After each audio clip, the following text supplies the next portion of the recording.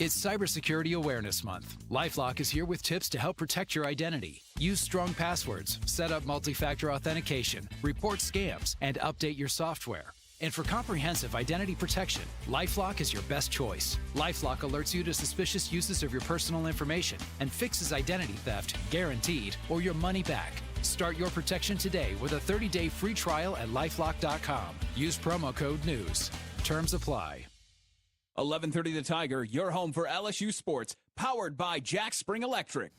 Walk-On's athletes put everything they've got into the game. Walk-On Sports Bistro puts everything we've got into bringing you a game day with a taste of Louisiana. Catch all your teams on over 70 big screen TVs. Dig into our mouth-watering Louisiana cuisine like po' boys, gumbo, and voodoo shrimp, plus fan favorites like juicy burgers and fresh salads. It's all made from scratch with ingredients you can't help but crave. Walk-On Sports Bistro. We live for this.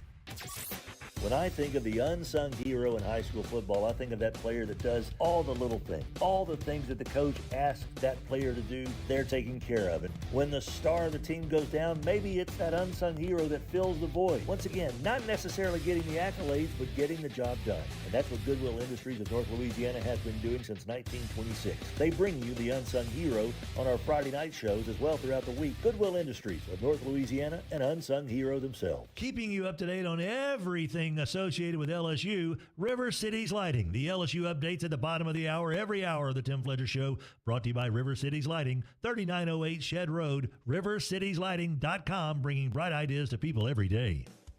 Sports World 8809, Jewella in Shreveport, Louisiana, is your local uniform professionals since 1973. That's right, since 1973, they've been taking care of your school uniform needs, your softball uniform needs, cheerleader, baseball, football, basketball, you name it. And for you refs out there, oh, they've got you covered as well. They got the striped shirts. They've got the sunglasses. They got everything you need. Sports World, 8809 Jewella, just off 3132. If you enjoy Tech Tuesdays, you can thank Spell Brothers Lumber for bringing it to you every single week. Spell Brothers Lumber, with Tech alum John Salmons at the helm, located at 1321 Martin Lane in Bossier City. 318-747-1194. From lumber and hardware to window installation and so much more, your local lumber folks at Spell Brothers Lumber are here to guide you through the process. 318-747-1194. SpellBrosLumber.com. The Hill Brothers over at Skent-N-Dent are huge Mudbugs fans. They're huge football fans.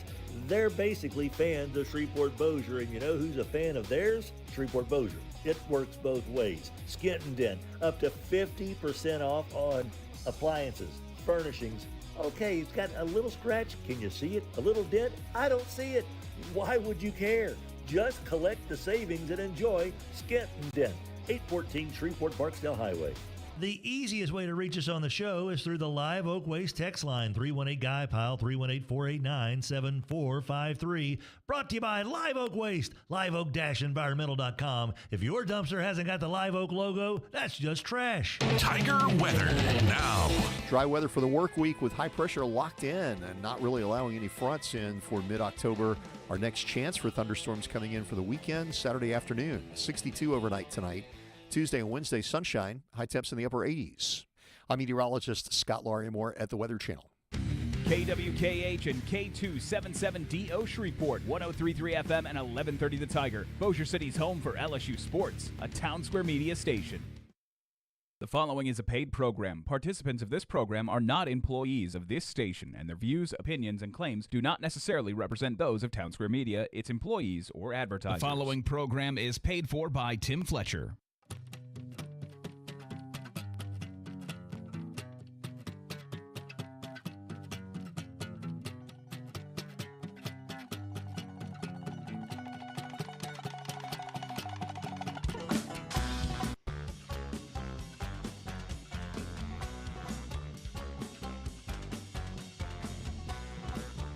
Good morning, everybody. How you doing? This is the Tim Fletcher Show on 103.3 FM, 1130 The Tiger. 103.3 FM, 1420 The Goat in Lafayette, Louisiana. Got a little dirt foot popping into our ears. That's cool. Cool. Those guys are awesome.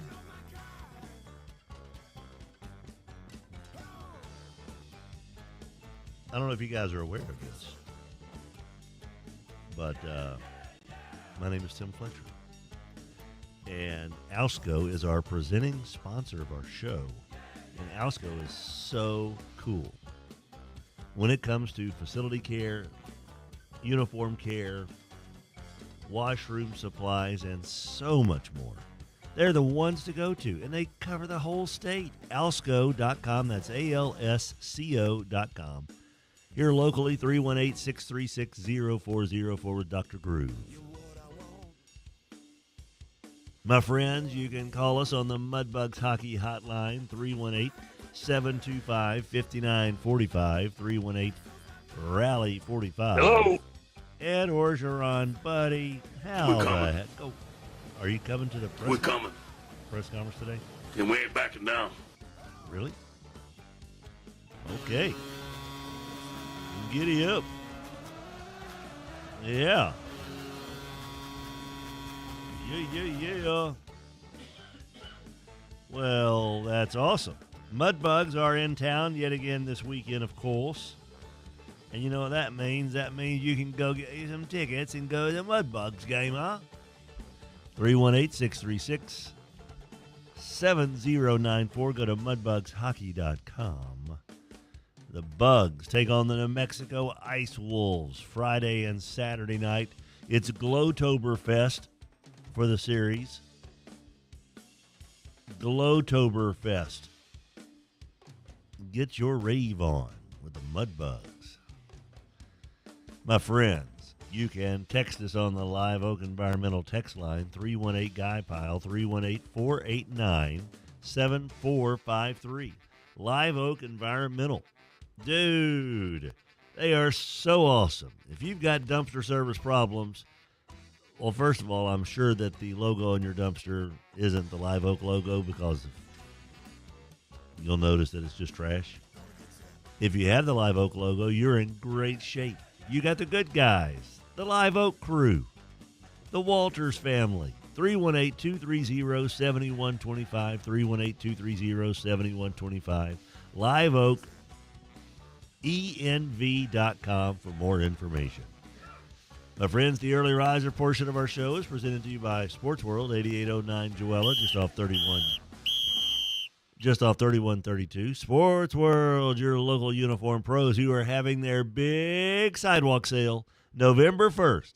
Everything they've got, gloves, bats, uniforms, sweatpants, knee pads, whatever it is, it's on sale. Saturday, November 1st, from 8 a.m. until 2 p.m. Oh, it's the one time a year you really get to get the best of those guys over at Sports World.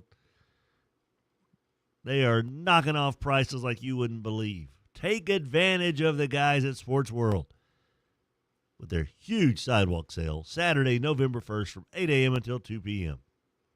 My friends, I don't know if you're aware of this, but we're on the social media. We're pretty cool like that. We're on the X at Fletcher Worldwide, at Fletcher Show, at Hey Boy Rogers, at Hester32. Of course, we also are on Instagram, Threads, and TikTok, Tim Fletcher Show. We broadcast the show in Technicolor Sound and Panavision Audio with a live stream every day on our YouTube channel.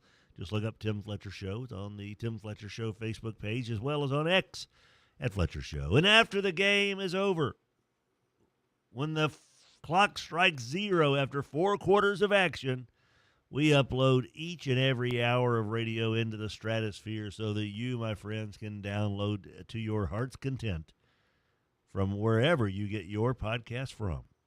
That's what we do.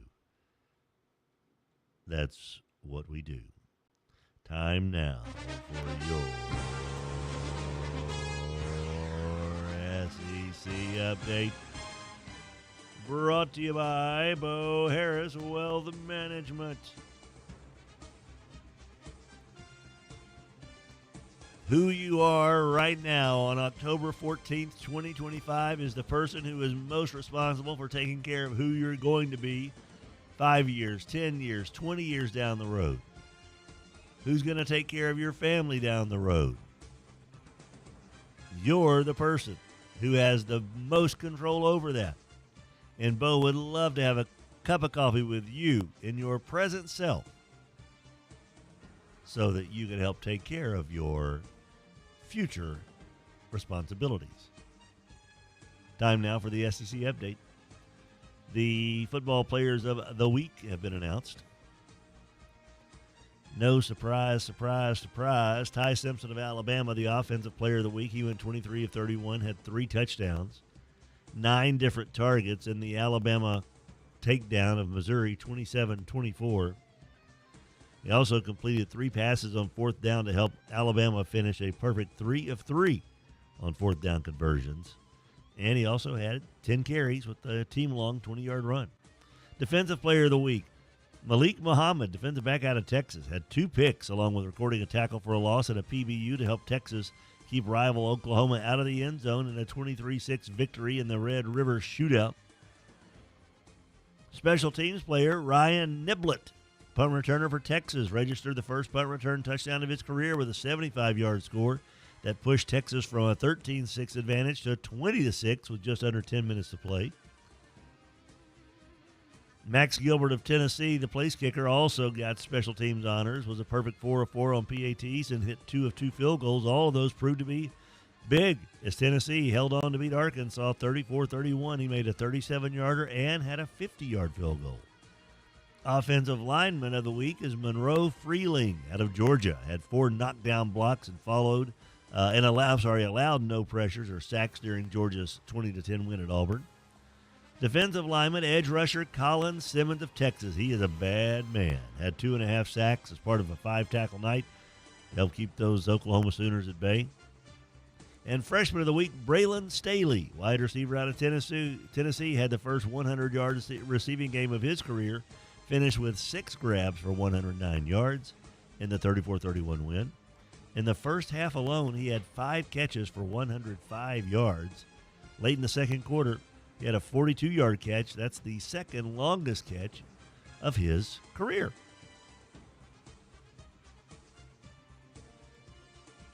And that, my friends, is your SEC update. And I don't know if you're aware of this, but your SEC update is a paid advertisement brought to you by Bo Harris Wealth Management. Bo Harris is a super-duper good guy, former Captain Shreve Gator, LSU Tiger, Cincinnati Bengal legend, and he would love to have just a little meeting with you, a cup of coffee even, and discuss your investment game plan.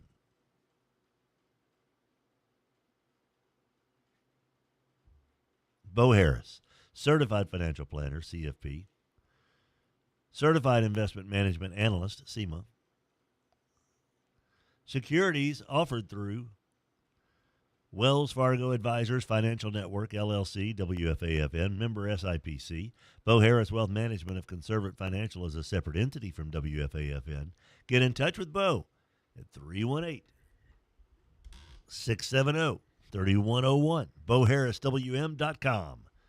Located at 223 Fannin in downtown Shreveport. Joining us now in Stu Studio, it's our old pal Rogers Hambone Hampton. Hey, boy. Happy Tuesday, Timothy Fletcher. What's up, man? Not much. What's happening, hot stuff? It's all you. Uh-oh, we're in trouble. Then. Oh! But that's good trouble, boy. Hey, now. Look What's out. up, brah? It's all you. It's all you.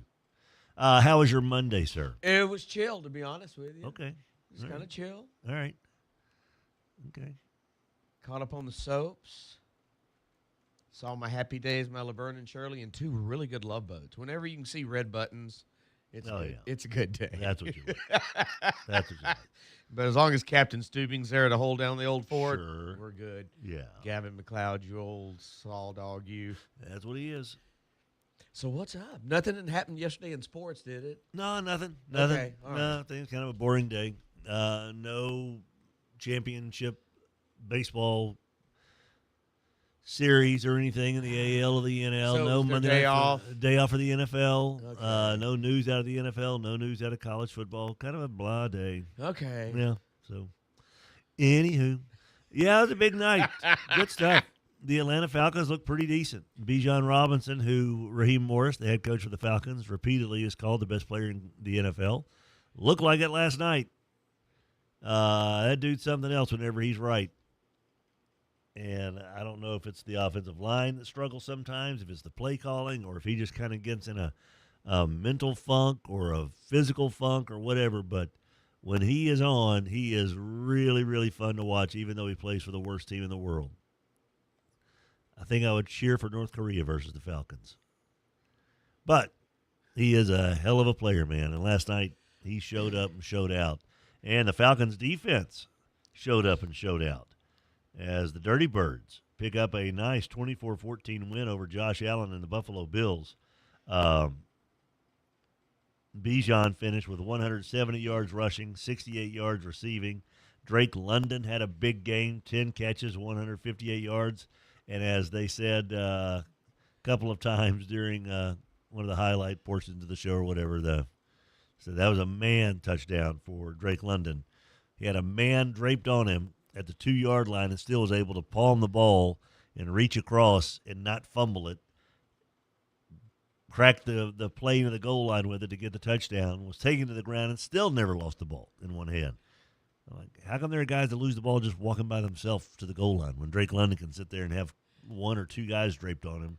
No big deal. Michael Penix played pretty well, actually played better than Josh Allen. Josh Allen picked off twice. The Buffalo Bills built their 4-2 record over 4 wins over teams that aren't very good, by the way. And so there is a little bit of a bubbling under of, hey, they may not be as good as we thought they were. Hey, they almost lost to the Saints at home. Right. And guess what? And you look up, speaking of the Saints and their division, maybe that NFC South isn't the worst one after all. No, it's not too shabby. Especially since the Saints beat the Giants, so the NFC East can't even claim that. No, they can't. Right now, yeah. There's more winning teams in that division? There are. The Bucks are really good. You got the Panthers are 3-3. The Falcons are 3-2 now. So good stuff. And also last night in the other game, in a pretty fun game, Chicago was able to outlast the Washington Commanders, getting a Jake Moody 38-yard field goal as time expired to give the Bears a 25. There's been a lot of those this year. To give the Bears a 25-24 road win over Washington in the second game. Yeah, there has been. Jaden Daniels, former Heisman winner for the LSU Tigers, bobbled a handoff to Bill Krosky-Merritt at the Bears' 40-yard line on 3rd and 1 with just under 4 minutes to go. They gave the Bears possession, and they chewed up the rest of the clock, kicked the game winner. And so there you go. The Bears are 3-2. Washington falls to 3-3. And in the American League and National League Championship Series, the Mariners have grabbed a 2-0 lead after just belting the Blue Jays last night, 10-3. Julio Rodriguez a 3-run home run. Josh Naylor a 2-run homer. Jorge Polanco had a 3-run homer, also scored on Naylor's 2-run shot as the Mariners now take a 2-0 lead, and they get games 3 and 4 and if necessary game 5 Wednesday through Friday in Seattle. And the Dodgers got an incredible performance last night, Raj, from Blake Snell. 8 shutout innings, 10 strikeouts, only 1 base hit. Didn't have a whole lot of support. Freddie Freeman had a solo homer in the top of the 6th, make it 1-0. Top of the 9th, Mookie Betts drew a bases-loaded walk for what turned out to be a very important second run because the Brew Crew got after Roki Sasaki in the bottom of the 9th. Isaac Collins walked. Jake Bowers had a ground rule double. Jackson Churio's sacrifice fly scored Collins. A walk to Christian Yelich before Blake Trinan came in for the Dodgers. And after he gave up a free pass to William Contreras, Trinan struck out Bryce Terang with the bases loaded for the final out in a 2-1 win. And Raj, the thing is, I know we got Double D Dennis Dunn coming up here in a second. If you're Bryce Terang, and this is the big story, there was a full count. I mean, there was a bases loaded, 2 outs. And there was a pitch from Trinan that came whistling inside, and he jumped out of the way. If he wears it, Raj, head batsman with the bases loaded, we're tied up in the bottom of the 9th. And he said that he, will regret it forever that he didn't stay in it, but he said just his instincts took over. If someone's throwing 85 miles an hour, breaking ball at your knee, Raj, are you getting out of the way? Yeah, I think so too.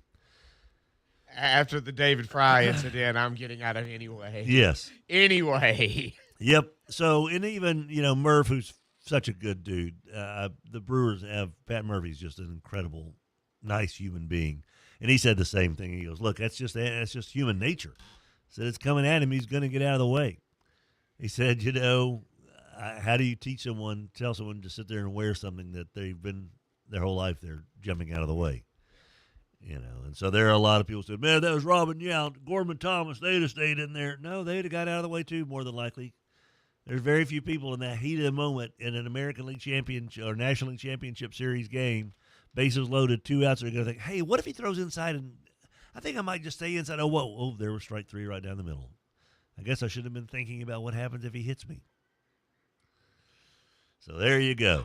That's a little recap of last night, and we'll get back into that throughout the day as well. But first things first. Here on the Early Riser portion of our show, brought to you by Sports World, don't forget the sidewalk sale, Saturday, November 1st, 8 a.m. to 2 p.m. We'll begin our Skent-N-Dent Coaches Conversations with Double D Dennis Dunn from North DeSoto. Right after this, our little radio show. Presenting sponsor is Alsco, alsco.com. Floor care, first aid services, uniforms, and more. 636-0404. And we'll be back with Double D right after this. 11:30 The Tiger, your home for LSU sports, powered by Jack Spring Electric. We know baseball, football, basketball, soccer, track and field. Name the sport, we've got the world for it. Sports World, they control the universe of our local sports. If they ain't got it, you can't play it. Sports World. We appreciate Sports World bringing you the early riser portion of our show every day from 6 until 7. They're opening their doors a little bit after that. Give them some wakey time. But when they're there, you know you're getting the ultimate sports professionals at Sports World, 8809 Joella. How much do I love my Silverado LTZ 1500 Texas Edition? Well, almost too much to squeeze inside just 30 seconds. Could it be because of the wireless device charging? That's absolutely a big deal because my iPhone is kind of busted up where the charger goes, so I just stick it where the wireless device charger goes, and boom, my phone gets charged so quickly. There's so many cool things. Even the little things make it great. Silverado from Chevyland. Together, let's drive. Looking for the best way to grow your business? Town Square Media is your ultimate marketing partner. We're the leaders in combining the power of radio, digital, and social media to create the most effective marketing plans that deliver results. With our expert strategies, we'll help you reach more customers, increase sales, and build a stronger brand. Don't settle for less. Choose the best. Call Town Square Media today at 318-688-1130. And let's get started on a marketing plan that works for you. Cormier Family Dentistry has been with us for quite some time for a good reason. They're really nice. Their staff, warm, welcoming. They take the anxiousness out of going to the dentist. Cormier Family Dentistry, 868-4072. Adam and Jenna Cormier, the dynamic duo of dentistry. GBT is the great banking team. 3400 Line Avenue, Mansfield Road, Williamson Way in East Texas next to the Bellagio. Ain't no bots at GBT, folks. Real live human beings answering the phones in the teller window, and when you go into the bank, real humans. GBT, the great banking team. 103.3 FM and 11:30 The Tiger, Shreveport's home for sports.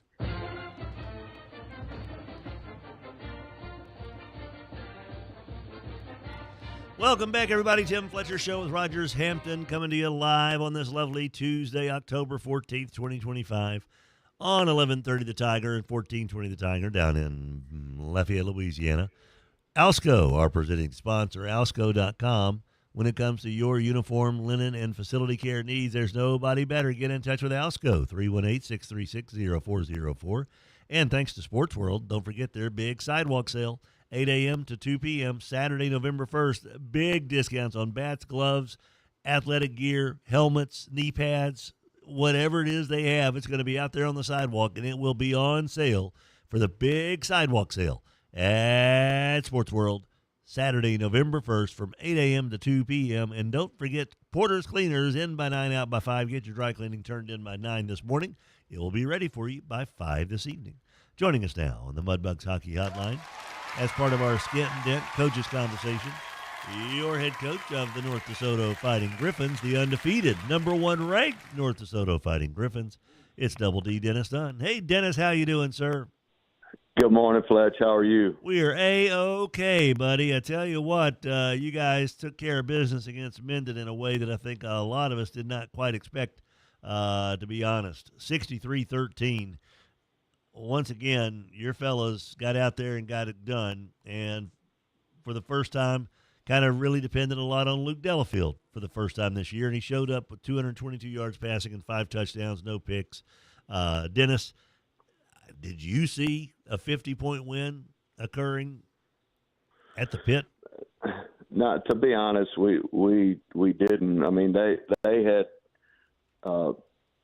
played really well in some games and scored a lot of points. Fletch coming into that game, so we were concerned with their athletes. And man, they've got some really good players. And of course, we have all the respect in the world for Spencer Hurd and their staff.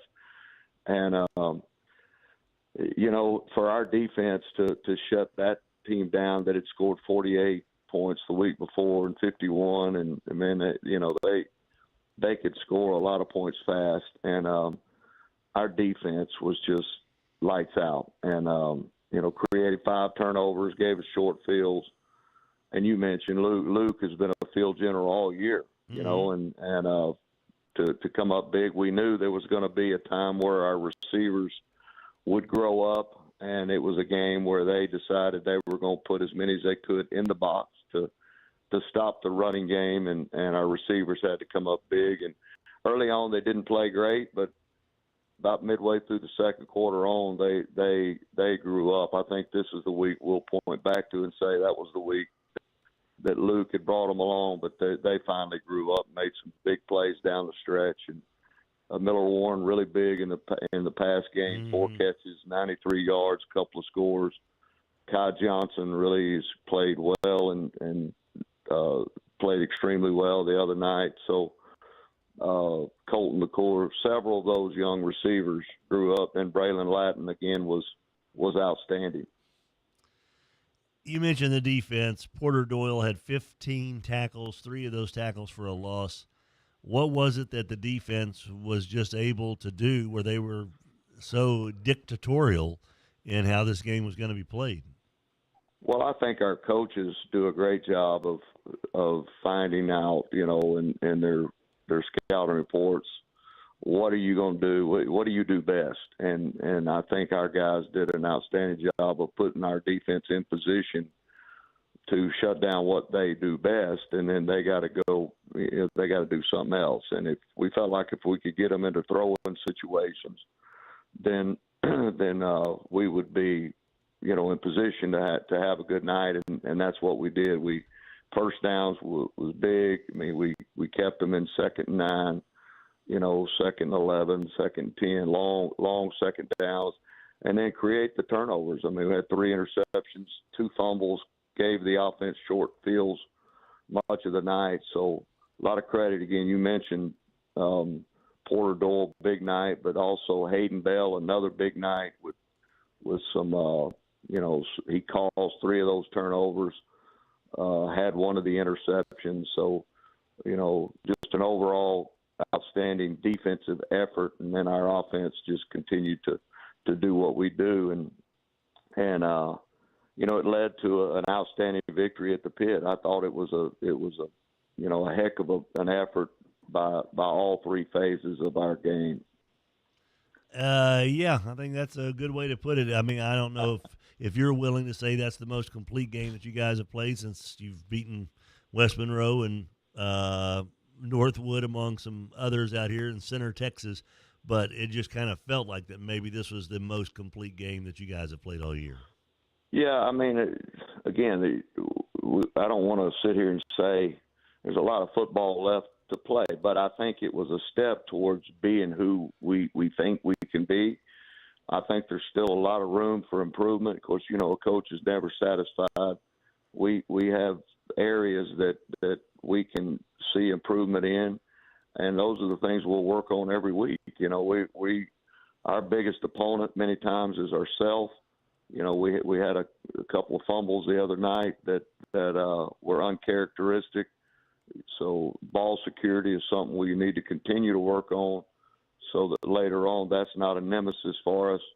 But overall, I mean, again, Luke I think he's played great all year. He's extending plays with his feet. He just, he hadn't had the wow stats going in, every game, but man, he manages the game and gets us into good plays with his feet, RPOs, those kinds of things that a 4-year starter is able to do. And the other night, it paid off in a big way. Well, it goes back to the whole, it feels like, Dennis, that all we ever talk about after games are, so-and-so was blank for so many yards and 4 touchdowns. We don't look at necessarily how the game was played. We just look at the stats. People like to hear, did he throw for 300 yards? Did he throw for 400 yards? That's the same in college and the NFL. And it just feels like that. And I know that it kind of started with, to me, when Brian Kelly got after my buddy Michael Cobble early on in the season about, we just won the game, and you're asking about what's wrong with the offense. And I think it was still a fair question to ask a guy making $10 million a year. But, 100%. The other aspect of it is, though, at some point you do have to kind of look back and go, hey, we won the game, and our guys did what was necessary to win the game, and that includes our quarterback. And so Luke hasn't had to throw for 400 yards for you to win games. He hasn't had to throw for 350 yards to win the game. And it just kind of feels like that sometimes we get lost in the numbers, if that makes any sense. Yeah, I mean, it's easy to do, and that's understandable for people who don't really understand what you're trying to get done offensively. You know what people may not understand. I mean, we've thrown for a lot of yards over the last 3 years with Luke, but we want to run the football. I mean, that's right. If we can run the football and make people stop the run, then things like the other night can happen. And Minden came in doing what they need. And look, Minden had a good plan. They stuffed as many as they could in the box to stop the run. And for the first quarter and a half, they did a nice job of that and created some opportunities for us to throw the ball. And we need to, when people decide to do that, where they're saying, hey, we're going to make you throw the football. Well, that, having Luke Delafield and some of these receivers growing up is nice to have when people decide to do that defensively. So a lot of what we're doing depends on what the defense is giving us on any given night. Double D, Dennis Dunn, and that top-ranked North DeSoto squad takes on Southwood Friday night at your place. Deaumante has done an incredible job out there. Not only have they snapped a 46-game losing streak, they've won a handful of games. What's the biggest improvement you've seen in Southwood this year over recent years during that long national nightmare that they were living through? Well, Fletch, he's created a lot of interest around the program with kids. I mean, we went over and played JV yesterday at his place, and he's got a lot of kids out. And that is a start. I mean, that's where you start. You got to get kids out and get them interested, and he gets it. He loves on kids. He holds them accountable. He is creating a standard there, and now the standard. Hey, we won 3 games, so that makes a difference. I told him yesterday. I said, man, you're gonna be the mayor of South Shreveport. You keep doing what you're doing over here. And but he's that kind of guy, just an energetic guy, creating buy-in with coaches. He's got a really good young staff with experience, and man, they're going to be a force to be reckoned with if Deaumante stays there and builds something special.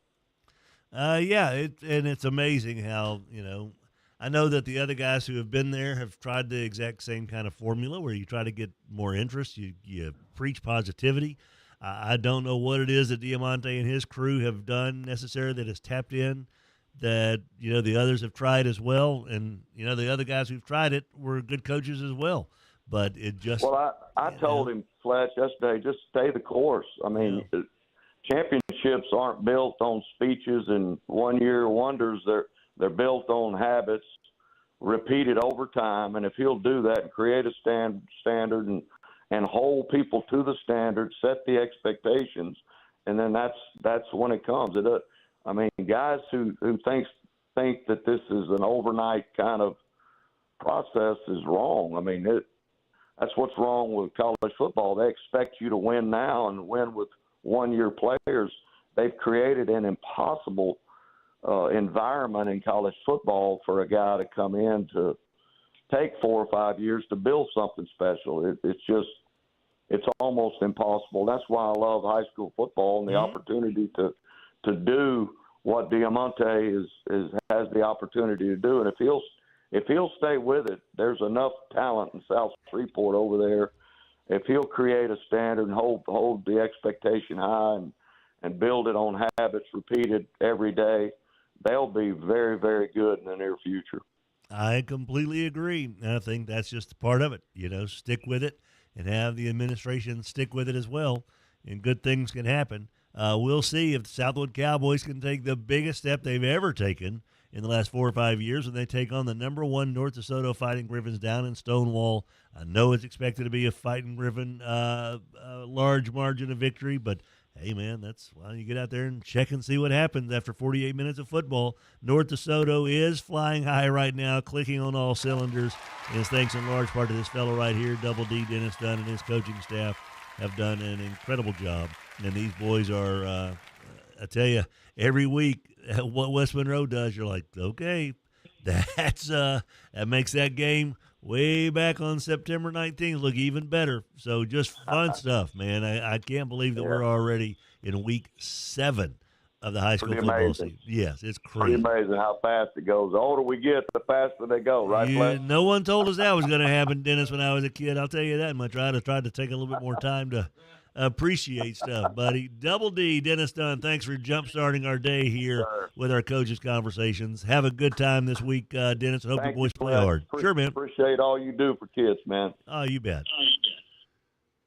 Skent-N-Dent Coaches Conversations brought to you by our friends over at 814 Shreveport Barksdale in Shreveport, Louisiana. Skent-N-Dent, it's Skent-N-Dent, and I helped. That's what I ought to ask Devin and Rance, like, hey, if some of these appliances come in and they're not skin up and dent up, I can probably put some dents in them. I'm really kind of clumsy, and usually everything I touch breaks. So if you have just a really, really pristine appliance that comes in, a whole bunch of washers and dryers, dude, give me 10 minutes in there just trying to load a clothes in there, and I guarantee you I can put a dent or a scratch on it. I just back into things and scratch stuff. I don't know how it happens. I looked on my floor last night in my den where I, watch TV and everything. I'm like, what are some of those spots on the floor? I'm like, what is that? I don't know what it is. It's just like some moisture. I guess I spilled something, don't even realize it. I've moved the couch around to sweep up something last night. I woke up this morning, and there was a cherry from Hi-Ho Cherry-O in the middle of the den from where the grandkids, Fletcher and Margot, were over getting it out. And I was like, how long has that been there? So, yeah, Skent-N-Dent, if you ever need to have additional dents and scratches put on there to kind of prove that, hey, we say that things are Skent-N-Dent. I know it's hard to see them sometimes. I can be the guy that makes them really noticeable. So if you ever need me to, Devin and Ranch, you know what to do. Give me a holler. Oh, my God. Skent-N-Dent, 814 Shreveport Barksdale in Shreveport, Louisiana. We'll be back with your LSU update here in just a wee bit. Our show presented by Alsco, alsco.com, 636-0404 for your facility care needs. And Sports World. I'm going to hammer this home. I want you guys to really put this on your phone, in your calendar. If you've got a need for anything athletic, school uniform, sweatpants, baseball gear, softball stuff, buddy, November 1st, Saturday, November 1st, 8 a.m. to 2 p.m. Be there or be square. And we'll be back with more of our little show brought to you by Bailey's Jewelers right there on East Texas in front of Pierre Beaujolais. Bailey's, a great place. Gary Bailey, Paul Little, from just right to priceless. They have the perfect gift. And they always do and always have for just about 40 years or so. Bailey's Jewelers, East Texas in front of Pierre Beaujolais. And we'll be back right after this. Bring it in, kids. Come on. Get around. Coach speaking here. Sports World. They are your local uniform professionals. Of course, football season, we know that old Jack and his crew got everything for you at Sports World. That's where I go for everything. See these coaches shorts? Think they make these things on trees? Think these make these things out of natural fabric? Heck no! But I know I can get them at Sports World. Cleats? Yep. Hats? Yep. I carry 3 or 4 hats because they got to throw 3 of them on the sideline. Sports World, 8809 Joella, just off 3132. They've been in business 50 years. That's as long as I've been Coach McCoacherson. Who knew that wallpaper is making a comeback? I tell you who knew. River City's Lighting. Yeah, the same folks who have your interior lighting, your exterior lighting, your wall accoutrement. They also have your wallpaper. River City's Lighting, 3908 Shed Road, rivercitieslighting.com. You don't need a holiday to pick up a delicious Honey Baked ham. Anytime is a great time to enjoy one of their sweet hams or turkeys. Honey Baked also offers a great selection of gift packages made to fit any occasion. Their menu and good service are just 2 reasons to stop by and order. Looking for lunch? They have a great deli offering deli-style sandwiches along with all the fixings, a cookie, and a drink. That's Honey Baked Hams, located at 5739 Uri Drive in Shreveport. To learn more, go to myhoneybakedstore.com. GBT has been our stand-by us bank for quite some time when it comes to a bank that delivers service, that delivers financial products, that delivers modern banking at your fingertips. I can think of nobody better than GBT, the great banking team. The presenting sponsor for the Tim Fletcher Show is Alsco. Uniform needs, tablecloths, napkins, you name it, with facility care from wet mops to floor mats to everything in between, plus the very important first aid services as well. Trust Alsco, 318-636-0404, alsco.com. 103.3 FM and 1130 The Tiger. Fox Sports plays here. Yo, yo, yo. Welcome back to the show. Tim Fletcher Show with Rogers Hampton. Tuesday, October 14th, 6:38 the time. You know, our buddies over at Alsco are our presenting sponsor, and they're really cool dudes and dudettes. First aid services, workwear, washroom supplies, and more. 636-0404, alsco.com. Early riser portion of the radio program is presented to you by Sports World, 8809 Joella, just off 3132. Your local uniform pro since 1973. And they've got their big sidewalk sale with amazing savings. Saturday, November 1st from 8 a.m. to 2 p.m. Go ahead and mark it down. Put it on the fridge. Put it in your phone. You want to take advantage of the amazing savings on athletic gear, athletic wear, and so much more. Equipment. That's all happening Saturday, November 1st. How about a little LSU update now, coming at you courtesy of River City's Lighting and Rug Gallery, rivercitieslighting.com. Brian Kelly, talking to the media for the first time since the South Carolina postgame, said it wasn't a perfect game for us. We made some mistakes in the South Carolina win, but we overcame that. He said he loved the way that his team competed. Said that Tigers' grit and physicality stood out, and that one of the top quarterbacks in the league certainly felt us, and that's talking about Lenora Sellers and the number of hits they were able to get in on him. Kelly also said the foundational principles of getting off the ball, talking about how to kind of wrap things up and put teams away. He said the foundational principles of getting off the ball, playing great run defense, attacking the ball in the air, and pushing the ball down the field were in place. Now let's be a better version of that as we move forward. So they got some tough territory. You know, poor execution in tough territory when backed up and missed opportunities near the goal line. In the blue zone, 5 yards going in, 10 yards going in. That clearly has to be better. He also said that Garrett Nussmeier that he saw play with swagger. He's better with swagger. Said he had looked a little robotic in previous weeks. He said the red zone interception was an aberration and one Nussmeier immediately recognized. He liked how much more confident and active his quarterback was in the pocket, even tucking and running a couple of times. That's the version we want, Kelly said. We just have to clean up those uncharacteristic mistakes. And those mistakes hope to be cleared up by Saturday morning at 11 o'clock in Nashville when the Tigers take on number 17 Vanderbilt. Diego Pavia and company, Saturday morning, 11 o'clock in Nashville. It's the Tigers taking on Diego Pavia and that prolific Vanderbilt offense. So the defense will certainly have their hands full, and the offense is probably going to have to do more than score 20 points to get the W-I-N. And that, my friends, is your LSU update brought to you by River Cities Lighting and Rug Gallery, 3908 Shed Road in Bossier City. RiverCitiesLighting.com. When it comes to your light fixture needs, whether it's for a one-room project or a whole house or an entire neighborhood for you custom builders, you all know where to go.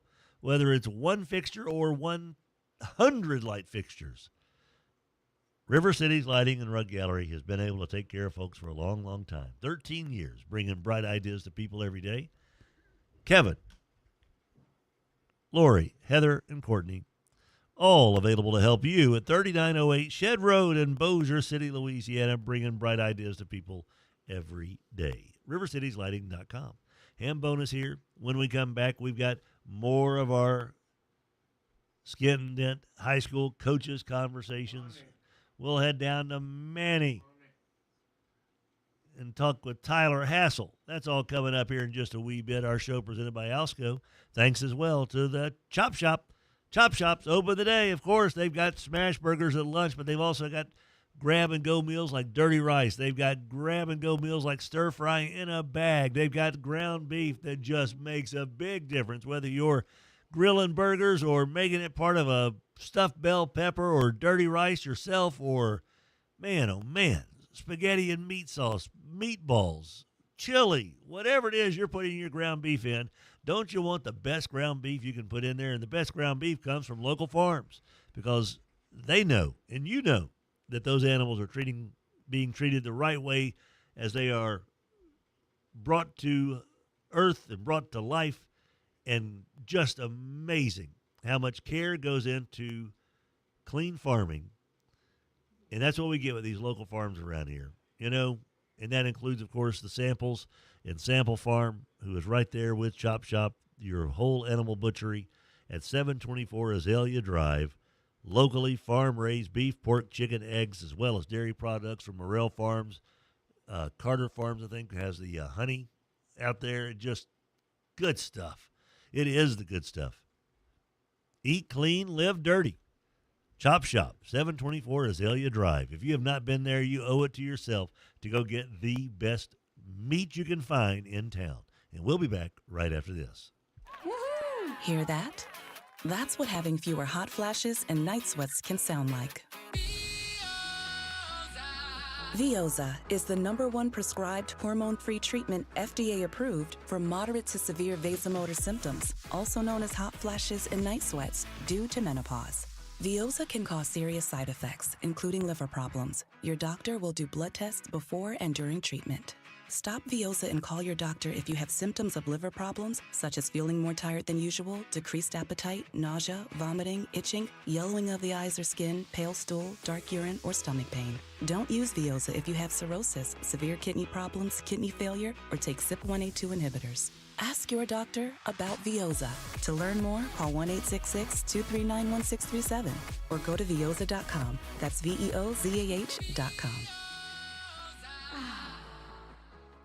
Get ready. Arena football is alive again. The Louisiana Rougarou are roaring into 2026 with a new identity, deep Louisiana pride, and a promise to light up the turf in Brookshire's Arena. From premium seats to gold seats, season tickets start at just $196, and your loyalty is rewarded all season long. This is your chance to be a part of the pack. Head over to LouisianaRougarou.com right now and grab your season tickets. Join the Rou Crew and get ready for a 2026 season that you don't want to miss. Looking for great food and fun in a laid-back atmosphere? Head to Red River Billiards just down from Brookshire's Arena, where you can enjoy mouth-watering favorites from Louisiana Bistro. Like wings, fish tacos, steaks, and their bone-in pork chop is a must. And don't forget the dessert bar, or you can also use it on craft beverages in their speakeasy-style bar. Seize the deal and get a $25 voucher at Red River Billiards for only $12.50 at seizethedeal.com, where the fun and savings rack up. Traffic brought to you by Jack Spring Electric. Online at jackspringelectric.com. 103.3 FM and 1130 The Tiger, Shreveport's home for LSU sports.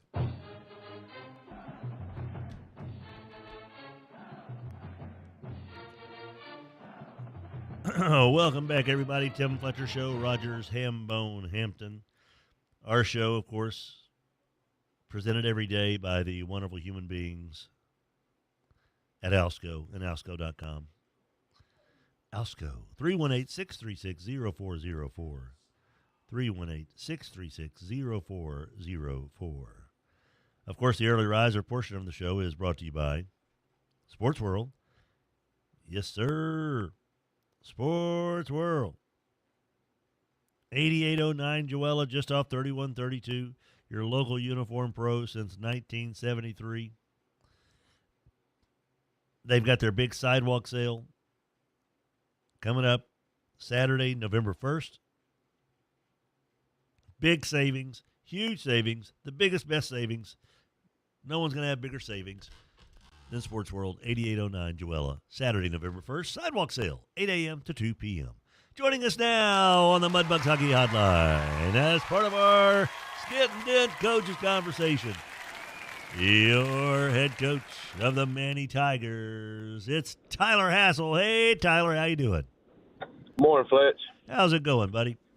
Man, we're rolling. We're rolling. That's what it sounds like, man. It sounds like y'all were definitely rolling on Friday night. It was a pretty tight game early on. Second quarter, still kind of a tight game, but by the half, you were up 29-7 and kind of took it from there, finishing off a 56-13 win. What was the impetus of this? Where did all the points come from, and how good did your boys play on Friday night? Yeah, I mean, we got some people back from injury and got our full team back and had a good night on the ground with Daniel Thomas rushing the ball. I believe he had a collection of 6 touchdowns, 1 for a kick return, and five other ones were rushing. So that young man has been our bell cow. He took care of the rock for us on Friday. That's what you got to do. Take care of that rock, buddy. When you take care of the rock, good things happen. And, yeah, 6 touchdowns is one of those things that kind of comes with protecting the rock. But you also did a nice job defensively as well. We were just talking to Dennis Dunn. It feels like his squad just kind of had their best complete game. And with you saying you pretty much had your full roster back, do you feel like that you may have had the best game that the Manny Tigers have had so far this year? Yeah, talking about playing complementary football, we felt like we haven't played complementary football, offensive and defensively. We haven't connected the dots, and I felt like we did that on Friday. Obviously, getting back our full roster and not playing guys out of position. We've had kind of a domino effect because of some injuries, so we've got the pieces of the puzzle back together. These guys are bought in to trying to win out their second season.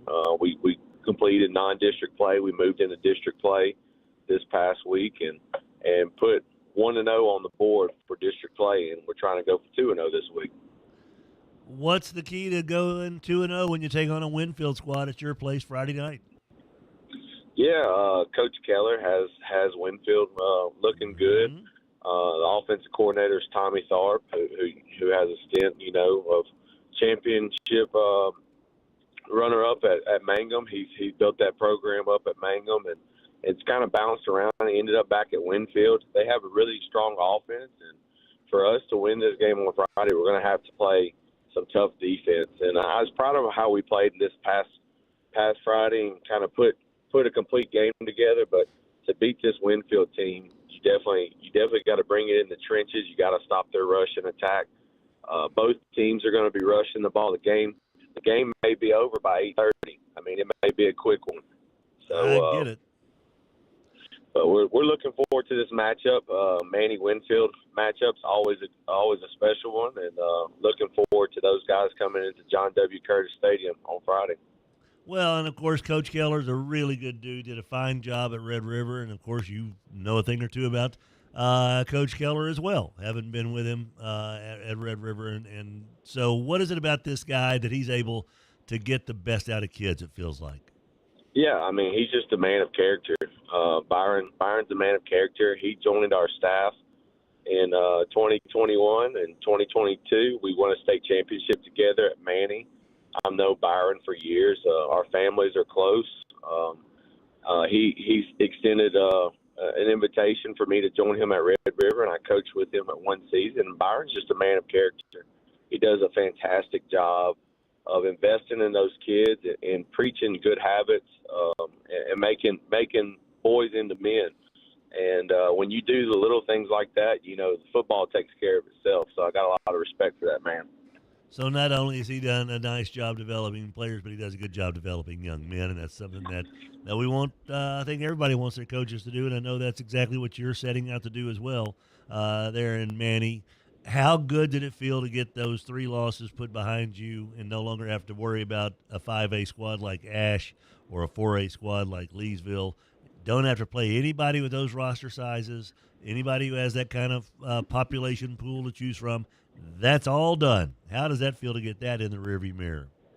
Yeah, I mean, when you get down to district play, these are the teams that are just like you, playing the Leesvilles, playing the Ash. You get play-up points for those games, and you have to play those games. Those games prepare you for later in the season. They prepare you for your playoff runs and things like that. And you want to see where you stand at. And if you don't play those games, and if you just play the easy matchups, you never get truly tested. So we've been battle tested. Those failures are not a wasted failure. Those are things that we've grown through these past couple weeks, and we're taking that into district play going forward.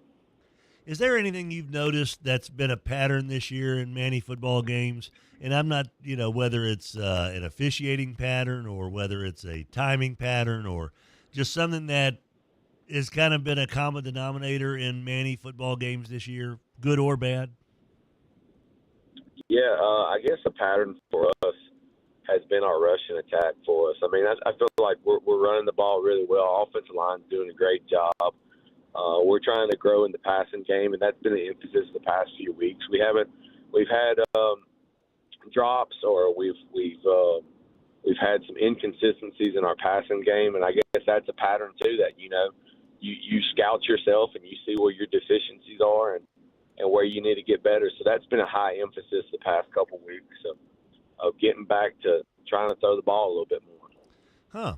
Do you feel that's what is like the next evolution to be able to take that next step to where you're not just glad to be in that 11th week, but you're worrying about, but now you're practicing in that 13th week? Is that the difference in being just in the playoffs compared to winning some playoff games, is maybe being able to throw the ball with some efficiency? Yeah, I think that's a part of offensively, and then you flip it to defensively. We got to quit giving up the explosive play.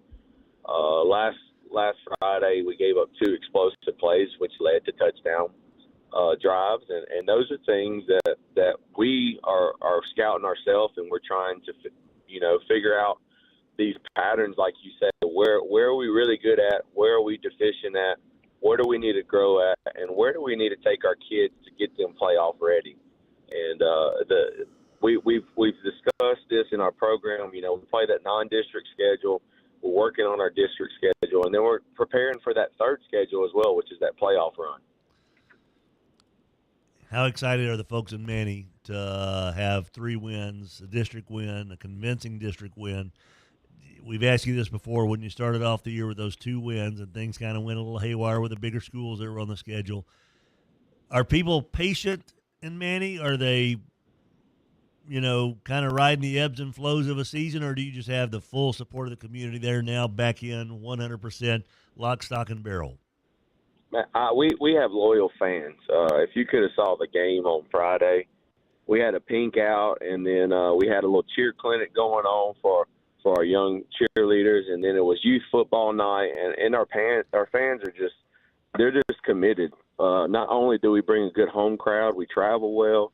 The tailgating's going on out here, the motorcycles, the fireworks. We just have a great environment. This makes it so much fun to wake up in the morning and drive to work and grind it out with these young men, because it's such a special community and special place to work.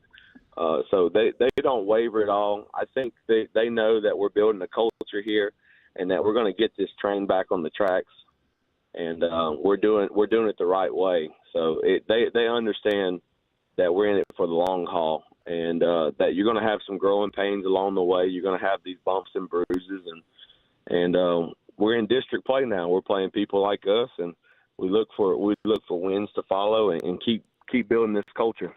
Well, it's going to be fun because it's I think this is going to be a rough and tumble district. I think District 3-2A is up for grabs for anybody to win. And so, heck, why not you guys, right?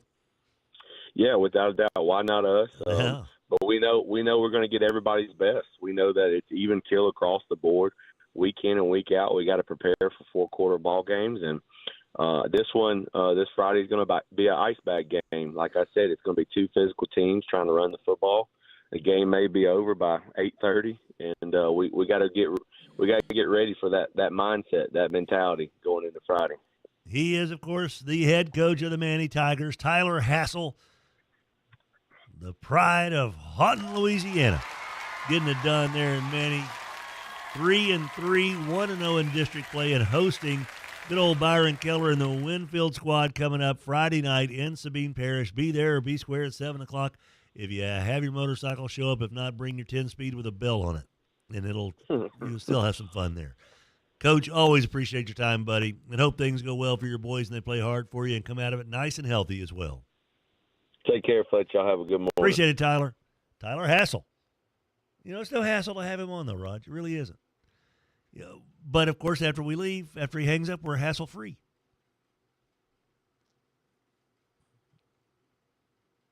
I bet people just turned off the radio, didn't they, Raj? That probably was the last straw. Well, hang on. We got more Skent-N-Dent Coaches Conversations. Got Chase Thompson coming up. Got that fellow John Sella. We got Spell Brothers Lumber Tech Tuesday, double dip with Sonny Cumbie at 7:40.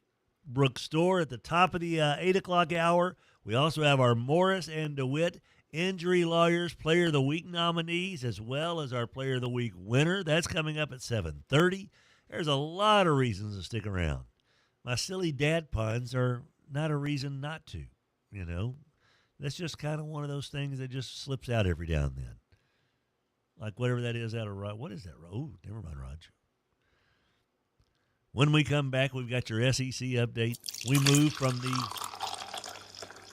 early riser portion of the show brought to you by Sports World, where they will be having their big sidewalk sale November 1st. That's a Saturday, 8 a.m. to 2 p.m. Mark your calendars. Be there. Big savings. Aren't we all looking for big savings? Yes, we are. And Sports World's got them on November 1st at their big sidewalk sale. We move into the cleanup hour brought to you by Fuzzy's Taco Shop. Fuzzy's will be open in 1 hour and 1 minute, 61 minutes from now. Our show presented by Alsco. We'll be back with your SEC update and then Chase Thompson right after this. Hester, I was doing some math the other day. All right. I think there have been over 1 million people who have been serviced by Sports World in some shape, form, or fashion in their 50 years of existence. Okay, I can go along with that. Are you among that million? Absolutely. Aren't we all? We are. Do you remember your mouthpieces from Sports World? Absolutely. Shin Boil them guards. and cut them.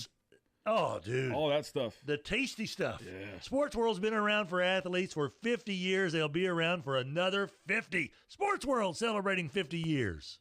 Morris Dewett Injury Lawyers built a practice on representing real people with real injuries and have obtained real results. Their success stories speak for themselves. They know and have experience with the best doctors and experts in their fields to provide the best care. If you or a loved one are injured, it is extremely important to choose the right lawyer. To see what they've done for others or to schedule a free consultation, visit morrisdewitt.com. Paid non-lawyer spokesperson, Shreveport, Trey Morris, LA 2417189. Results may vary. Hey, y'all, this is Eddie Kennison. As a former Tiger and pro athlete, I know what it feels like not to be at your peak. If you're tired, losing strength, or just not feeling like yourself, it could be low testosterone. That's where Rejuvamine Medical comes in. Their team knows how to help you regain energy, performance, and confidence on and off the field. It's real people right down the street with real support from a medical team that listens and real results you can feel. Schedule your consult today at RejuveMeMedical.com. That's REJUVIME Medical.com.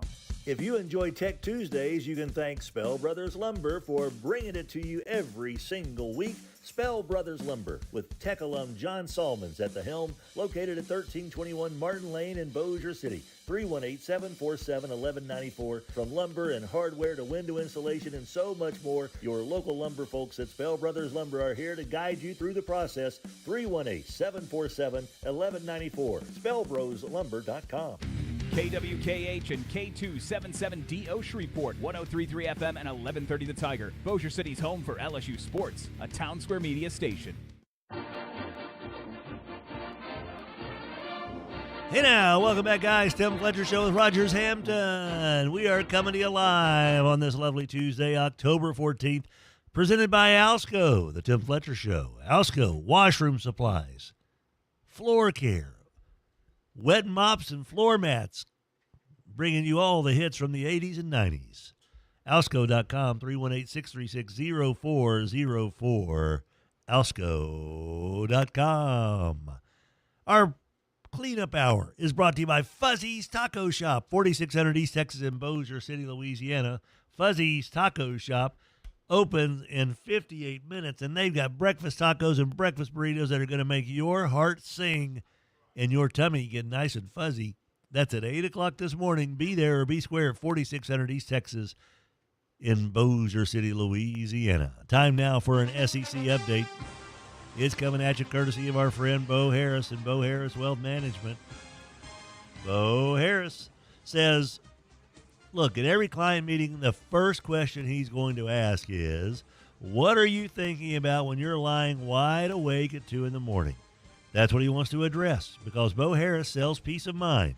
Addressing problems that worry you is his calling, especially when it involves your financial life and your financial future.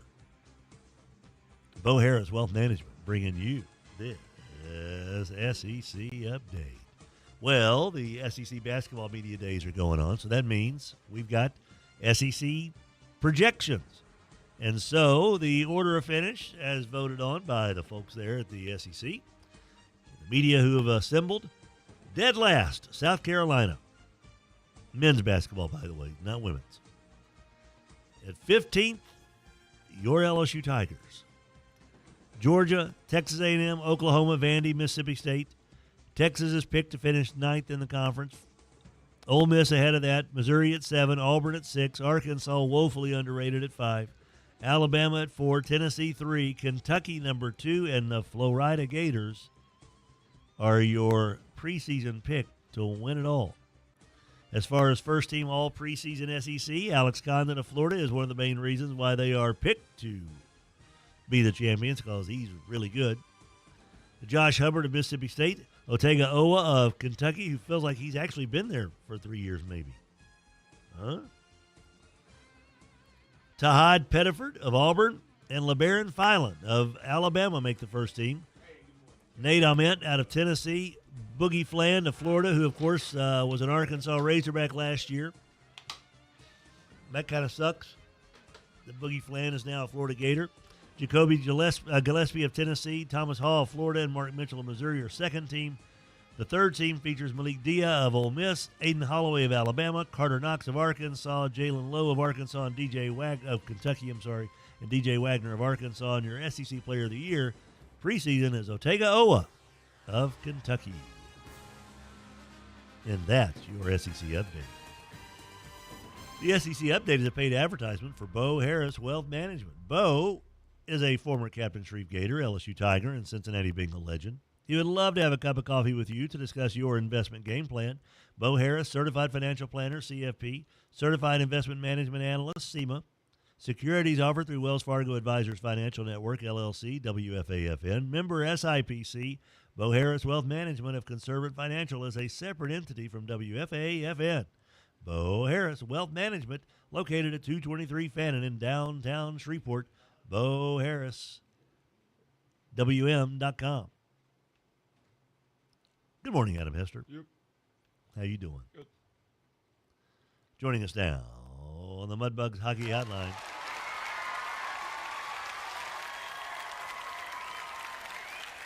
as part of our Skent-N-Dent Coaches Conversation, your head coach of the North Caddo Fighting Titans.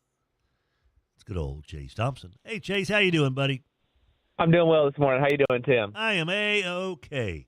Well, it appears that the Union Parish Fighting Farmers, who had played a rugged schedule early on in the season and taking it on the chin, it kind of looks like, Chase, that they may be getting back to being the Union Parish Fighting Farmers.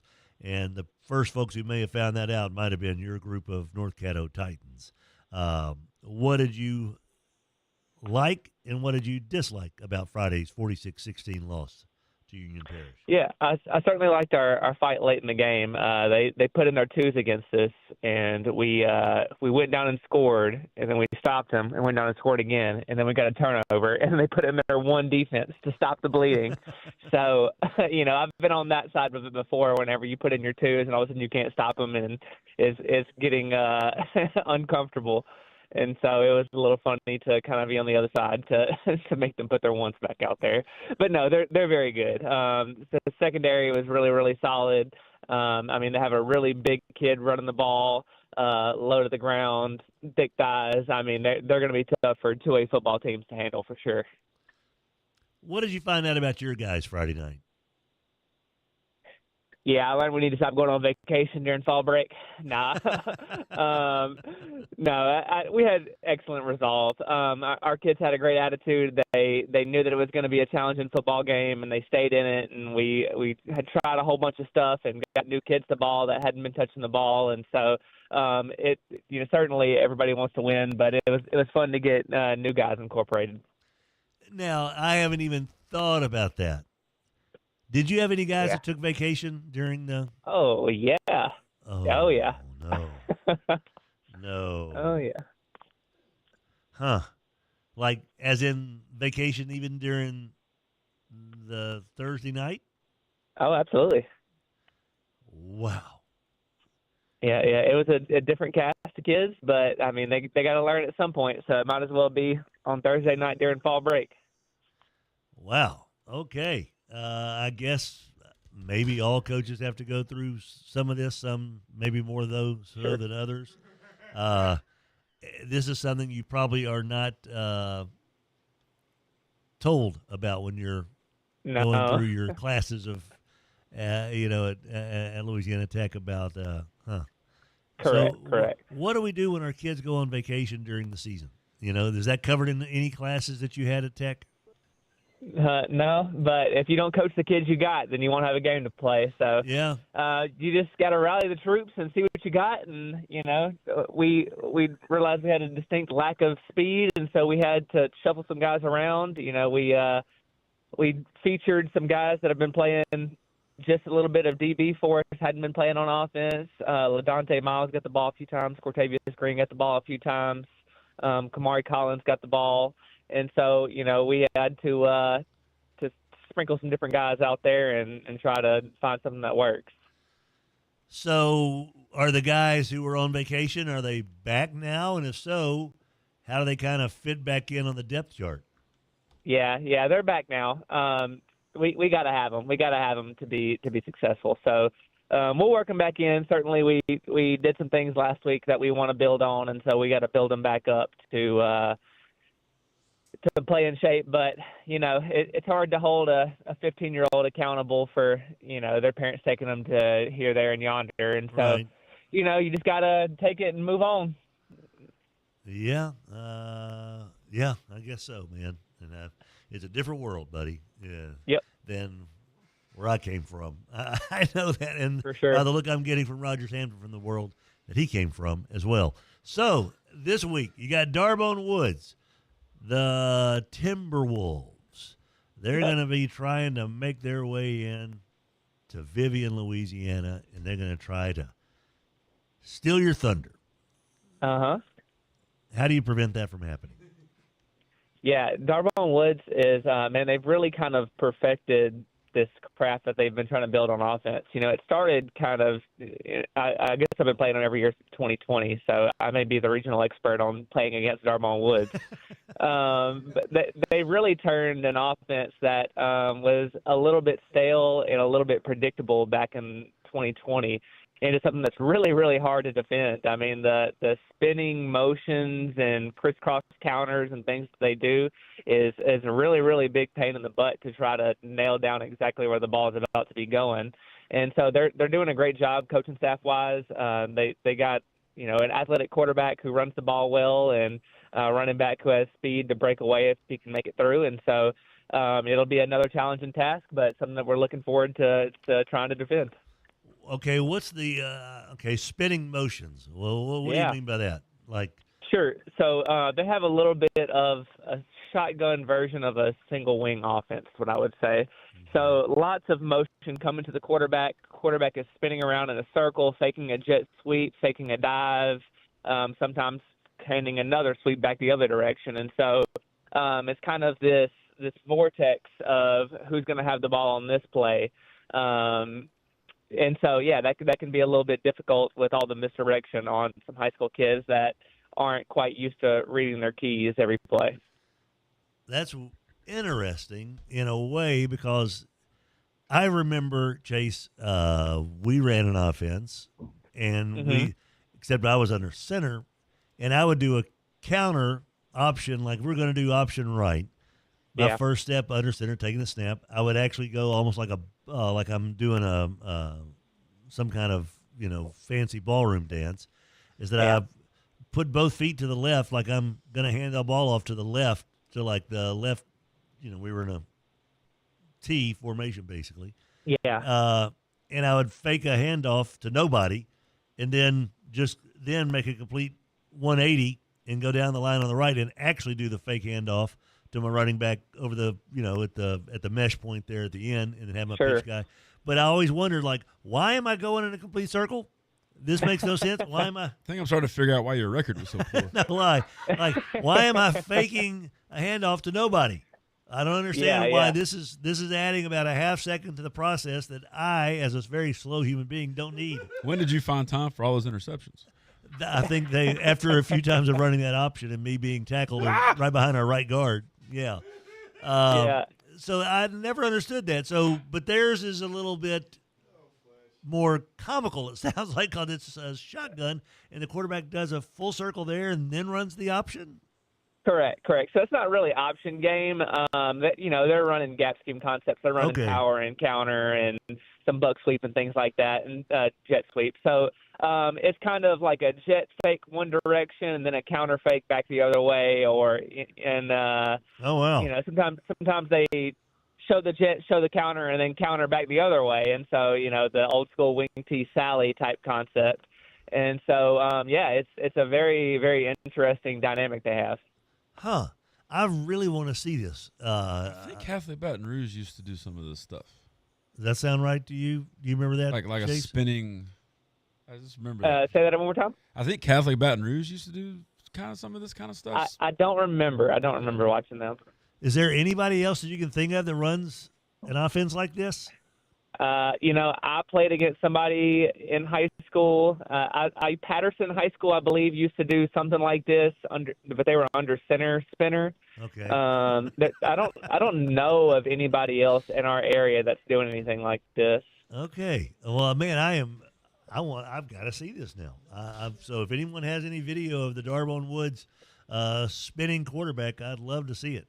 It's like Dancing with the Stars on Friday nights. It's fun stuff. Yeah. It's 7 o'clock, going to be in Vivian, and of course, one way to keep them from spinning is to hit them. It's homecoming, so we got to take some pride this week. Yes, indeed. Time to get after it for those North Caddo Titans. Put the last 2 weeks behind you, and remember that game 3 weeks ago? Yeah, let's do more of that. That was good. And get more points on the board and get more and less points for them and see how this thing rolls. Homecoming for North Caddo. Man, Chase, I hope that you guys have an absolutely whale of a great time and the boys play hard for you. And as always, that you come out of it more than anything else, come out of it nice and healthy. Thanks for hanging out with us, buddy. You bet. Yep. Skent-N-Dent Coaches Conversations. 814 Shreveport Barksdale.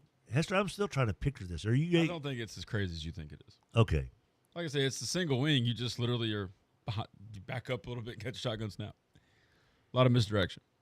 And he mentioned like a jet sweep fake. Let's say the jet sweep fake it to the left, and then faking to your back to your left, putting the ball in his belly to the right, and then you're able to run your offense from there, whether it's a quarterback draw perhaps.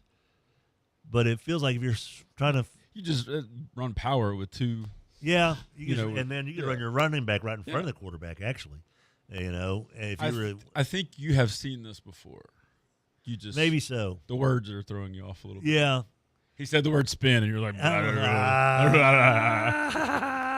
don't know what to do. My hand's exploding. Catholic Baton Rouge used to do this. They called it something spin a few years ago, where the quarterback would literally show his back because he was turned around. Doing play fix, but it worked. I don't know if they still do that stuff or not. Doug Marvin has video. Here's the quarterback for Darwin Woods. Spinneroonie. Foul time. Plain dealing zone, even though he's billed from Houston, Booker T. Oh, really? He's from Plain Dealing? It's something like I forget what the story is, like the family or something's up that way. And okay, like OJ's from Moortown or whatever. Yeah, similar to that. Yeah. Michael Jackson was from Monticello, Arkansas. Or his grandparents were right outside there. Doc Marvin also said, I just tore my ACL doing all that spinning you're talking about. Sin Ben, shout out to Sports World here. A month ago, we needed some shoulder pads. Got a quote from Jack and from the Super Mega Sports Equipment Company. Jack beat the national company by over $2,000. Got us our pads much faster than the national place. That's what we're talking about. Why would you even go to the national place? And I'm glad you went to Sports World, Sin Ben. But, yeah, it's crazy. Ping Pong says, I can't figure out the obsession with high school football and fireworks. This has to be the dumbest use of money for a program. I hear schools at playoff time trying to justify raising ticket prices by saying it costs so much to put on a game. Here's an idea. Cut out the fireworks and use that toward necessary game costs. Almost always covered by the Booster Club. It's gotten out of hand and someone's going to get hurt. Someone's going to get hurt. Oh, Ping Pong. Cutler's Mistake wants to know, are we talking about the Bears yet? Not yet, but we will be soon. But first, we got John Sella. That fella's going to be our Skent-N-Dent Coaches Conversation guest coming up here in just a wee bit. We also have Tech Tuesday, brought to you by Spell Brothers Lumber. That's coming up at 7:40 with Sonny Cumbie. Dang it. The Cleanup Hour, brought to you by Fuzzy's Taco Shop. They open in 42 minutes, and they'll have breakfast tacos and breakfast burritos like you wouldn't believe. Oh, baby. Give me some of them breakfast burritos. That'll make me feel like my tummy's on the Love Boat, Raj. I'll be spinning. Cavell says Hester is correct. Catholic Baton Rouge ran that spinner quarterback under Coach Wiener. And Chad is right. It's single wing concept. It's misdirection at a premium. So basically they're like sleight of hand. Mm-hmm. What's the movie you like, Rogers, about the man? They're coming back with Now You See Me? Yeah. We'll be back with John Sella right after this. 11:30 The Tiger, your home for LSU sports, powered by Jack Spring Electric. The Cleanup Hour is brought to you by Fuzzy's Taco Shop. Fuzzy's breakfast tacos and breakfast burritos are ready for you at 8 o'clock every single morning. And don't forget their daily specials. Happy hour, 2 to 6, Fuzzy's Taco Shop, 4600 East Texas in Bossier City. We know that when the air conditioner goes kaput, you call Accutem. When the heat's on the fritz, you call Accutem. The best way to get this whole thing started is when you begin to put in a new unit, just call Accutem. No more kaput, no more fritz. 861-2255. Use your imagination. Think about this. What if your Wi-Fi was actually a lot smarter than it already is? Picture it. Your devices are so in sync, you think they may be telepathic. How do they know to talk to? Yeah, really smart Wi-Fi that knows when your device needs a boost. Really smart Wi-Fi that shields your kids from online threats. That is the magic of Xfinity. Your Wi-Fi a lot smarter.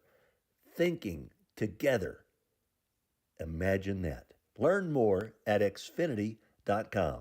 Restrictions apply. New residential customers only. Taxes and fees extra and subject to change. Your Wi-Fi that knows when you need a boost and also can shield your kids from online threats. The magic of Xfinity. When you text the old Tim Fletcher Show, buddy, you're using the Live Oak Waste text line. Roy Walters' crew is ready to make sure you don't ever have to worry again about your trash. Whether it's at a business, a restaurant, retail center, apartment complex, you shouldn't worry about your trash. Leave that to Live Oak, man. 230-7125, liveoak-environmental.com, liveoak-environmental.com. 230-7125. Don't worry about your trash. Leave that to Live Oak. 103.3 FM and 1130 The Tiger.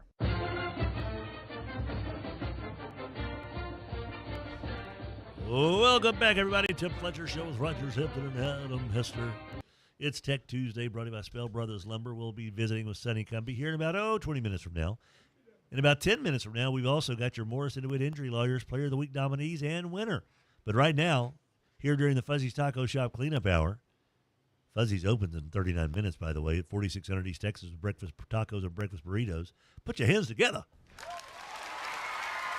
for that fine fella. Your head coach of the Loyola Flyers, it's John Sella on the Skent-N-Dent Coaches Conversation on the Mudbugs Hockey Hotline. Hello there, John Sella. How you doing? I'm good. When is the last time that Loyola has been 6-0? I think they said it was 2016, I think. I'm not sure. Okay. So not that long ago. And I kind of remember that. You know, there's been some very good years for Loyola football.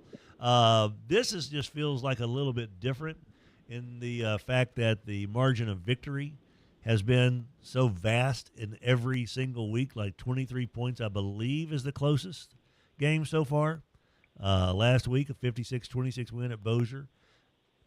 So when things are going this well, Sella, what is the head coach's instinct? Yeah, that's what I was talking to the kids about yesterday, is that we're almost, working against ourselves and playing ourselves here, and that we can't get complacent. That's what the tough thing is now. You can't think, okay, we can just show up and win, and get, kind of arrogant or thinking, you're going to get everybody's best game now. You're not a secret anymore, I don't think. And, when you're undefeated, like I said, you're going to get everybody's best game. Everybody's kind of targeting you. They may look at the schedule and see other undefeated teams in the district and think, well, this is the one I think we can get, and point at us. And so we just got to be prepared every week. What is it about this team that gives you the confidence? And obviously they've come prepared every week. What is it about this crew that has been just such a joy probably to coach because of their readiness on game nights? It's such a, I've talked a bunch about balance, but in the offense, but it's also just such a balance of personalities and balance of, the offense and the defense, with the offense, making big plays, and the defense playing complementary football, and like they cheer on each other. We have to tell the offense to sit down and get off their feet when the defense is out there, because they're cheering on the defense, and the same thing for the defense. And so winning helps a lot of that, but they're just working really well together overall on the team, and I don't know, everybody just kind of meshes really well. I noticed one thing. I actually went to the Bossier game with Loyola alum, a buddy of mine, old EH, and his wife and their family. And I was kind of, soaking it all in. And I noticed that every time that your guys come off the field, that every player, and I don't know if this is just something that they've picked up on their own, if this is something that's been instructed, but every player that comes off the field, when they make their way behind the sideline and get over toward the bench area or go grab some water, everybody that's on the sideline is out there with their hand out to slap hands with everybody coming off the field.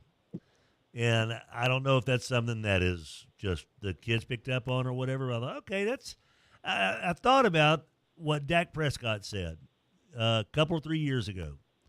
As he said that before he starts every possession, or maybe just the first possession, but I think it might be every possession, he wants to put a hand on everybody in the huddle. Like he wants to, pop everybody on the chest, or at least dap up everybody in the huddle, just to have that personal contact and that connection with his teammates before they begin their endeavor, before they begin a drive. Is that something that you've noticed? Is it something you coach? Is it something y'all taught? Or is that something that I just happen to pick up on because I'm a weirdo? Yeah, we definitely teach our preach team together. And, everybody pulling the same way. And so I think that's just something that's kind of happened, just preaching that we're all in this together, that we're a team and family, and that's just kind of happened organically, and that, we're pulling for each other and playing for the guy next to you. And so and some teams, buy into that, and some teams don't, and this team definitely has.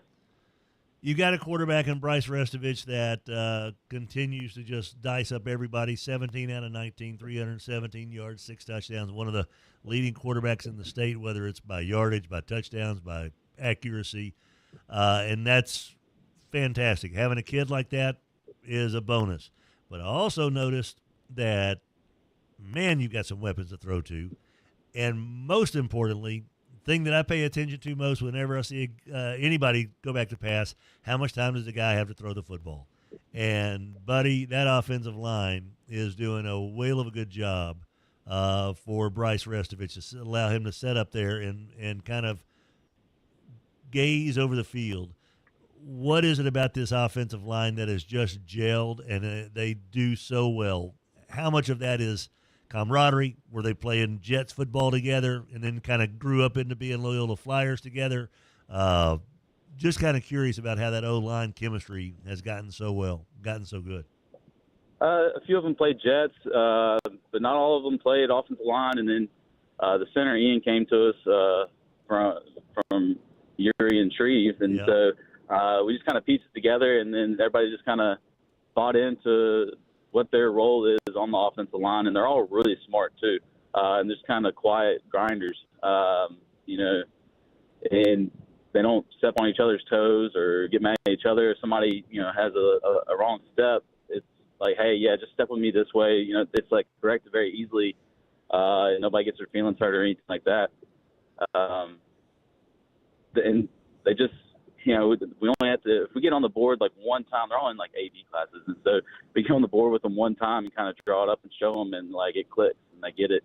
And, last year we're kind of getting frustrated with Bryce. We're like, why isn't he throwing this? Because it's like timing stuff. And then we go back and look at the film, and it was because there's people falling at his feet and in his face. And that hadn't been the case this year. So, that's been huge to be able to give him they faced some good defensive lines and all kinds of blitzes. And so for them to be able to give him some time to get it to those guys has been huge.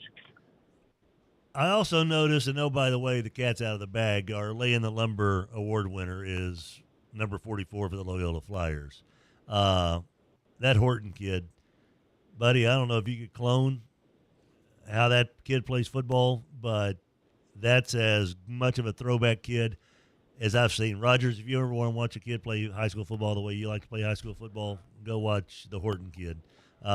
What is it about this young man that he's a menace out there? He is a problem for everyone to face because he hits everybody hard every play. Every stinking play I watched him, he was hitting somebody really, really hard.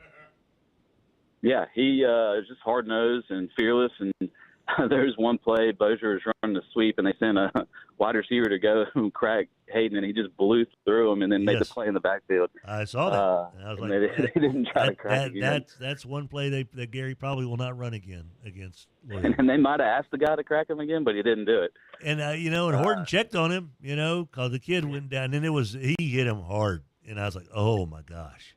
That was. And he made a couple plays on that quarterback in space, too. Yeah, he did. That was the most good. impressive thing because Montreville Lewis is going to be something else. And he already is super fun to watch.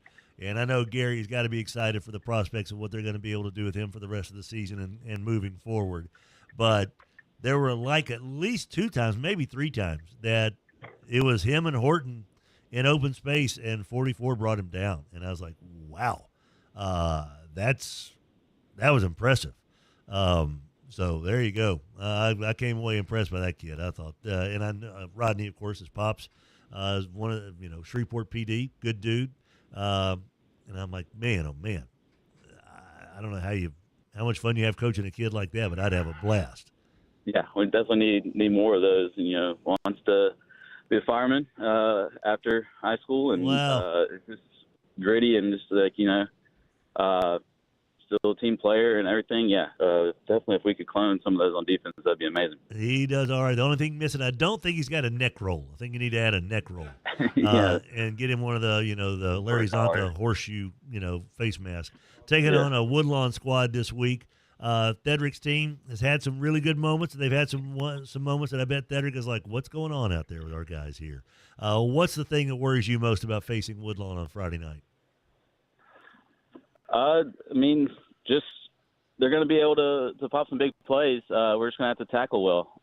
We can't just grab or, try to arm tackle because they're going to run through that. And there's just the potential for them to make some big plays, and we got to limit that, keep everything in front of us, and tackle really well.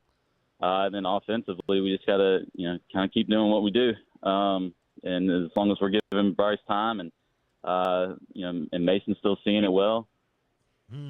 He ran. I really was. I was impressed. John really was. I thought that I thought the team speed was deceptive. I think that's one thing that probably surprises folks when they play you guys. I think you look out there and like, wait a minute, the McKenzie kid's 2 steps behind me. Wait a minute, the Walsworth kid's 3 steps behind me. And then Drake does a nice job when he's out there in the open field, and he's not afraid also to lay a lick on somebody. I really was. I thought, man, this is a good football team because Bossier's good. You can see that they've got some good football players, and they do a nice job. But y'all looked very impressive, and I know that was a fun game for a lot of your fellas out there, and I hope that all goes well with our buddy JP's boy. And I know you've suffered a couple of injuries there, and we'll see how things move forward here against Woodlawn and all that good stuff. But overall, really was impressive, man. Thank you. No worries. John Sella, head coach of the Loyola Fighting Flyers. They take on the Woodlawn Knights. It's nighttime for the right time on Friday night at Mesmer Stadium. What a good place to be. Man, oh, man. If you haven't seen these guys play, go out there and check out the Woodlawn Knights and the Loyola Flyers on Friday night right there off Knight Street on Mesmer Stadium off Clyde Fenn. Sella, always enjoy the visit. Best of luck to your boys this week as well. Thank you. You bet. I don't know about HIPAA laws, what we can say about injuries. You know what I mean? I don't want to break any HIPAA laws. What if you have to, can you have a HIPAA law replacement? 7:32 the time. 28 minutes until the top of the hour. It's Fuzzy's Taco time in 28 minutes. Rogers, did you know it's $2.50 tacos today? For $3.50, you get the premium tacos at Fuzzy's Taco Shop, but $2.50 tacos all day today at Fuzzy's Taco Shop. And don't forget, breakfast tacos, breakfast burritos are available in just 27 minutes. When we come back, we're going to do a little LSU update and a Morris Dewett Injury Lawyers Player of the Week nominations and winner. All coming up right after this. The Cleanup Hour is brought to you by Fuzzy's Taco Shop. Fuzzy's breakfast tacos and breakfast burritos are ready for you at 8 o'clock every single morning. And don't forget their daily specials. Happy hour, 2 to 6, Fuzzy's Taco Shop, 4600 East Texas in Bossier City. Spell Brothers Lumber, located at 1321 Martin Lane in Bossier City, just northeast of Bossier High between I-20 and East Texas, 318-747-1194. They are truly your local lumber company. They can do it all. Window installation, lumber supply, custom cabinets and doors, expert guidance and planning, hardware, and yes, hot shot delivery service where they'll bring your lumber and hardware needs right to your doorstep. Get in touch with Spell Brothers Lumber, locally owned and operated. 747-1194. Cormier Family Dentistry has been with us for quite some time for a good reason. They're really nice. Their staff, warm, welcoming. They take the anxiousness out of going to the dentist. Cormier Family Dentistry, 868-4072. Adam and Janet Cormier, the dynamic duo of dentistry. Whether you're looking for that hot shot prospect in Bowman Chrome, or maybe that established star with any of the Panini products coming out for the NFL, or maybe Tiger Woods, Michael Jordan, and those Upper Deck Goodwin Champions cards that are out there, Sports Cards of Louisiana has something for everybody, plus Pokemon and Magic the Gathering. 3000 North Market Street, Suite 178 on the north side of Brookshire. It's Sports Cards of Louisiana, 318-671-4991. Mac McCarter has been making Shreveport-Bossier better for many, many years. Community renewal, making Shreveport-Bossier a more welcoming, more inviting, healthier, friendlier place, one house at a time, one neighbor at a time, one block, one neighborhood, one community. Community Renewal, 318-425-3222, communityrenewal.us. See what you can do to help make Shreveport-Bossier better than ever before. 103.3 FM and 1130 The Tiger, Shreveport's home for LSU sports. Hey now, welcome back, kids. Tim Fletcher Show, Rogers, Hambone, Hampton, and Adam Esther. It's the Power Hour. The Cleanup Hour, brought to you by Fuzzy's Taco Shop, located at 4600 East Texas in Bossier City, Louisiana. Breakfast tacos, breakfast burritos available in 25 minutes at Fuzzy's Taco Shop, 4600 East Texas in Bossier City. Time now for your LSU update, brought to you by River City's Lighting and Rug Gallery. River City's Lighting and Rug Gallery, 3908 Shed Road, Bossier City, Louisiana. Bringing bright ideas to people every day. So, Garrett Nussmeier, all right, the torso injury and all that, the knee sprain. Good. He's healthy. Oh, wait, what? He's got a bum ankle now? Huh? Brian Kelly said Nussmeier did not suffer a high ankle sprain. The injury that he suffered against South Carolina is more of a medial sprain. We feel like he's going to be fine, Kelly said.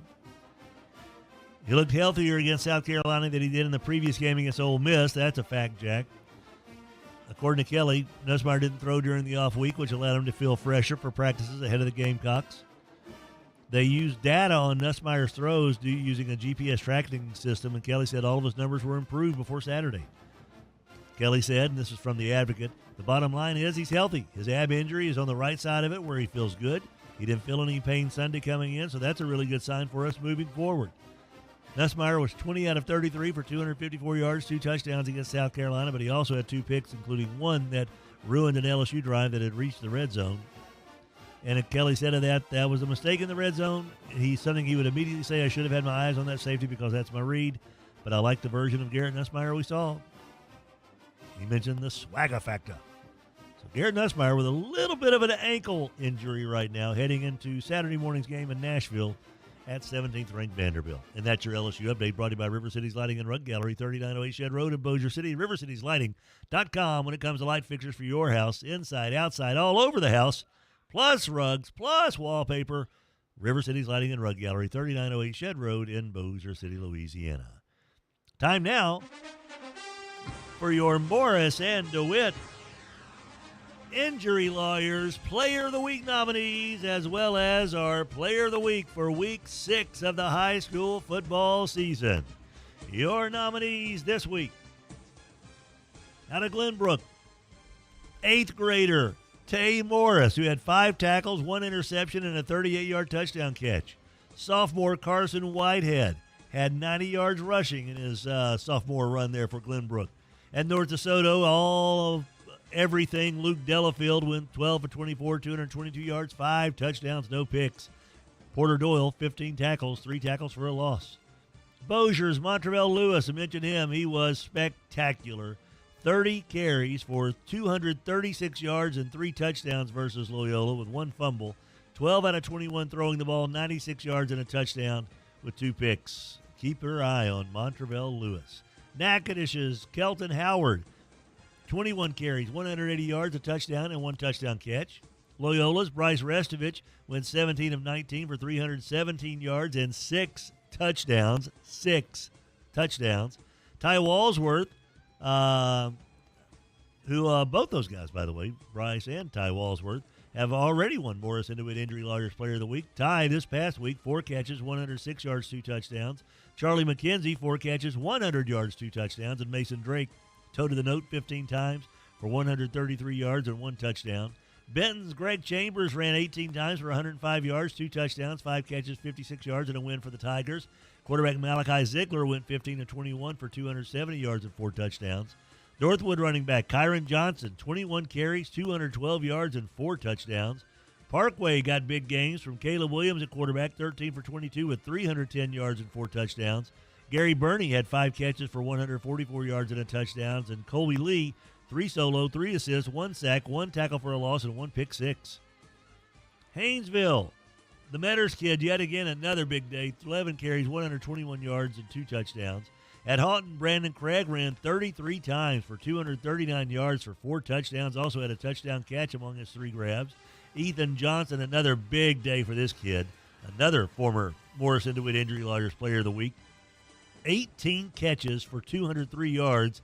And Taylor Weathersby, 31 out of 43 for 390 yards, 2 touches and a pick. Evangels, Peyton, Pop Houston went 14 to 22 for 175 yards, 4 touchdowns, and also ran 6 times for 99 yards. Damari Day Drake had 10 carries for 96 yards and 2 touchdowns in the Evangel win over Shreve. Calvary's Hudson Price went 14 of 19 for 175 yards and 2 scores. Braylon Hughlin, another former winner, 6 catches for 115 yards, 2 touchdowns, also had an 85-yard kickoff return for a touchdown. Mason Guidry had 3 solo tackles, 10 assists, and 2 TFLs. Airlines' Kenny Darby turned in yet another outstanding performance, maybe the best overall player in this part of the state, and maybe even in the entire state. 5-star receiver, LSU commit, 11 carries, 195 yards out of the backfield for a touchdown. Also had 10 catches for 87 yards and a touchdown. Chase Williams, the quarterback, had a fine day, 23 out of 33, 245 yards with 2 touchdowns, but he also had 2 picks. Christian Maxey and Colin Deere ran ragged yet again, man. These guys just know how to run the football for the Bird Yellow Jackets, and they always put stats that are pretty close together. Maxey, 14 carries, 164 yards, 2 touchdowns. Deere, 24 carries, 154 yards, 2 touchdowns. Captain Shreve, Jamarcier Plater, had a big night, 18 for 229 yards, 2 touchdowns. He also got banged up and missed a lot of time, so that 229 yards really was about 2 full quarters of action. Christian Green, wide receiver for Southwood, 5 catches, 98 yards, 2 touchdowns. Also had 7 tackles, 2 tackles for a loss, and a 56-yard pick 6. Huntington, Xavier Brown, 8 carries for 120 yards.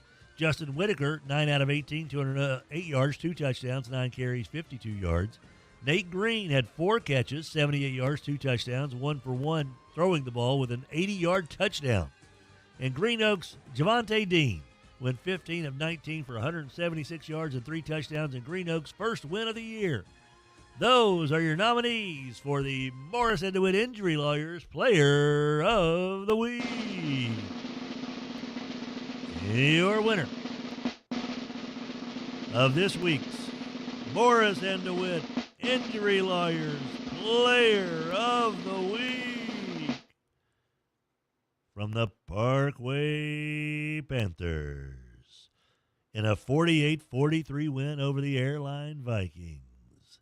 Quarterback Caleb Williams.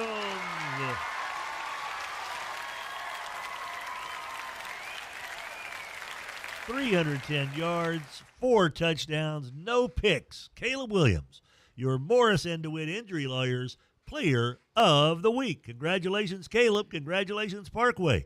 When we come back, we get back to our Spell Brothers Lumber Tech Tuesday with Sonny Cumbie. Once again, thanks to Morris DeWitt Injury Lawyers, morrisdewitt.com. By the way, happy belated birthday to Justin DeWitt. Just turned probably about the same age you are, I guess, huh, Hester? Probably so. Yeah. What is that, 42? 43. That's what I thought.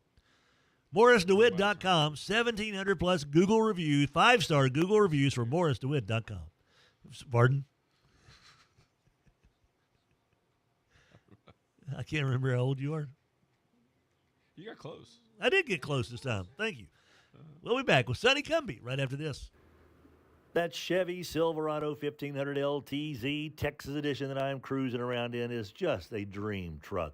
I love the leather upholstery. It's got the cooling seats that are going to come in handy so much here as these temperatures warm up. Can you imagine the summer without cooling seats and leather upholstery? As big as I am, not a pretty picture. But the Silverado LTZ from Chevyland's going to take care of me as it always does. Chevyland, together, let's drive. Want to become more self-sufficient and responsible for producing your own food? The 2025 Louisiana Homesteader Conference and Expo is October 17th and 18th. This is a family-friendly 2-day outdoor event on homesteading, small-scale food production, and food preservation in backyards and acreages. Food trucks, hayride, antique tractors, kid-friendly activities, and over 100 craft and how-to vendor booths at the LSU Ag Center's Red River Research Station in Bossier City, off Highway 71. Look for the giant red barn. Admission is free. Whether it's day or night, hot flashes due to menopause can be unpredictable. That's why there's Veoza, a prescription treatment proven to reduce the number and severity of hot flashes day and night that can start working in as early as 1 week. Based on clinical studies measuring efficacy at 4 and 12 weeks, individual results may vary. Talk to your healthcare provider about what this may mean for you. For moderate to severe vasomotor symptoms or hot flashes and night sweats due to menopause, Veoza can cause serious side effects, including liver problems. Your doctor will do blood tests before and during treatment. Stop Veoza and call your doctor if you have symptoms of liver problems, such as feeling more tired than usual, decreased appetite, nausea, vomiting, itching, yellowing of the eyes or skin, pale stool, dark urine, or stomach pain. Don't use Veoza if you have cirrhosis, severe kidney problems, kidney failure, or take CYP1A2 inhibitors. Ask your doctor about Veoza. To learn more, call 1-866-239-1637 or go to Veoza.com. That's VEOZAH.com. 103.3 FM and 1130 The Tiger. Welcome back, guys. 7:46 the time. Tim Fletcher Show. Rogers Hampton, Adam Hester. The cleanup hour, buddy, by Fuzzy's Taco Shop. They open in 14 minutes with breakfast tacos, breakfast burritos at 4600 East Texas in Bossier City. Our show also presented every day by the good folks over at Alsco. Look for the big green van coming your way, taking care of laundry services, first aid services. They've also got floor services, wet mops and floor mats, which sounds like the morning team over on KVKI. Alsco.com, 318-636-0404. It might be the new morning squad over there.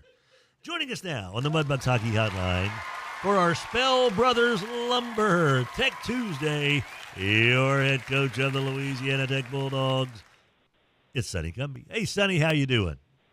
Tim, I'm doing well. I'm doing well this morning. Well, very good. You guys doing okay? We're doing all right. Trying to fight this cold back and all that good stuff. But outside of that, everything's all right in our world. No complaints. Yeah. You know how that goes. What about you? Everything all right there? Yeah. The cold. I think that the cold's trying to creep in on me as well. But I'm going to try to keep it away, keep it at bay. I'm going to try to get out and get some vitamin C and maybe some. So they say oranges are good for it. So I don't know if that's true or not. But It is. I'm going to try it. It is. I have already gone through an entire bottle of Zicam. That helped. Okay. And I got the Zernaze for the nasal spray. And then tell you what really did it for me is I got that emergency chewable tablets. It's like 1,100% of your recommended daily allowance of vitamin C. It has all got the other vitamin stuff. Dude, I started taking those 2 days ago, and I feel 1,000% better. So I'm a big fan of. Yeah, the emergency. Yeah, emergency or whatever. Yeah, that's good stuff. Yeah. I hate that feeling when you start getting the tickle in your throat and just you're like, oh boy, here it comes. Here it comes. I know I'm getting a cold. I know it's gonna happen. Well, I know. Hey, I'll quit digressing. I know we want to get to the meat and potatoes of our. I was just kind of biding time there, biding time. Yeah, we got to get.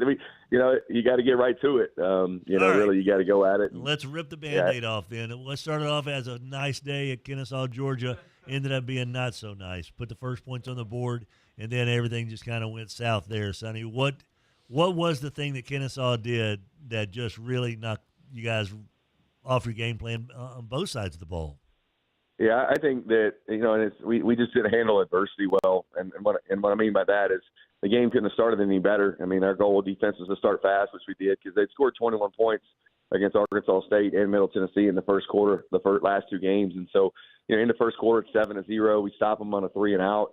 We force them to punt. We have a 14-play drive, convert 2 third longs, march the ball down the field and score. Stop them again with a 3-and-out, and then offensively. We take a shot on first down, and then we don't hit it, which it was a good shot to Devin.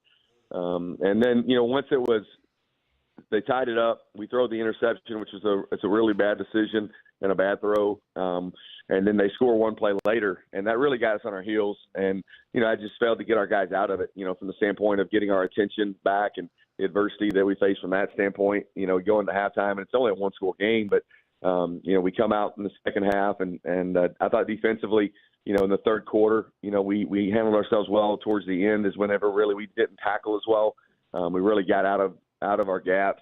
I think some of the guys started pressing and trying to make plays on the defensive side, and our guys have been playing really great. And that's what I told our team is you've got 5 performances that are over here in this side, and then you got one that's an anomaly that's off over here. And so we need to keep it over there and lock it away in a dark closet, not let it out again.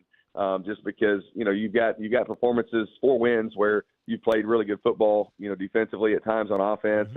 And that's where I think just taking this information, from the, because it was embarrassing. Yeah, they kicked our tail, and taking that information and then when you're in this situation again, because there's, we're going to be behind again. We got 6 more games. That's what I told our guys is, I don't know if they checked the schedule or not, but we got 6 more games.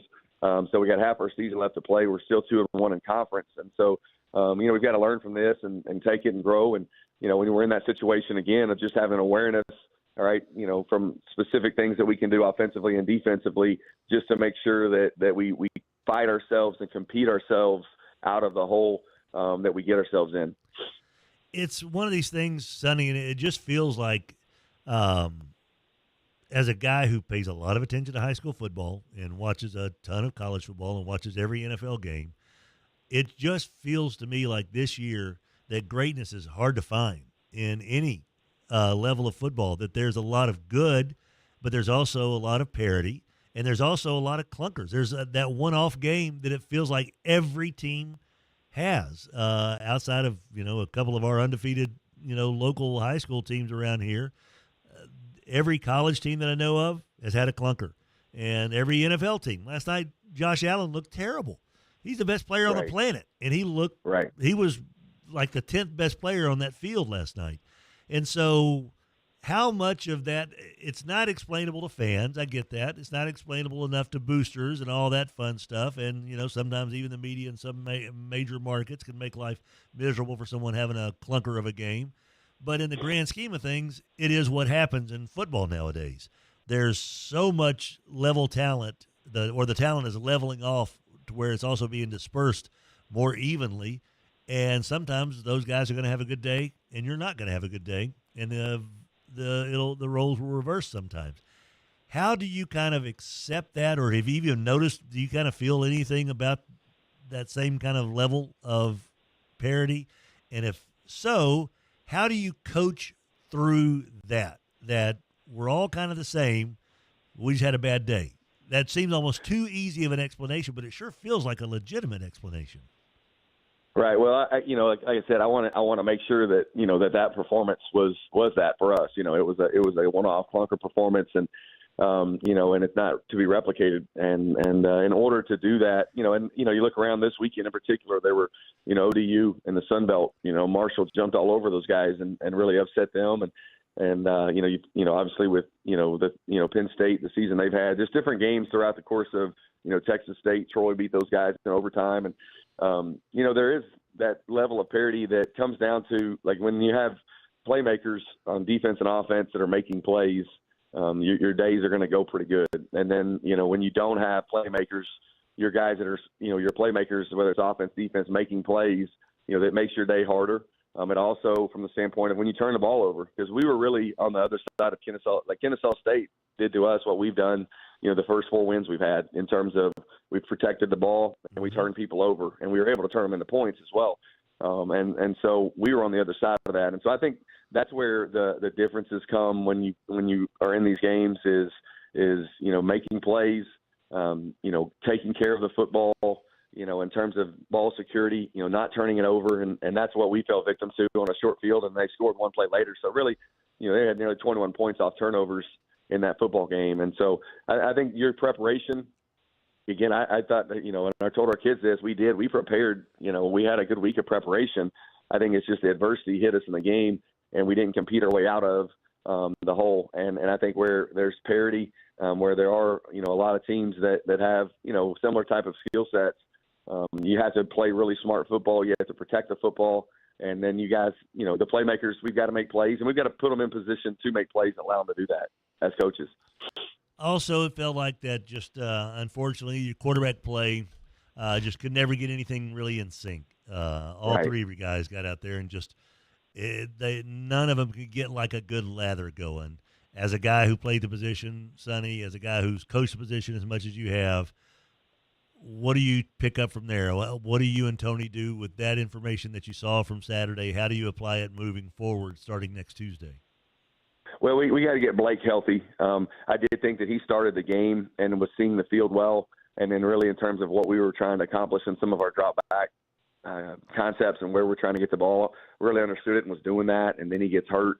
He really made it, he made a great throw to Eli on the 3rd and 11, and the guy gets his hand in there and knocks it out. And he was playing, it would have been, probably a different game had he been able to play, the whole game because he could make plays. And then, we definitely did not play, very well at the other two guys, and a lot of it is just making sure, you take care of the ball. And then the other thing is being prepared, when your opportunity comes, because there was a lot of things that, and this is the thing that, not to discredit the 5 games we've had and not to discredit, there was improvement in this game in certain individuals that took their week of prep and they played better than they played against UTEP from the standpoint of play, Tevinen, Wiggs, the O-line and the run blocking. We've got to clean up some things in pass pro with our one-on-ones, but that was the position in terms of quarterback where, it really hurt us getting into a rhythm because there were some things that were open that we weren't looking at that we should have been, and that put us behind the 8 ball on certain down and distances,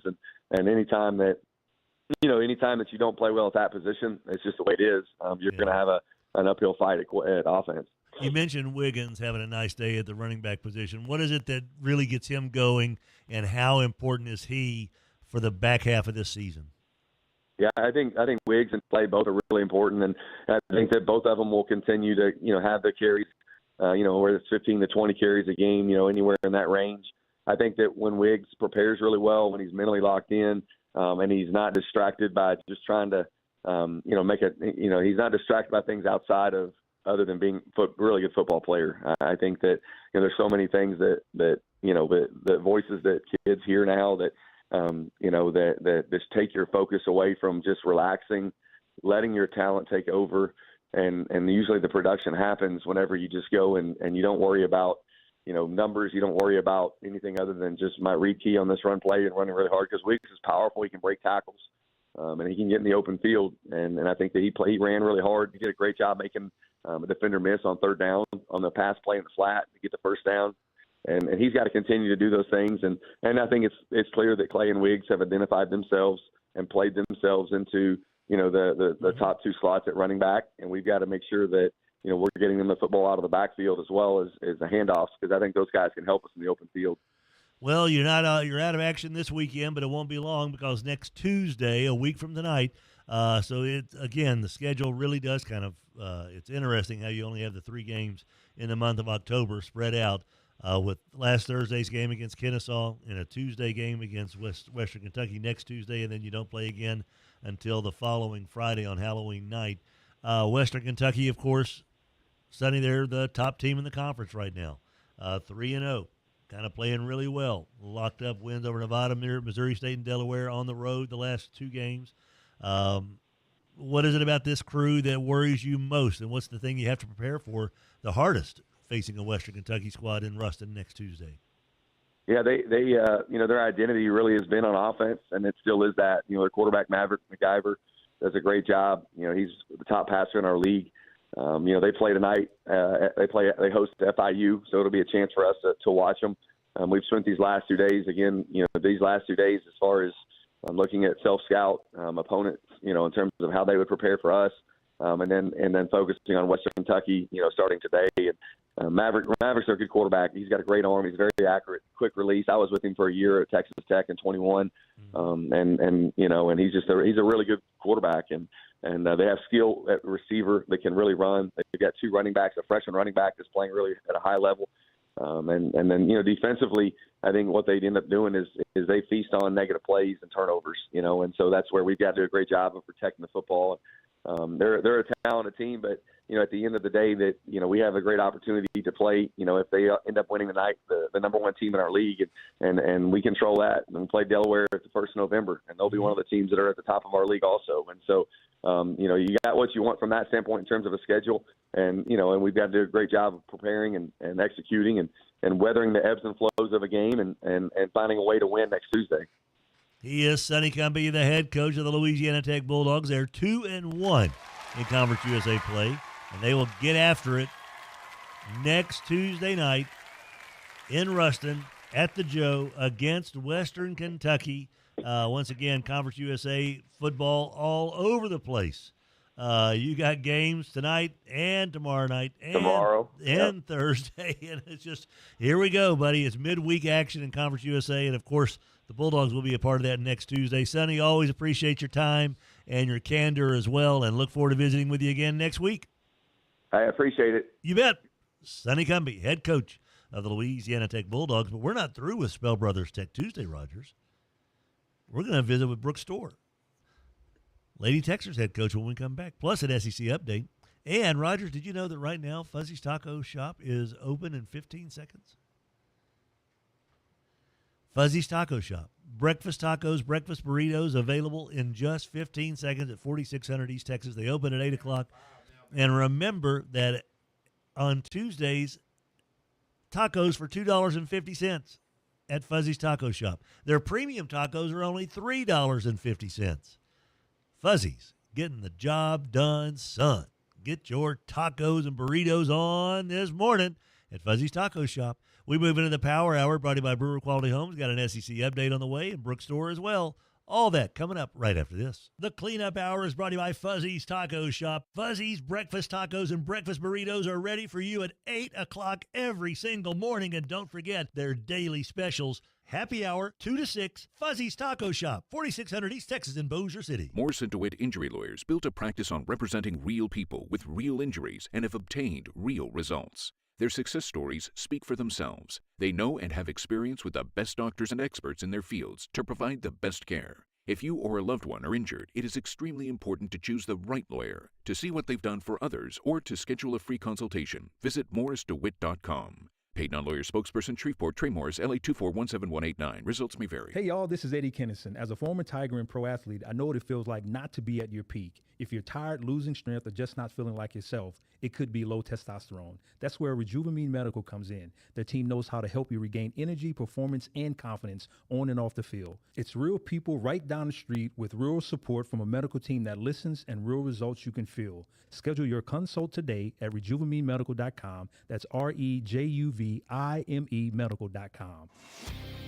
Our weekly high school coaches conversations are brought to you by Skent-N-Dent Furniture and Appliances. You can't see the dent, you can't see the scratch on so many of these products, but there's still a steep discount on so many wonderful things at Skent-N-Dent. 814 Shreveport Barksdale Highway, 318-869-2023. You may not see the dent, but you're going to see the savings at Skent-N-Dent, bringing you Coaches Conversations. The Power Hour of the Tim Fletcher Show is brought to you by Brewer Quality Homes, 3830 East Texas in Bossier City. We don't know where Donnie goes, where he's traveling next, but we do know this. When you go to 3830 East Texas in Bossier City, you're going to get a fair, square deal on a beautiful manufactured home. KWKH and K277DO Shreveport, 103.3 FM and 1130 The Tiger. Your home for LSU sports, a Town Square media station. Welcome back, guys. Tim Fletcher Show, Rogers Hampton, Adam Hester. Power Hour brought to you by Brewer Quality Homes, 3830 East Texas in Bossier. They've got 20 acres of homes to choose from, all priced $60, $80, $90, $100 a square foot. Get you some. Time now for your SEC update. Brought to you by Bo Harris Wealth Management. Bo knows that your future is determined by what you do today, leading up to down the road. Your present self is the best person to take care of your future self. The future is open wide. Bringing you this SEC update. Well. Women's basketball. They also, the media, with their preseason poll and preseason all-conference teams. Arkansas picked to finish dead last. Got a new coach there. Auburn 15th, A&M 14th, Mizzou, Georgia, Florida, Mississippi State. Your top 10, starting with Mississippi State. Alabama picked 9th, Kentucky 8th, Vandy 7th, Ole Miss, Oklahoma picked 5th, Tennessee 4th, LSU picked 3rd. Texas, with Jody Conrad running the show. No, she's not there anymore. That's not her. At Texas and South Carolina, shockingly, picked to win it all. Preseason Player of the Year is Madison Booker of Texas. Preseason All-SEC First Team, Flau'jae Johnson of LSU. Reagan Beers of Oklahoma, she's still there. Joyce Edwards of South Carolina, Madison Booker of Texas, and Michaela Blakes of Vanderbilt. Preseason All-SEC Second Team, Clara Strack of Kentucky. Former Parkway Lady Panther, Michaela Williams of LSU, and the sister to our Morris Dewett Injury Lawyers Player of the Week, Caleb Williams. Cody McMahon, Ole Miss. Tanaya Latson of South Carolina. Talasha Cooper of Tennessee. And Rory Harmon of Texas are your SEC preseason first and second team standouts. South Carolina, Texas, LSU picked to be the top three in SEC women's basketball this year. And that's your SEC update brought to you by Bo Harris Wealth Management. The following is a paid advertisement for Bo Harris Wealth Management. Bo Harris would love to have a cup of coffee with you to discuss your investment game plan. Bo Harris, Certified Financial Planner, CFP, Certified Investment Management Analyst, CIMA, securities offered through Wells Fargo Advisors Financial Network, LLC, WFAFN, member SIPC. Bo Harris Wealth Management of Conservative Financial is a separate entity from WFAFN. Get in touch with Bo at 318-670-3101. BoHarrisWM.com, located at 223 Fannin in downtown Shreveport. Joining us now for a Spell Brothers Lumber Tech Tuesday. Spell Brothers Lumber, located at 1321 Martin Lane in Bossier City, the home of Hot Shot Delivery Service for lumber, windows, doors, hardware, and more. Spell Brothers Lumber, locally owned and operated by John Salmons, a Louisiana Tech alum, bringing you this Tech Tuesday. And our guest, it's Brooke Stoehr, head coach of the Lady Techster basketball program. Good morning, Brooke. How you doing? Doing great. How are you? I'm A-OK. Brooke, you know, it feels like when we last visited with you, it's like, golly, basketball season's so far away. And now here we are visiting with you, and it is here. It is on our doorstep. When does it kind of start hitting you that the season is just around the corner? Is it when the kids show up, or what? Yeah, well, you know, I think with the way we have access to them in the summer, we have them, you know, for a good bit. Like, we had them for 8 weeks, and, you know, we're 14 practices in, and we have closed scrimmage on Saturday, so it's here. You know, I think as football season gets kicked off, you know, a couple weeks into that, you really start to feel, gosh, basketball's around the corner. So we're excited, and I think we're really ready to play someone else. I think they're tired of playing each other in practice and our scout guys. So I'm looking forward to seeing them against somebody else soon. But we have a lot of work to do in a short amount of time. Brooke, it's been a minute, but it feels like that this may be the most excitement for Lady Techster basketball in quite some time, as far as the expectations, of course. Preseason favorites to win Conference USA, preseason player of the year in Paris Bradley. The expectations, in other words, are very, very high. That's a testament to you, Scott, the whole staff there, getting the job done, and the girls, you know, buying in. But what comes with those expectations for you as a head coach? Yeah, well, I think it's no different than any other year. We're showing up to work hard every single day and try to put ourselves in a position to be successful. And, you know, I think those preseason rankings are the same as what they are, you know, have been for the last 9 years for me. I really don't care. It doesn't alter, you know, our goals and what we're trying to do. We want those expectations as a program, and those are nice. But, you know, I also think in this day and time, if you look across our league, we were the team that has the most returners. And I think that's, you know, just kind of where we are in college athletics these days. Obviously, we had a group of freshmen that got to play a lot last year and made a little bit of noise and then had a little run at the end of the season. But, you know, this group has to learn how to win together. And, you know, we've added some new pieces, and some roles are going to be changed just because of the dynamic of this group. And for us, it doesn't change our approach. Like I said, it's show up every day, put your head down, go to work. And we want to be ranked at the end of the season. We're not concerned about, you know, what someone thinks about us at this point. We're concerned about how we're working every day and learning how to put back-to-back practices together and string a few days together and learning how to win with this group. And that's something that, we'll kind of see here over the next month is how we need to put this group as far as rotations and how this group needs to play in order to win. And what we're trying to do with this group. But we love those expectations. We want those expectations every year because it means, you have players that are coming back. You have players that have produced, and, that's where we want this thing to be. Brooke, Paris is the preseason player of the year. She was also freshman of the year last year, averaged about close to 14, 15 points a game. Jordan Marshall, also all-conference USA, all-freshman last year.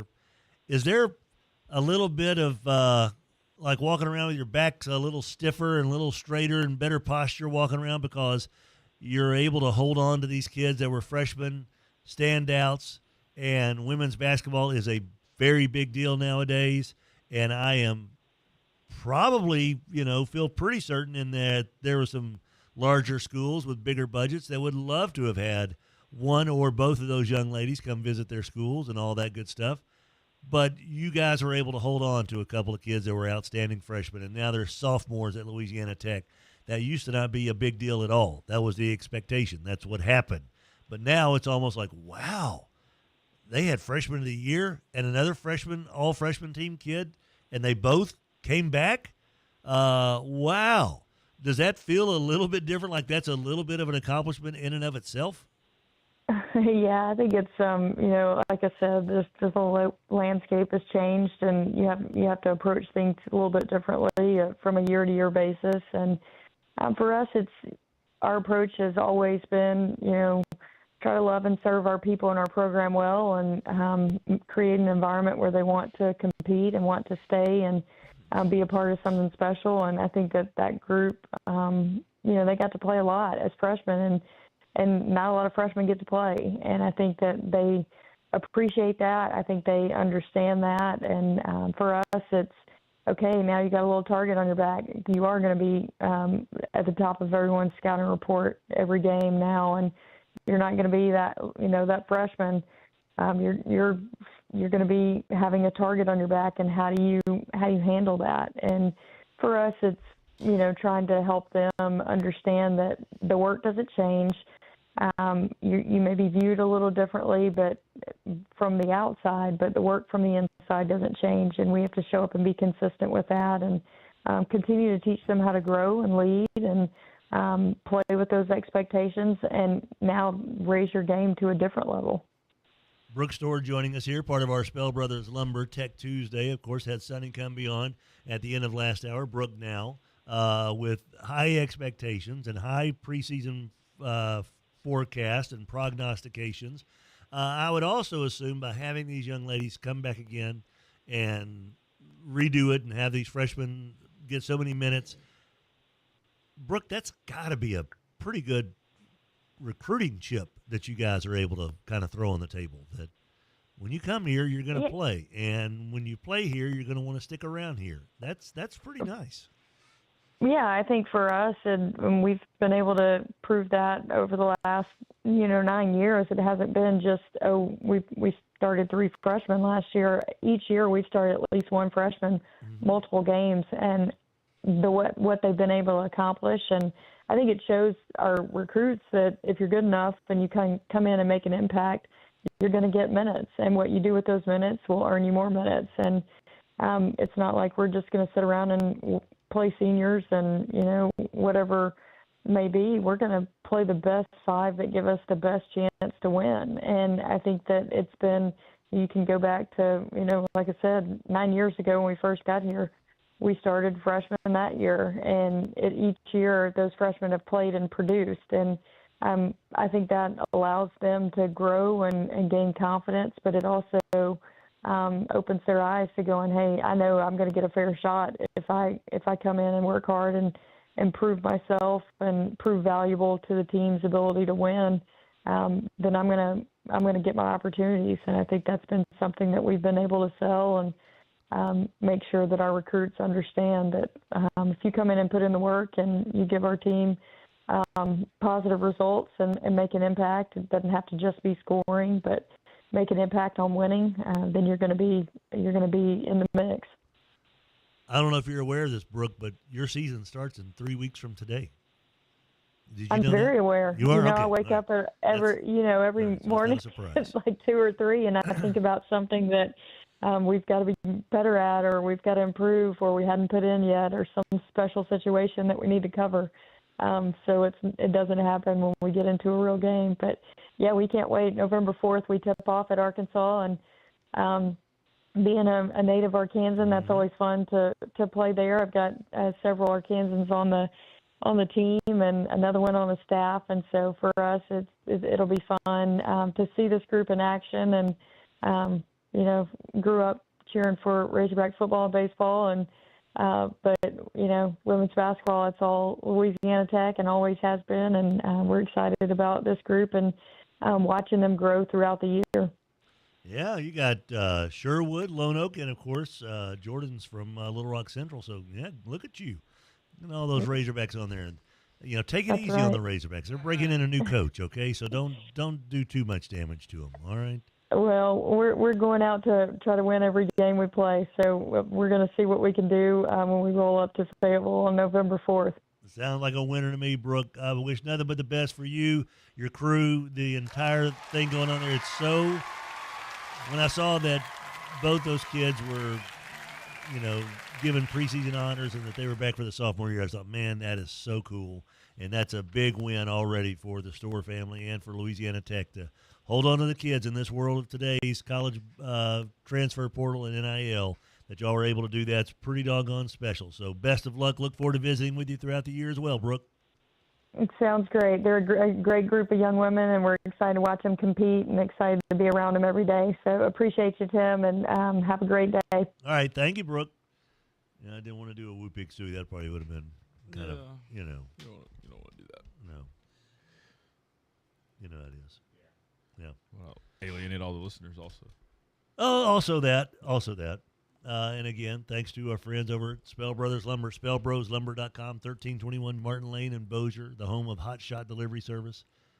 Tech Tuesdays coming at you courtesy of Spell Brothers Lumber. Give them a call, 318-747-1194. Louisiana Tech alum John Salmons is the proprietor there. Mm-hmm. He'll do you right, man. You good dude. Our show also brought to you by Chevyland. Shop, click, drive, Chevyland.com, 7,500 Erie Drive in Shreveport, Louisiana. Chevyland. When it comes to Chevy dealerships, they are numero uno in the region and among the numero 250 in the country. Dos Cinco Zero. Among the top two. Where's Chica when we need her? She's always here when we don't need her. But when we do need her, she's nowhere to be found. Among the top 250 Chevy dealerships in the entire country. You know how they do it? Service, smiles, and really good deals. How about 2.9% financing on a beautiful brand new 2025 or 2026 Silverado? Yes, sir. Join the Silverado Legion. That's what I call ourselves. Those of us who drive Silverados. We're the Silverado Legion. Join us from Chevyland. Together, let's drive. Chevyland.com. We'll be back with more of the show, the Power Hour, brought to you by Brewer Quality Homes. And our show always presented by Alsco at alsco.com. Washroom supplies, floor care, and more. Back right after this. 11:30 The Tiger, your home for LSU sports. Powered by Jack Spring Electric. Brewer Quality Homes, 3830 East Texas in Bossier City, supporting the Tim Fletcher Show. You know, he loves naming his homes after movies, characters, and all that good stuff, Hester. What's the next one you think Donnie Brewer should be investing in? The roles of John Candy. So, John Candy movies. Little Uncle Buck. Yes. What else you got? How about Summer Rental? Ooh, perfect for the deer camp, though. Whatever camp it is you have, get the summer rental at Brewer Quality Homes. The Home Alone. Oh. Gus Polinski. Polka, polka, polka. Do the polka, polka, polka all the way down to 3830 East Texas in Bossier City. Get on a plane, a train, or an automobile and get your Brewer Quality home right now. Just don't name one after Barf. There are so many reasons to shop at Chevyland. They are the #1 Chevy dealer in the area, for Pete's sake. But I'm just telling you right now, if you're in the market for a Silverado, that's the place to be. The Silverado LTZ that I'm driving around has everything that I'm looking for. Look, I'm getting older. Maybe I don't drive as well as I used to, which is why I love the front and rear parking sensors, the surround view camera system, all right there in that Silverado LTZ from Chevyland. 7500 Uri Drive in Shreveport. Together, let's drive. Everyone's broken a phone, but not just anybody can fix one. Don't trust your phone to a fly-by-night shop. And don't try to fix it yourself. Let the experts at Batteries Plus keep you connected by replacing your screen, repairing your phone, or replacing a battery for you. Walk in anytime or make an appointment at batteriesplus.com and save $10. Trust the experts at Batteries Plus. Whether your kid is lining them up on the gridiron and putting in the mouthpiece and getting after it, or maybe you got a kiddo who is a part of the Friday night spectacle of drill team and pep squads and cheerleading squads, guess what? Sports World's got you covered. You got a uniform need? Sports World, 8809 Joella, just off 3132. 103.3 FM and 1130 The Tiger, Shreveport's home for LSU sports.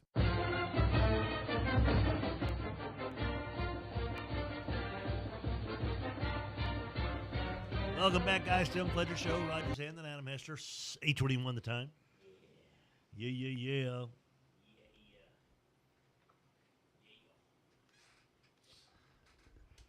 Power Hour brought to you by Brewer Quality Homes. Of course, our show is brought to you by Alsco every single day. And thanks to our friends over at Sports Cards of Louisiana. It's a big sports card week month, actually. A lot of releases this month. Hester, a lot of releases. And it's fun, and you know this, when the playoffs begin, like, hey, I think I might have a rookie card of that guy in baseball. You know, it's just fun.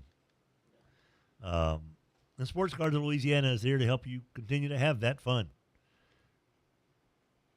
Coming today's Tuesday, right? Correct. Panini Impeccable comes out today. Upper Deck Series 1 Hockey. Bowman Chrome Sapphire comes out tomorrow. I'm not saying the Sports Cards of Louisiana is going to have these today and tomorrow, but they will be getting some of this stuff in. And on the horizon, Topps Basketball, that's the biggie. Next Thursday, October 23rd, I need to find out from Joey and Sarah if they're going to be getting any of this in, because it is huge, because this is the one, Hester, that's got like Larry Bird autos, Legends autos, and it's the first Topps product with actual NBA logos. It's the first time that Fanatics and Topps have the rights, which also includes Cooper Flag. So this is going to be nuts. Sports Cards of Louisiana on North Market. Can't miss it, buddy. Right there in the Brookshire Shopping Center north of 220. Hester, last night, couple of NFL games, couple of championship games in baseball. Your attention was on baseball. I don't care about any of these football teams. Seattle and Toronto. Yes. Mariners jump out on top 3-0. Julio with a blast. All of a sudden, the Blue Jays chip back into it. It's tied 3-3. And like, oh, boy, here we go. But one thing Toronto does not have, they do not have a Jorge Polanco. No, they don't. That cat's something else, man. He's the Kiki Hernandez of Seattle right now. Just a good postseason player. Yeah, it's going well. And the parts of the regular season when the Mariners were playing better, it was because he kind of carried him. Yeah, he did. He didn't carry him. The guy was 60 home runs. Kind of carried him. And the pitching staff. Cal Raleigh's nothing without Jorge Polanco. Okay. Yeah. But when he was playing better, the team was playing better. Yes. And he kind of dealt with some injuries, came into the season with injuries, could only, what was it? He couldn't face left-handed pitchers for a while, or right? I forget which it was, but I think it was a religious thing. He couldn't, no, he literally couldn't twist his body. Oh. Like, depending on where the pitch was coming from. And so, like, they wouldn't play him every day, like, at the beginning of the year, and it was strange, kind of stuff. But Yeah, everything's going pretty well right now. And When Wednesday there will be not an ounce of space in that stadium. No. And I imagine even the bars and stuff around it are going to be. And they've got a couple of new places that are right next to the stadium that are really nice. And, yeah, it'll be full down in DeSoto. And I was trying to I think a Game 7 – yeah, Game 7 and Monday Night Football would be on the same night. But, of course, it would be in Toronto if that happened. Right. But every bar would be full and nobody would be paying attention to the football game, which is right across the street from all of those bars. Right. So. With a 2-0 lead, you hope there's not a Game 7 for the Mariners. You never know. You never know. Toronto can get red hot easily. And they've got good pitching. Obviously, they've gotten this far. Sure. When Cal Raleigh fielded the squibber in front of the plate and landed awkwardly, how many people in Seattle had heart attacks when he was wincing in pain? They'd be all right. It's going to take a lot more than that to keep him down. That's what was so funny, is that he just kind of like, you could tell he was in pain. He was like, nope, I got to put the tools of ignorance back on and get back behind the plate and have more balls hit off of my thighs and my chest and off my thumbs. And there was a point in the game later on when the lead was probably 7-3 maybe, where that ball gets hit or thrown rather wide of first base, and Suarez is sitting at the top step. I'm listening to all this on the radio, so I didn't see it, but it hit Suarez, and he goes down like a sack of rocks, and everybody's like, I think that ball hit Gino. Like, is he okay? I don't know. And Crawford goes over there and starts like fanning. Right. It's like they're in the middle of an LCS game too, and dude's acting like he's dead, and he's completely fine. I think they're loose right now. And Suarez has hit one of the bigger home runs in the postseason for Seattle. But I tell you, last night, who was the TV broadcast crew? Wasn't that Darling? Wasn't Ron Darling? I think so. I only saw the last couple innings on TV. I get it. They all go together for me. Yeah. But after Cal Raleigh got hurt, that's when they jumped on hey, look, Aaron Judge is maybe the best player on the planet, but this guy not only, and they flashed up his stats of, 1,051 innings or something like that, and, no pass balls, and that, don't forget, on every grounder of the infield, he's running down to back up first base every time. Every time. No one else has to do that. Second base isn't running over behind first base when the throw comes in from shortstop. But the catcher has to be so mobile and has to do so many things, and then to be able to crank out 60 home runs, it sure feels, and even he was saying, look, if you're having to choose an MVP, you've got to start considering the position they play. Right. And I think that Cal Raleigh is going to win the MVP because of the position that he plays. And it's the difference between calling it valuable and calling it outstanding. Right. It just is. Judge is the most outstanding player in the American League. Shohei's the most outstanding player in the National League. Are they the most valuable every year? Well, probably not. There's not a more valuable player than Cal Raleigh. Right. To a team this year. Correct. You will not convince me otherwise. He would be, he is the most valuable player in all of Major League Baseball. They're not in the playoffs without him. No, it would be very difficult, and they definitely wouldn't be in the position they're in now, if not for him. In the other game, the Blake Snell goes lights out, 8 innings, 1 hit, 10 strikeouts, shutout. The Brewers give up a solo homer to Freddie Freeman in the 6th. That was a strange game. That was a weird game. And then they had the craziest double play in the history of postseason baseball. The old 8-6-2-2 double play. Sal Frelick nearly makes the grab in center field. It bounces off his glove off the wall. Then he corrals it. Dodgers bases were full. They had no idea what to do. They didn't know what Teoscar, I think, was on third. That was a stress. And they didn't know it. He tagged up, then he went back and tagged up again. Went, I guess I can run now.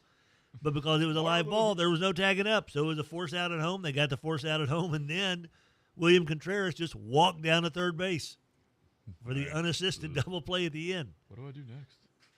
Weird stuff.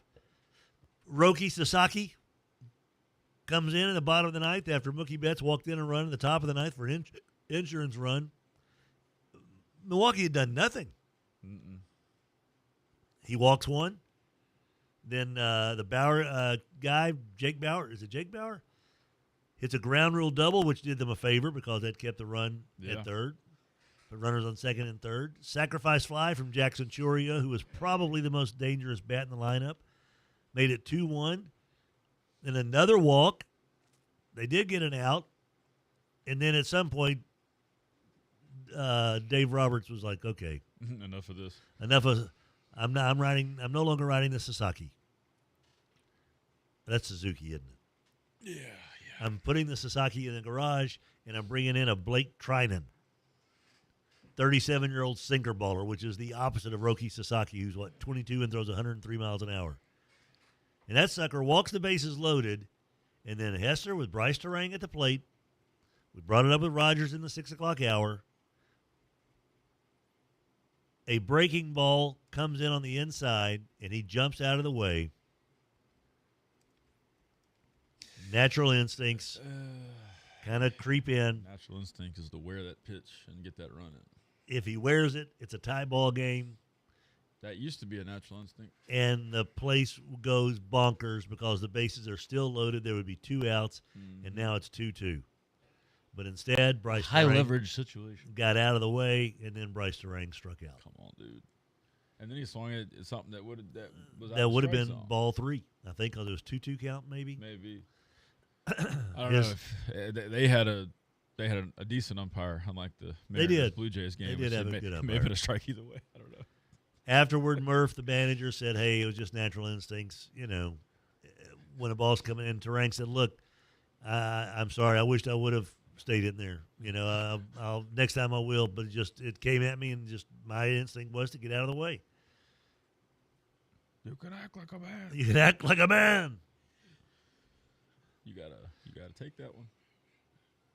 Let the ball hit you in the National League Championship Series. Be a man. Understanding of the situation. If this ball hits me, it's gonna hurt for a minute. Right. But the game's gonna be tied. Yep. They can pinch run for me. I can go back in the locker room, and why do we need this person? I don't know, but Shreveport's late great David Woodley being mentioned on Youngest ESPN. quarterback to ever win the AFC East title with a minimum 10 starts in a season. David Woodley, 23 years old in 1981. Former Bird Yellow Jacket David Woodley. Isn't that something? LSU Tiger. And I guess they're bringing this up because of Drake May. Mm-hmm. Yeah, they certainly got a shot. They do, but the thing is, if Terang wears it, I get it, dude. The ball's coming at him.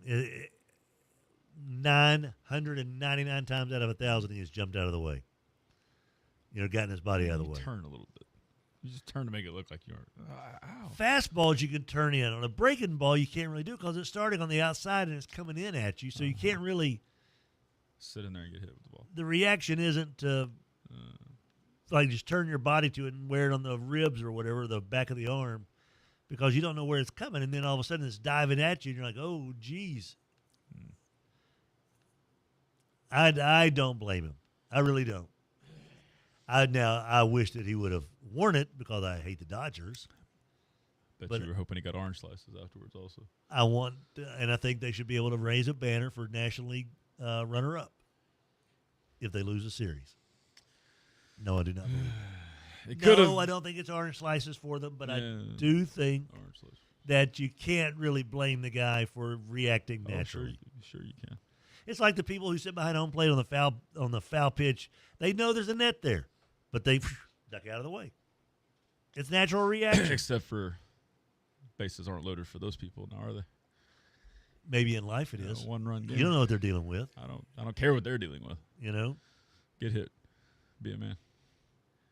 I'm just saying. You don't know. You sound like an analytic person over there. Yep. Spin rate.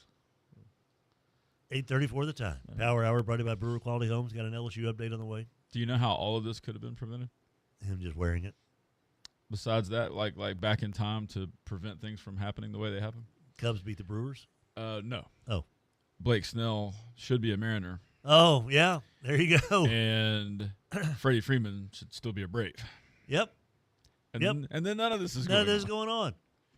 And Major League Baseball cracks down on the Dodgers. Paying everybody 30 years from $1 million, but only having a $280 million payroll. How do we do that? Commissioner, have you noticed that there is a team literally rooting for an asteroid? Right. So they don't have to pay all of their Correct. They're salary. Rooting for the asteroid in 2029 or whatever. Commissioner, we have a team out there who's literally gambling that the Earth will be destroyed. Yes. So they don't have to pay their players, and we're allowing them to do it, and they're probably going to win the World Series. Comment? I tell you what, the ratings are really up right now. We'll be back right after this.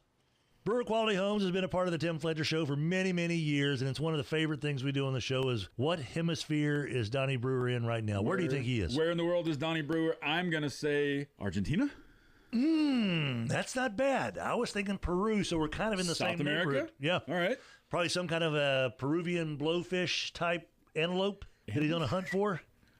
Did you just combine two animals? No, but Donnie Brewer does because that's what he can do. If anybody can, it's him. Brewer Quality Homes, 3830 East Texas in Bossier City. AccuTemp 861-2255. We talk about being comfortable in your own home. Dude, winter rolls into spring, into summer, into fall. 4 seasons, we know there's hot and cold in Louisiana. AccuTemp keeps you hot when it's cold, cold when it's hot. You don't need a holiday to pick up a delicious Honey Baked ham. Anytime is a great time to enjoy one of their sweet hams or turkeys. Honey Baked also offers a great selection of gift packages made to fit any occasion. Their menu and good service are just 2 reasons to stop by and order. Looking for lunch? They have a great deli offering deli-style sandwiches along with all the fixings, a cookie, and a drink. That's Honey Baked Hams, located at 5739 Uri Drive in Shreveport. To learn more, go to myhoneybakedstore.com. GBT is the great banking team. 3400 Line Avenue, Mansfield Road, Williamson Way in East Texas next to the Bellagio. Ain't no bots at GBT, folks. Real live human beings answering the phones in the teller window, and when you go into the bank, real humans. GBT, the great banking team. Live Oak Waste is here to take care of your trash every single day. Why are you worried about that? That is the last thing that should be on your mind. You've got a business to run, a school to take care of, a restaurant to take care of, a retail center. Why are you worried about your trash? Stop fretting. Just call Live Oak 230-7125, 230-7125. Hit the website liveoak-environmental.com. Live Oak Waste bringing you the text line on the Tim Fletcher Show. 103.3 FM and 1130 The Tiger. Welcome back, guys. 8:37 the time. Power Hour brought to you by Brewer Quality Homes, 3830 East Texas in Bossier City. Thanks to our friends over at Alsco for being a presenting sponsor. Washroom supplies, floor care, and more. 318-636-0404. And as well, thanks to our fine friends over at Cormier Family Dentistry, 868-4072. 868-4072. Cormier Family Dentistry. The dynamic duo of dentistry, Adam and Jenna Cormier. Right there on East Kings Highway. Went there last week. I was there last Monday. You were there last Tuesday. Mm-hmm. I still lick my teeth. Please don't. You don't have to continue that. Everybody knows that. Yeah, it's disgusting. My teeth feel good. Come here, Rogers. Touch this one. Told you. Is it because you're from Arkansas and you just can't believe you still have them? I do. I am kind of surprised at it. Right. I lived on Nutty Buddy bars or whatever. My school lunch that my parents used to make me was nothing but sugar. Nice. Well, it was real sugar, though. It was real sugar. Back in those days, right?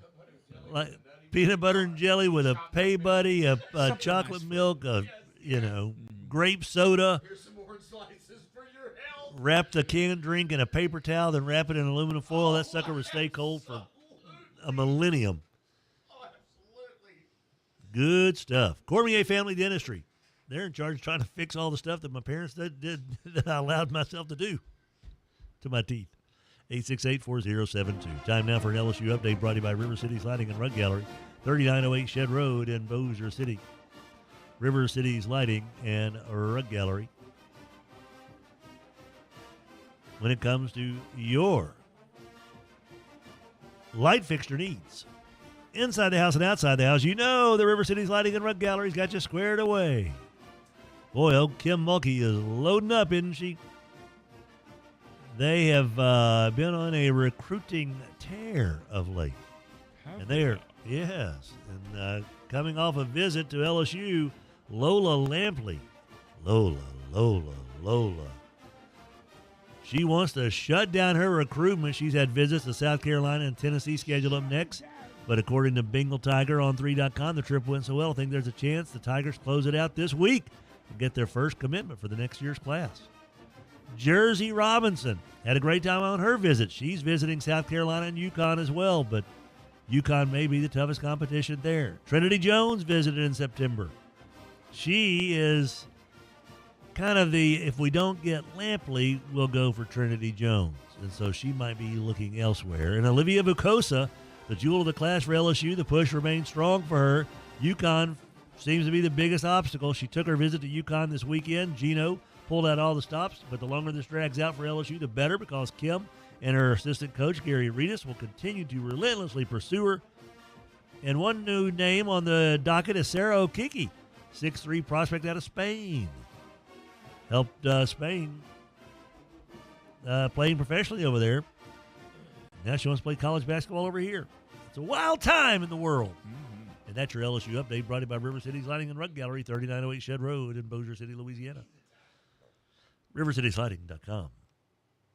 Demon 6 says, Roger Dorn took the pitch like a man to help the Indians win. Absolutely. They don't make them like that anymore. Got put into the game because Jake Taylor knew that that pitcher pitched inside to Dorn throughout his career. Mm-hmm. Dorn at that point was not helpful to anybody. For some reason, was a co-owner of the team, but activated himself, put himself back on the roster. Which is what Jerry would like to do. Was a useful player in part one, but in part two, for some reason, couldn't hold a bat anymore. It Right. was very strange drop off. Well, in one, remember, he was having difficulty with grounders because he taking the moneymaker. Yes. You know. But now people forget, it was Dorn and his hit that jump-started the rally. Yeah, it was. And got them the big win. Back in good graces, if you think That's about right. it, you know. The next year he forgot how to play baseball 1 year later. But he co-owns the team because he's done so well in the stock market, right? But then he sells the team back to her, Rachel Phelps. Keeps a minority stake, activates himself, puts himself back on the active roster, his decision. And then they put him in the game to take the pitch because Taylor remembered, this guy pitches you inside. Go wear this because we need a base runner. And then they pinch run for him because he completely forgot how to play baseball. Right, he can't part run one either. to part two. Right. Yep. Wear the pitch. But, I mean, where are the Indians without Dorn? Right. Good points. 2 movies. Draco says it finally caught up with you. I don't know what he's talking about. I don't know. I don't know. Oh, eating my candy. Or? Yeah, maybe Yeah. my teeth. Yeah, that might be it. Last night in the double dip of Monday Night Football, again, the NFL is just weird this year, man. Very strange. Jake Moody, who was given up on by the Niners, they drafted him in the 3rd round 3 years ago, or 2023. When was that? 2 years ago? Drafted him in the 3rd round. A kicker. Mm-hmm. Let him go because he was horrible. Signs with Chicago, activated before the game because Cairo Santos has a quad injury. All he does is, hit 4 field goals, including the game-winning 38-yarder as time expired on a messy, soggy field to give the Bears a 25-24 win. They're 3-2 now. Caleb Williams outplayed Jaden Daniels. And I think there's just, as much as I would like to see Jaden Daniels do well, and as much as I can't stand anybody from Southern Cal or Oklahoma, which is a double dip for Caleb Williams, he just outplayed him. Jaden made too many mistakes. An interception right at the goal line, and then the botched handoff to Bill Krosky Barrett at the Bears 40 when Commanders, all they had to do is just kind of chew up some clock and win. Yeah. And here's the thing. Jaden plays with such a calm demeanor that's his best asset. But when things are going south, it's the thing that kind of I could see where a Commanders fan would get kind of frustrated with, like, it doesn't look like it's bothering him over there that he's fumbled.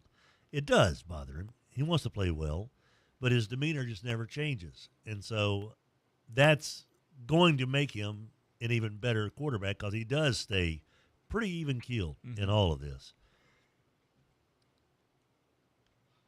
He ended up 19 of 26, 211 yards, had 52 yards rushing. Caleb Williams, DeAndre Swift, who had been averaging 3 yards a carry basically, averaged 7 yards a carry last night. Had a big game.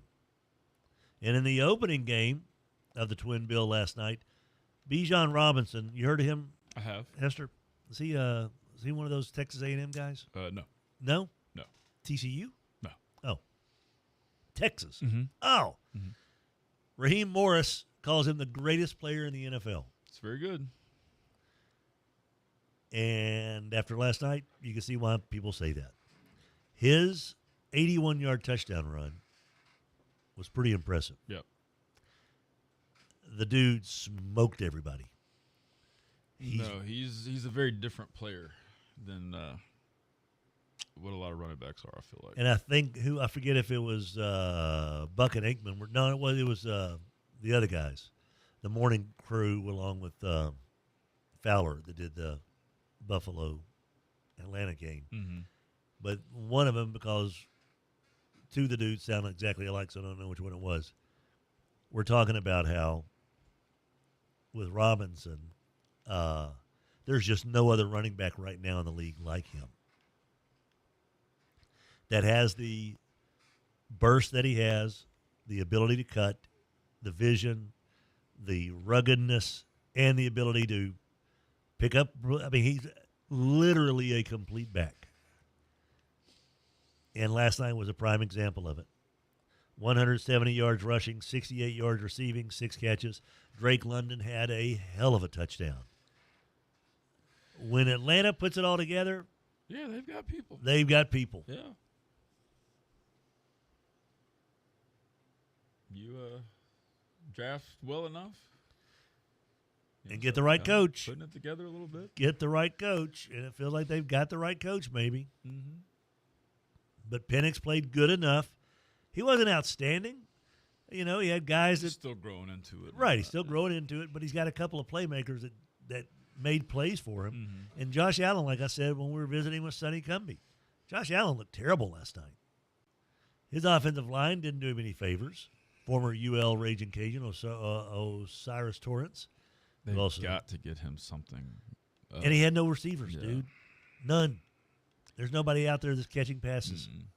Tight end is okay. Well, he was out last night. Kincaid, his leading receiver, was out. Yeah. And so he had Dawson Knox and the Hawes kid. And then Palmer got hurt, who's decent. None of those guys are. None of those guys are anyone you want to This is stick going to with. cripple our offense. Coleman's not. He's fine, but he's not great.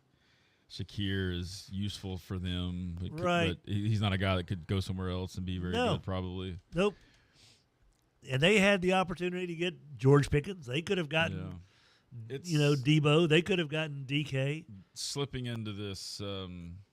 Wasting of Allen's talent is what it's slipping into to me. What do you think? It's this Kansas City thing where, right? Oh, we don't really have to have these great name people. We can go get reclamation projects or these, I guess, mid-round type draft picks. Yeah. And because we can make them great because we have the quarterback. And, there is depth in the draft at receiver now, more than ever, sure. But, you got to go get somebody. You don't have to give crazy money and like a third of your salary cap to two guys like the Bengals have. But go get a number one receiver. Go get him. You never replaced Diggs. Nope. You never come close to replacing Diggs. You've never attempted to really replace Diggs. It's just this, we got the quarterback. We feel like we got the scheme. Anybody can come here and do well.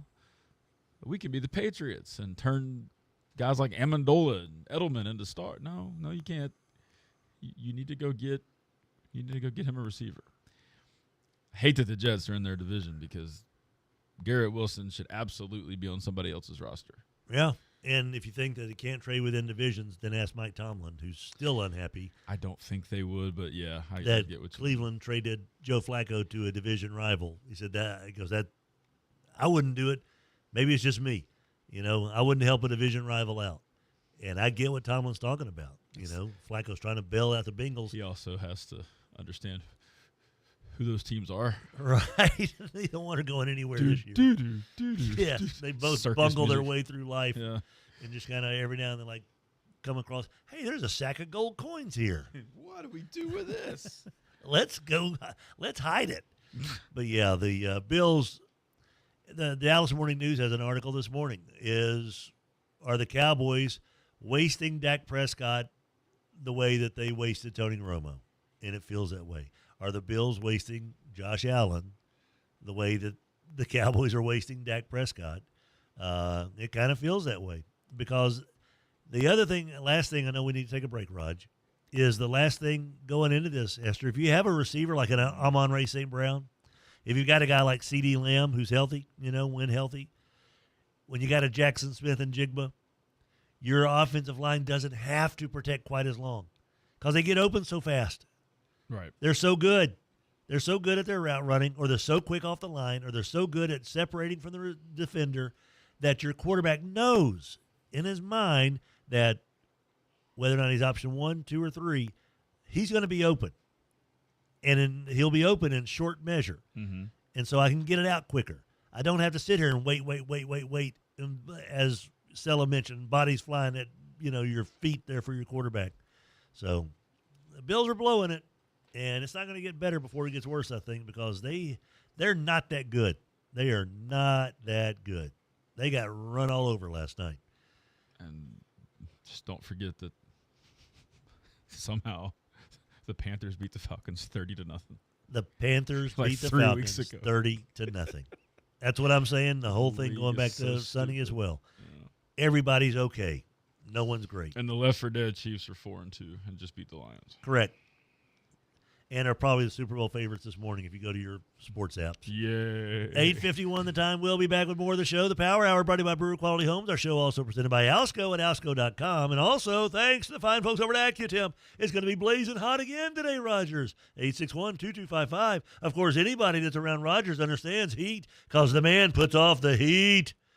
AccuTemp, 861-2255, 861-2255. Always be comfortable in your own home. Back after this.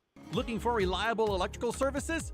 Look no further than Jack Spring Electric. From industrial to commercial to residential needs, we've got you covered. Our expert team ensures top-notch service every time, keeping your operations running smoothly and your homes powered up. And when the power goes out, trust our generators to keep your lights on and your business going strong. Visit jackspringelectric.com for all of your electrical needs. For quality you can trust, visit jackspringelectric.com today. Jack Spring Electric, powering your world. Want to become more self-sufficient and responsible for producing your own food? The 2025 Louisiana Homesteader Conference and Expo is October 17th and 18th. This is a family-friendly 2-day outdoor event on homesteading, small-scale food production, and food preservation in backyards and acreages. Food trucks, hayride, antique tractors, kid-friendly activities, and over 100 craft and how-to vendor booths at the LSU Ag Center's Red River Research Station in Bossier City, off Highway 71. Look for the giant red barn. Admission is free. The Home Depot has everything you need to turn your home into a beacon of holiday cheer. So whether you're going all out or just adding a few holiday touches, we've got you covered with trees, yard decor, and more. Save time decorating with one of our easy-to-assemble pre-lit trees or pick up a piece from our Yuletide Lane decor collection and fill your yard with holiday joy. Whatever your style, find everything to get your holidays started at the Home Depot.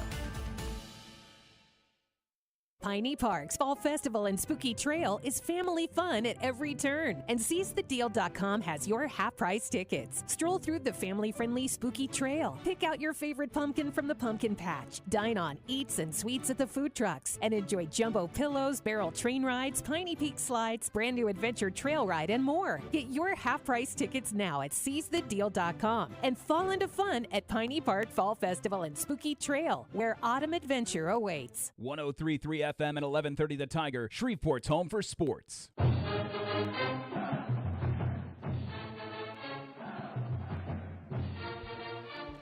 Welcome back, everybody. Tim Fletcher Show, Rogers Hampton, Adam Hester, the Power Hour, brought to you by Brewer Quality Homes. Brewer Quality Homes, making the good life home.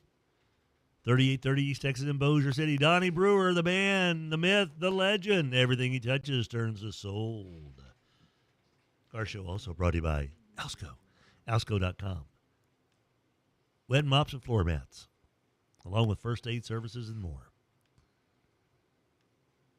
Got more baseball tonight. Mm-hmm. Dodgers. By the way, Shohei Ohtani is, what did I see a stat there? 1 for 20 in the division series with like 8 strikeouts.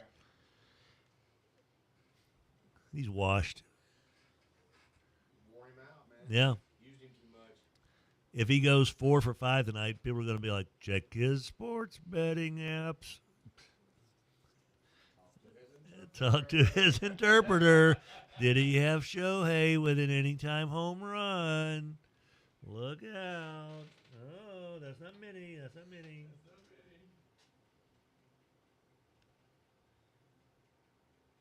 Yeah. I don't know what I'm looking at here. All right. Always good. No. Oh, yeah. Someone sent a picture of tickets to a game at coming up at the stadium down the road, and it's Independent Stadium. The stadium that stands alone. Close enough. What are you going to do? Hey, it is what it is, man, right? I mean, come on. What are we? Librarians? Librarians spell right, don't they? Don't they spell correctly a lot of stuff? Shouldn't they? They spell good. They spell good? Not smell. Spell. They probably smell okay. Spell, yeah. Probably smell like a lot of books. Why are we doing this? I don't know. Okay. By the way, Falcons should never, ever wear anything other than they wore last night. That's correct. That should be the uniform of choice every single home. Every time. It made them look faster. They look like a better football team with those red helmets. They had only worn those against the Panthers. Exactly. And I like the Bills throwbacks. I love the little, the docile buffalo. Logo, yes. Yeah. And they had a little bit different striping on the jersey sleeve and the pants. But the docile buffalo just kind of standing like, whoa, hey, everybody, as opposed to the charging one with the red streak. That makes no difference. What's the red streak on the buffalo? What is that? Huh? What is that? Well, I've never seen a buffalo with no streak on it like that. I see buffaloes like that, though. I've seen them out in Yosemite. I do not get out and try to take pictures of. Oh, we got to take a break. One more time out for Lafayette. Back right after this. When you hear this voice, you think of yesteryear, I hope. Grandpa's voice as he unwraps that Werther's and pops it in his mouth, and all of a sudden he's got to talk like this. I'm trying to get you to think of the good times back in the day. Back then, houses were affordable. Now, not so much. Except at Brewer Quality Homes. Grandpa's Werther's and a decent down payment get you a beautiful brand new home. Brewer Quality Homes. Morris Dewett Injury Lawyers built a practice on representing real people with real injuries and have obtained real results. Their success stories speak for themselves. They know and have experience with the best doctors and experts in their fields to provide the best care. If you or a loved one are injured, it is extremely important to choose the right lawyer. To see what they've done for others or to schedule a free consultation, visit morrisdewitt.com. Paid non-lawyer spokesperson, Shreveport, Trey Morris, LA 2417189. Results may vary. Hey, y'all, this is Eddie Kennison. As a former Tiger and pro athlete, I know what it feels like not to be at your peak. If you're tired, losing strength, or just not feeling like yourself, it could be low testosterone. That's where Rejuvamine Medical comes in. Their team knows how to help you regain energy, performance, and confidence on and off the field. It's real people right down the street with real support from a medical team that listens and real results you can feel. Schedule your consult today at RejuvaMeMedical.com. That's REJUVIME Medical.com. Are you familiar with Sports Cards of Louisiana, Shreveport Bossier's premier sports card and TCG store? That's right. Buy, sell, trade, sports cards, Magic, and Pokemon. They're a Topps Direct MVP account, Topps Buyback Redemption Program, Play Pokemon store. They're a Fanatics Collect Direct Submission Shop, Games, Workshops, Warhammer, Age of Sigmar, Paints and Supply, Magic the Gathering Friday every single week. They have Commander Night plus Pokemon Play on Sundays at Sports Cards of Louisiana, 3000 North Market Street, Suite 178. KWKH, Shreveport, Bossier City, 1130 The Tiger, your home for LSU sports.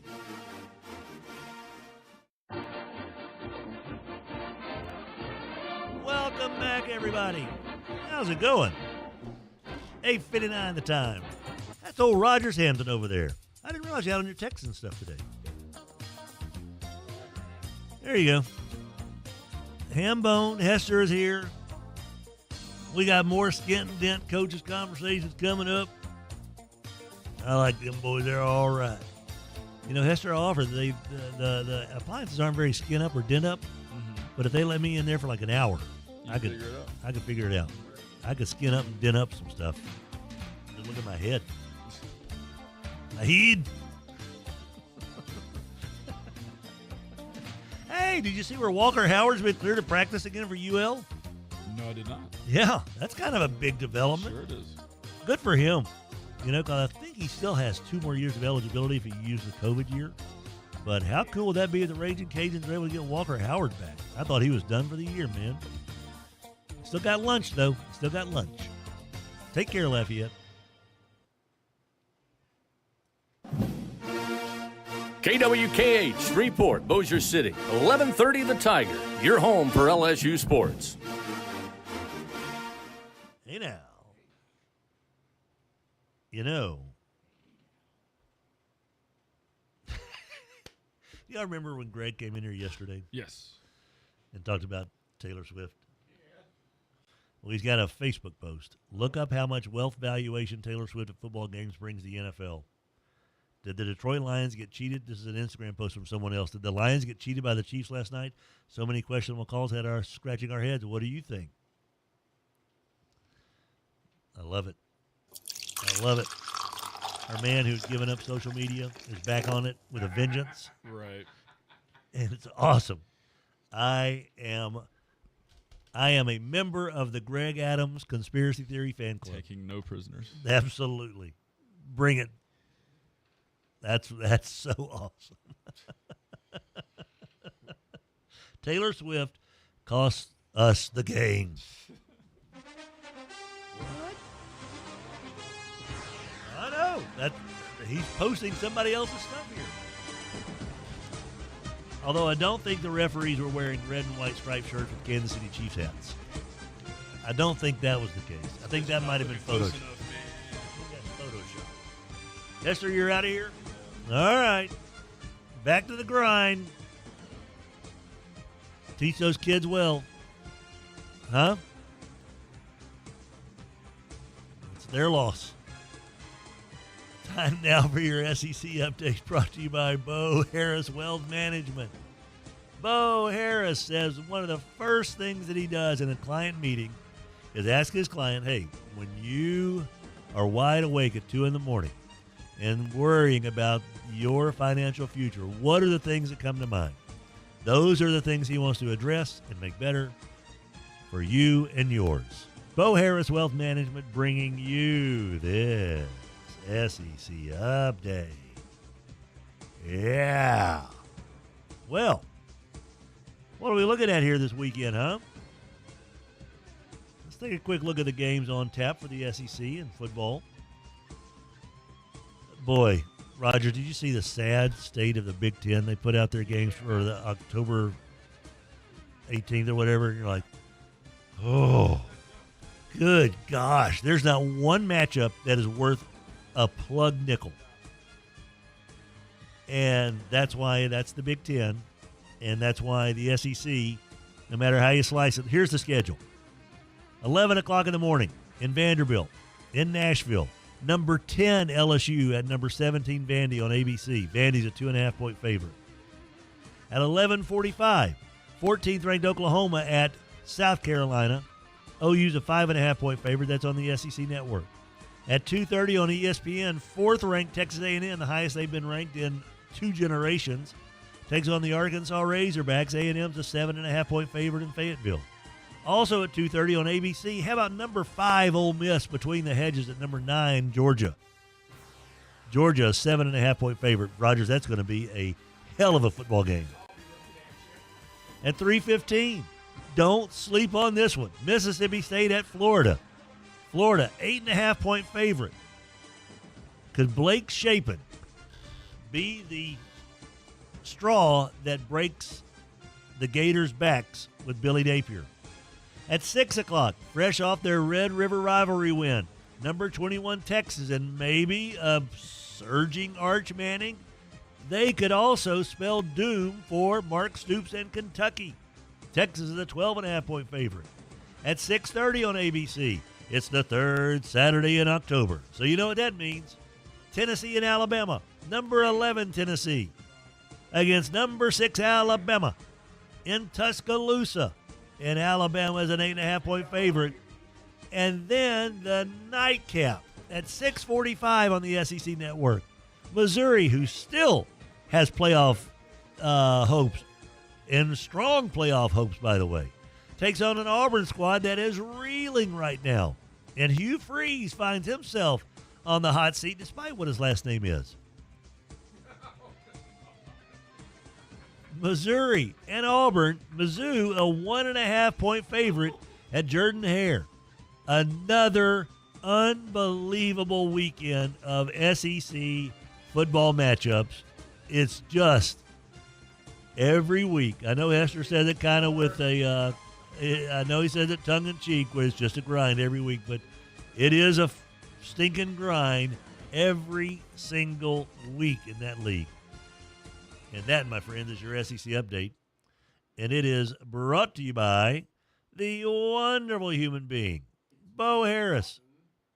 Oh, it's been brought by Bo Harris, a paid advertisement, the SEC update for Bo Harris Wealth Management. The former Shreve Gator, LSU Tiger, and Cincinnati Bengal legend wants to discuss your investment game plan.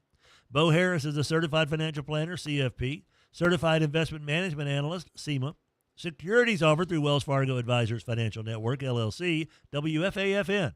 Member SIPC. Bo Harris Wealth Management of Conservative Financial is a separate entity from WFAFN. BoHarrisWM.com, 318-670-3101. That's how you can get in touch with him. Or you could go downtown, 223 Fannin in downtown Shreveport. Tell you what, these Bone Spurs don't quit, Raj. And that's your SEC update. Oh. Joining us now on the Mudbugs Hockey Hotline as part of our Skent-N-Dent Coaches Conversations. How about your head coach of the 3-2 Southwood Cowboys? How about them Cowboys? It's Deaumante Johnson. Good morning, Deaumante. How you doing? Hey, good morning, Tim. How you guys doing this morning, man? I'm doing well. I'm blessed. Well, that's outstanding to know. You already had 2 wins before this past week in the win over Thedrick and the Woodlawn Knights, but I bet this was probably the biggest win so far this year, the 36-22 district win over Woodlawn. That's a pretty safe statement, isn't it, Deaumante? Yes, it's definitely a safe statement. Wonderful win. Like I said, I'm so excited for the young men, his coaching staff, the community, the alumni. Happy for everyone. But this was a special win because, like I told the kids, this is also my first 4A win as a coach, because when I was at Bossier, I never won a 4A game my second year. But so this was a very special moment to share with these young men. I couldn't have picked a better group to share it with. Talked to Dennis Dunn earlier, who, of course, you'll be visiting Stonewall Friday. And he said that he had a chance to, chat with you at the JV freshman game. And he says, I was asking Dennis, I was like, you obviously see the improvements over there with Deaumante and his staff. He goes, oh, yeah. He goes, another thing, he goes, the one thing that Deaumante's got going for him now, he goes, man, said he got kids. Said you have enough kids. He said you increase your pool of players to choose from, then it stands to reason, Deaumante, that occasionally if you have 25 more kids out for football, there's going to be a few of those that are going to be pretty good football players. It's just, the way the odds are going to stack in your favor here. What has been, you think, the biggest part of attracting more kids to participate in Southwood Cowboy football with you and your staff? What is the thing that you think that kids were attracted to initially and still find attractive enough to stick out and hang out there and push forward, and now are being rewarded with 3 wins in their first 5 games. What did you guys do to get so many kids out? Just show them we care. My father, the late great David Bryant, he always said, kids don't care about how much you know until they see how much you care. And the kids at school, they always saying that we care, we love them on them hard. Sometimes it's tough love, but we truly do lean on just loving kids, show them we appreciate them, show them we care about them, show them like, hey, you are the most important thing, and everyone sees it. We hang out with our kids, we have barbecue with our kids, we have water balloon fights with our kids. It's high school, you make it fun for them, and everyone sees that, and I think that's like one of the most important things. And this coaching staff, they're such great men, and they all just, they all bought into, my vision and how, we go about things, and they just carry that, and they show love to the kids in the school, during school, and, and we're real hard on them, and also kids love discipline. I think people kind of sometimes say, oh, they don't want discipline. Yes, they do, and they love it. Like, I have kids in this building to this day coming to me, asking me, is it too late to play football? Because they see, and some will tell me, man, Coach, I need that discipline. They would say that stuff to me, so, and they'll say it to my coaches.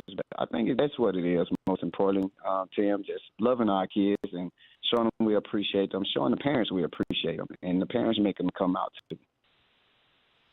The fact that, you have kids coming up to you asking for discipline, asking for that regimented thing in their life that they might not have or whatever, because they might not participate in other activities that, do this. If you don't participate in ROTC or sports or cheer or dance or band, it's kind of hard to find that team stuff that if you make a mistake, then it affects others. And that is such a big part, obviously, of the world we live in, that you want to have a positive impact by doing good things, and therefore it makes everybody better.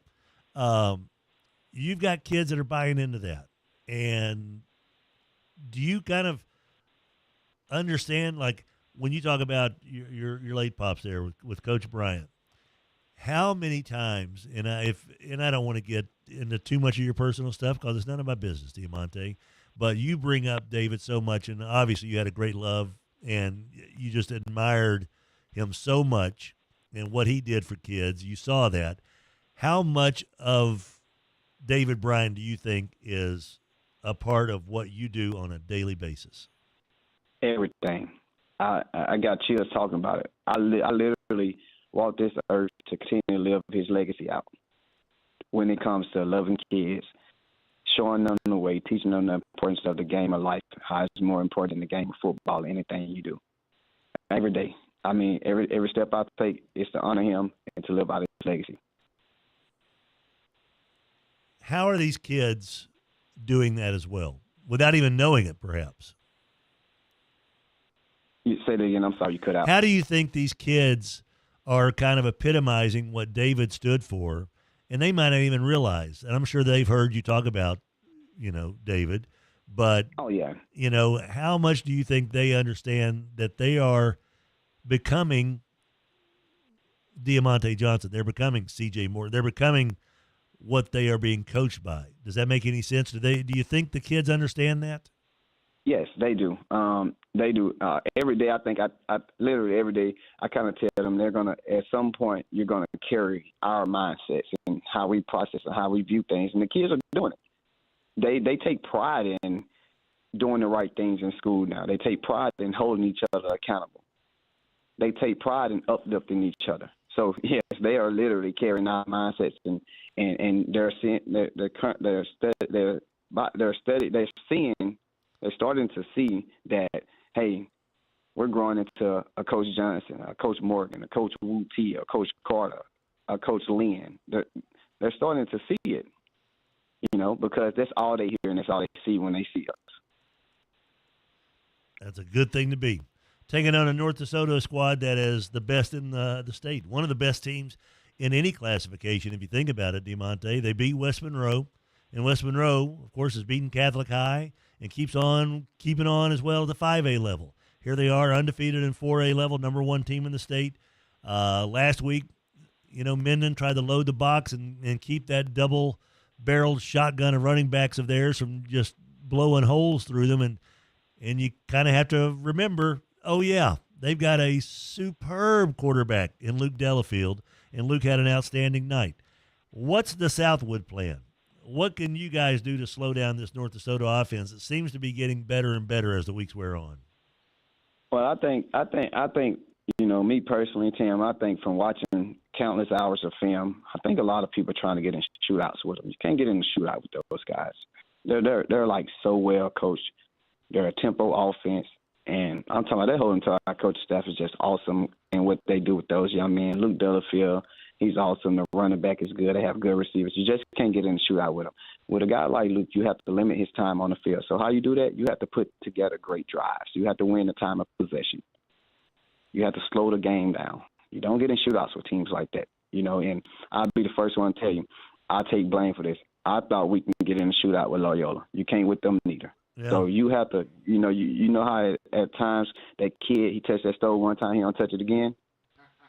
That was me. I'm not touching that stove again.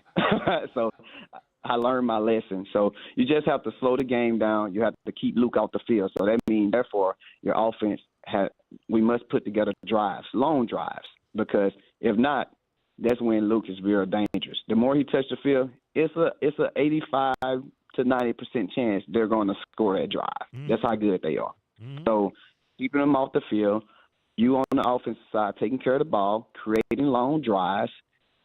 That's how you do it. You have to cut his time of being on the field. You have to. And of course, that's snapping the ball with 3 seconds on the play clock type stuff, right?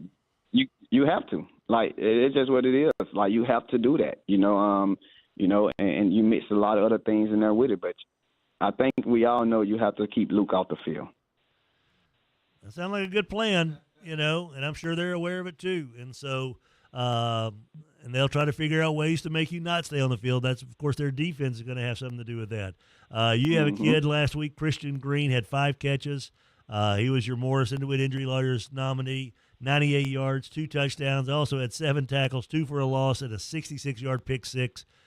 What's Christian Green mean to this program? A lot. He's your Travis Hunter of this football team. Nice. He's a kid that can play defense. He's a returner for us, and he's the offensive guy for us. And he's one of those kids that I'm gonna just use me. He's another me. Like, I wanted to play all 3 phases. Like, this kid motor never goes off. Like, you would think that he's tired, but he's not tired. He's such a competitor. Like, he would tell you when you try to give him a break, Coach, I'm good. Hold off, I'm good. But he means everything to this team, and we knew that going into the coming into this season that Christian Green was going to be used like a Travis Hunter type guy. Like, he's a really good football player, even better young man. That's what you like to hear right there. Christian Green, one of the Morris Dewett Injury Lawyers nominees for the Player of the Week this week. Once again, Deaumante Johnson, what he and, as you mentioned, Coach Woodty, Coach Carter, Coach Lynn, CJ, and what you and your crew are doing out there, what had happened for the previous 5 or 6 years for these kids has been washed away. 3-2 right now with a 4A win to boot, and they take on number 1 team in Class 4A, North DeSoto, Friday night down in Stonewall. Deaumante, hope your kids play just lights out and hope they come out of this thing as healthy as possible. But it's just what fun it is for a lot of folks to see Southwood doing well, man. Congrats. Thank you guys so much, Tim. God bless you guys. Thank y'all for everything, man. You bet. Same to you, sir. All right, Raj, that's another Skent-N-Dent Coaches Conversation. Skent-N-Dent, 814 Shreveport Barksdale, right there in Shreveport, ready to take care of your appliance needs. Yeah, they may have a blemish on a dryer. Who cares? Your socks are going to be dry. If you got friends that want to see your appliances and see if you got scratches on them, they're not friends. They're wannabes. They want to be you, saving money on appliances. They're haters. Don't be hating. Yeah, don't be hating. Our show is brought to you by the wonderful human beings as well over at Landers Dodge Chrysler Jeep Ram. GoLanders.com. 2701 Benton Road, just south of I-220 underneath the 2,400 square foot American flag. Landers, Dodge, Chrysler, Jeep, Ram. Hey, they're going to give away tickets to the Texas A&M game next Saturday in Baton Rouge. You want to get tickets to that? You want to be entered in a drawing for it? Stop by. Landers, Dodge, Chrysler, Jeep, Ram. You just stop by the dealership. You get an entry in the hopper. You take a test drive. Oh, buddy, you get 12 entries. You get your vehicle serviced there. It's like 18 entries. If you buy a vehicle, you get 30 entries into the hopper. I want to be in the hopper. Stop by Landers, Dodge, Chrysler, Jeep, Ram, where they've got America's vehicle, the Jeep, where the sexy Rams are ready to take you all around town. Oh, yeah. And the hard-charging Dodge Charger. Come on, get you some. Go see Denny, Trey, and Steve over at Landers, Dodge, Chrysler, Jeep, Ram. Go Landers.com. We'll be back with more of the Happy Hour, our show presented by Alsco and Alsco.com. Back right after this. 11:30 The Tiger, your home for LSU sports, powered by Jack Spring Electric. You hear that? That's the sound of your business losing money. Legacy phone systems weren't built for today's teams. Quo, formerly OpenPhone, gives your business a smarter way to stay connected. Quo lets you manage calls, texts, voicemail, and contacts all in one place so that you can deliver a seamless customer experience from ring to...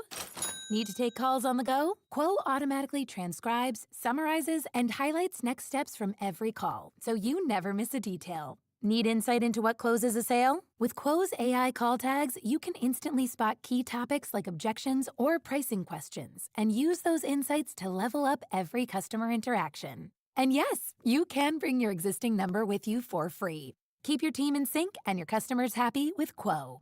Quo. No missed calls, no missed customers. Try Quo for free at quo.com/sports and get 20% off your first 6 months. That's quo.com/sports. QUO.com/sports. $5,000. That's the average amount of money people in the U.S. are now spending on gas in a year. $5,000. That's crazy. If you drive, you have to download Upside, the free app that gives you cash back every time you get gas. That's right. You can earn real cash back with Upside just by buying the gas you're already buying. You can literally start earning cash back today. I use Upside every time I fill up, and I've already made around $200-$300. You're putting gas in your car anyway. Why not get real cash back? If you like free money, download Upside. I'm saving the cash I earn from using Upside to help pay for a vacation later this year. Download the free Upside app now to earn cash back every time you buy gas. Use promo code COOL to get an extra 25 cents per gallon on your first tank. You can cash out anytime right to your bank, PayPal, or a gift card for Amazon and other brands. Just download the free Upside app and use promo code COOL for a 25 cents per gallon bonus on your first tank. That's code COOL for a 25 cents per gallon bonus.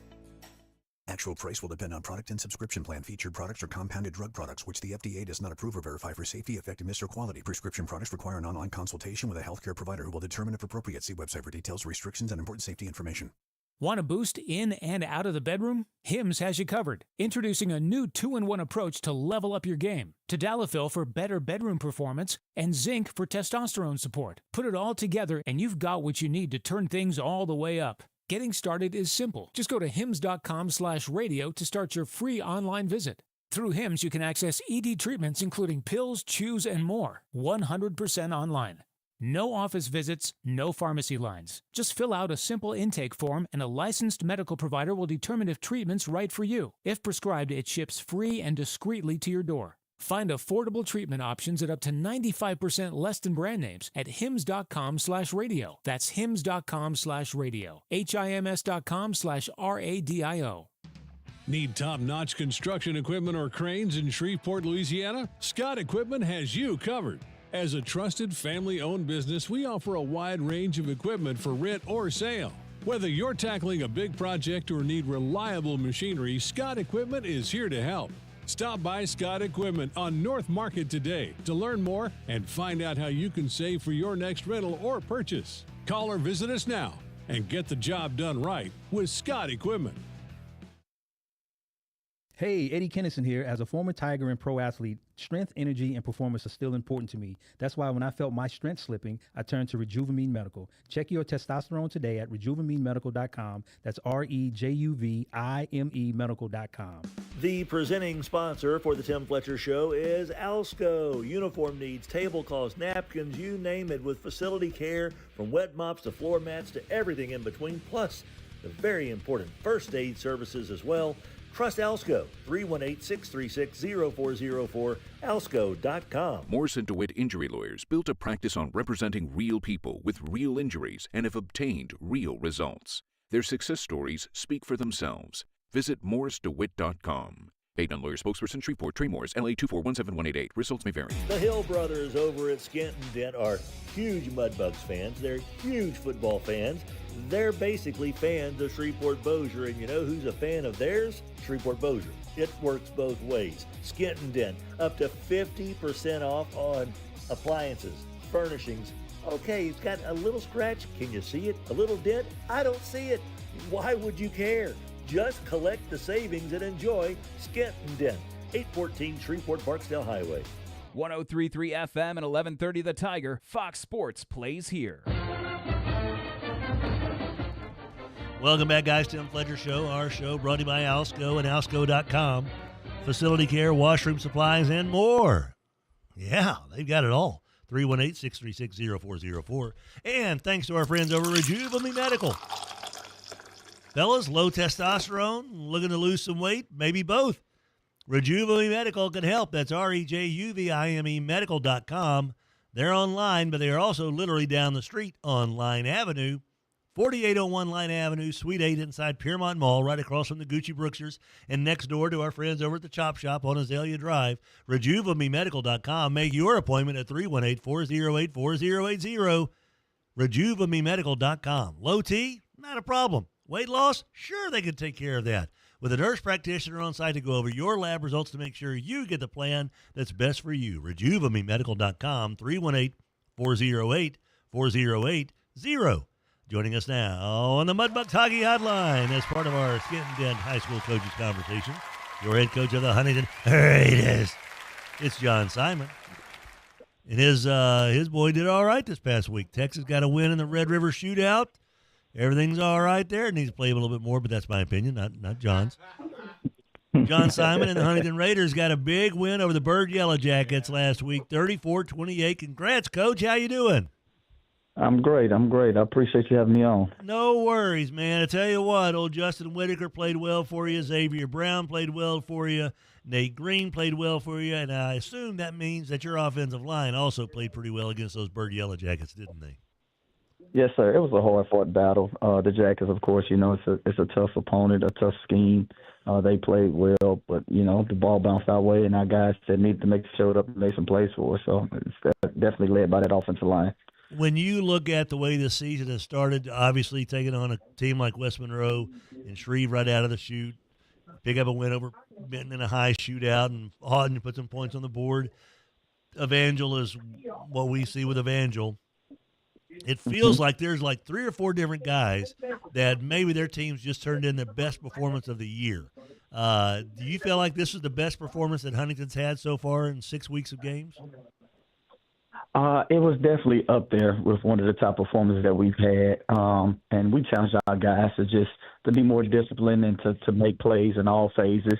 And they showed up and did that, and they did respond the right way. But it was a pretty good performance by us coming back off of the loss last week. We had to address some things, and the guys responded, and they played well. When you have, here you are in your first year as the head coach at Huntington, do you feel like that the John Simon stamp is firmly now on this program, that the kids really do understand what you and your coaches are looking for? I wouldn't say the stamp is there yet. I think it takes some time, not so much with my kids, but just understanding the league, understanding the opponents of who we're playing. You watch them on film, but that doesn't necessarily always tell you the whole story. So, I think I underestimated what Evangel had up front on their D-line. So I just got to get a better feel for this league and for the teams that we're playing and their personnel and what they want to do and how they're going to play. But I think for my team, for our guys, I think my stamp is there, that they understand that I really do love the guys and care about them, and I want their best, and we're getting buy-in in the program on all phases. But like I said, I just gotta get my feet wet in this league and understand, the opponents and who they are and what they're trying to do. Coach, there's not a lot of people that would admit that they make a mistake in a situation like that, but saying you underestimated Evangel, I think a lot of people probably have underestimated Evangel coming into this year. They see Pop and think, oh, that's all we got to do, and then you realize, right. Oh, dang, that Dawson kid, there's a reason why Arkansas wants him. He ain't right, bad. Right, without a question. He's not somebody bad. should have told me. Somebody should have told me Arkansas wanted him. So I didn't get that memo till after the game. They told me he was an H-back. So, yeah. Forgot about that defensive side of things over there, huh? Yeah. right. I get it. Yeah. Well, Coach, this week, you take on a team that so far, I think if you took out a poll of the other teams in Class 5A that you got to be concerned about. Evangel's right up there, but I think this team is kind of proving it. 6 weeks in, they haven't got a blemish yet in the Parkway Panthers. What's the thing about Parkway that stands out to you as a football junkie, because you don't play it as long as you did and as well as you did, John, and have kids that play it as well as you have, literally your blood kids, without being a football junkie? What is it about Parkway that kind of you admire even? Well, they're a well-coached team. They understand their strengths and weaknesses, their liabilities, and their aspects, and they're doing a good job of moving their guys around, having a balanced system, a balanced offense, to where you have to account for everybody. And they're doing a lot of different things on defense to where, you can't just sit back and say they're going to play you like this. So I'm impressed with who they are and what they're doing. And then they got buy-in from their kids right now, right? You're 6-0, you're motivated. You're playing a team that's a 3-3 team, and it's homecoming, so I know they're going to have some motivation to come out. We're going to get their best, so we're preparing to expect their best, and going to give us our all. And like what we try to do in these games, is try to be in it in the fourth quarter and give ourselves a chance to win it. What does Justin Whitaker bring to the table? What's his best attribute as a quarterback right now for you? He can make all the throws, but he's extremely smart. Kid came in and he can make all the checks, all the runs. You can make adjustments on the sideline, and he can handle adjustments. You can explain something to him, just talking to him, and he can go out there and he can see it, and he can get it done. So he's a really good quarterback. Obviously, this is his first year starting, so, the recruiting hadn't taken off for him. But you're not going to find too many quarterbacks that's as smart and as intelligent as he is as it relates to understanding the game, all facets, all phases. If you call something wrong, he can make the check and get it back right for you. And then at the same time, he can make all the throws. What grade is he, a sophomore or junior, Coach? Oh, he's a senior. He's a senior. Okay. And how big is Justin? Justin is right at 6 foot, probably 172, 75 pounds. Okay, so good, solid kid there. Well, I just noticed that his stats just always kind of look really promising. He just seemed like he takes care of the ball really well, too. That's a good aspect to have. How much does Xavier Brown play into what Huntington has to do to be successful?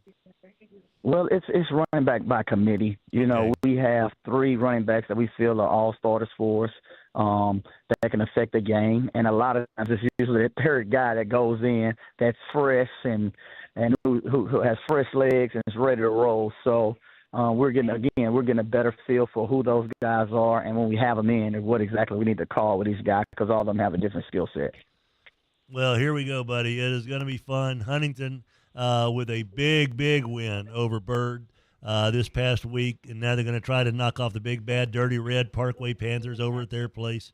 It's your place. It's home.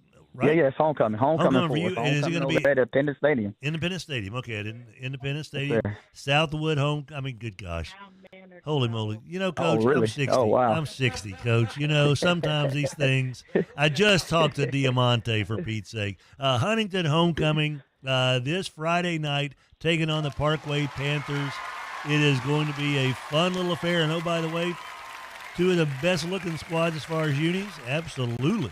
Man, I'm a big fan of the of uniforms, Coach, and I think that we're going to have two nice outfits out there on the field on Friday night when these two teams get together. John Simon, of course, former Louisiana Tech great Tennessee Titan, and don't forget his boys are out there playing for Louisiana Tech and the Texas Longhorns as well. So just fun to keep up with the fighting football Simons getting it done, and John is getting it done on Raspberry Lane as well. Going to try to pull off a pretty good-size upset Friday night. Taking on Parkway at Independence Stadium. John, wish your boys nothing but the best, and it is fun to see you guys just really keeping it going. And, again, with a really fine coaching staff and kids that are buying in.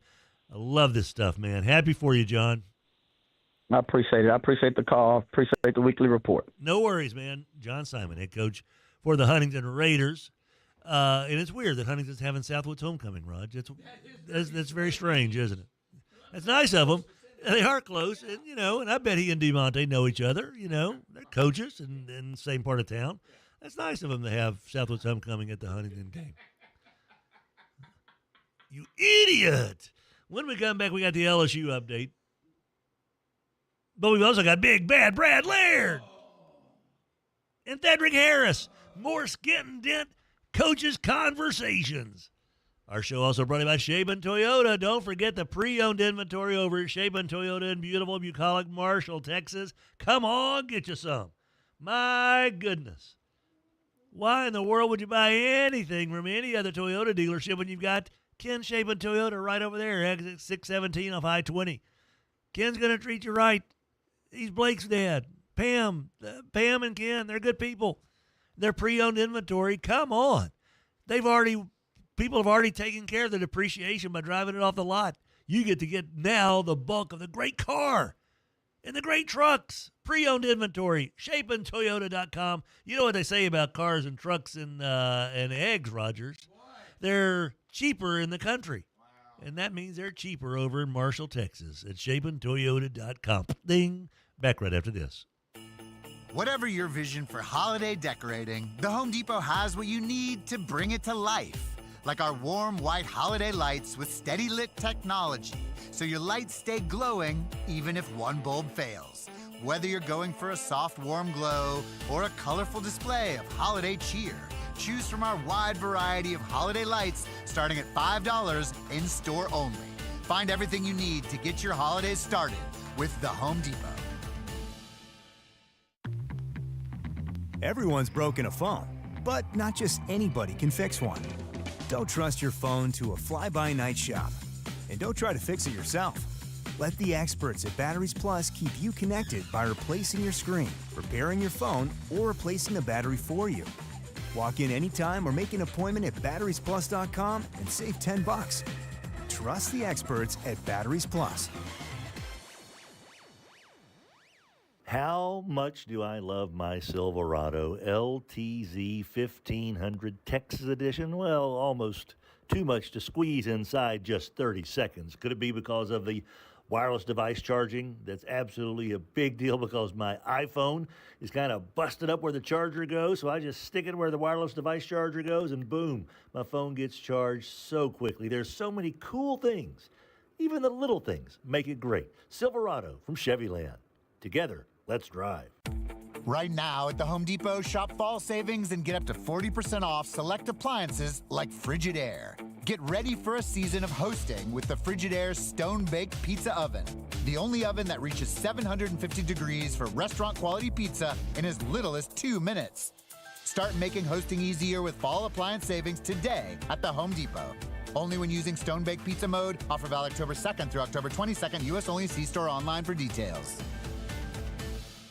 Looking for great food and fun in a laid-back atmosphere? Head to Red River Billiards just down from Brookshire's Arena, where you can enjoy mouth-watering favorites from Louisiana Bistro. Like wings, fish tacos, steaks, and their bone-in pork chop is a must. And don't forget the dessert bar, or you can also use it on craft beverages in their speakeasy-style bar. Seize the deal and get a $25 voucher at Red River Billiards for only $12.50 at seizethedeal.com, where the fun and savings rack up.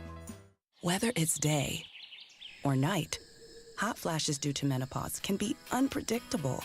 That's why there's Veoza, a prescription treatment proven to reduce the number and severity of hot flashes day and night that can start working in as early as 1 week. Based on clinical studies measuring efficacy at 4 and 12 weeks, individual results may vary. Talk to your healthcare provider about what this may mean for you. For moderate to severe vasomotor symptoms or hot flashes and night sweats due to menopause, Veoza can cause serious side effects, including liver problems. Your doctor will do blood tests before and during treatment. Stop Veoza and call your doctor if you have symptoms of liver problems, such as feeling more tired than usual, decreased appetite, nausea, vomiting, itching, yellowing of the eyes or skin, pale stool, dark urine, or stomach pain. Don't use Veoza if you have cirrhosis, severe kidney problems, kidney failure, or take CYP1A2 inhibitors.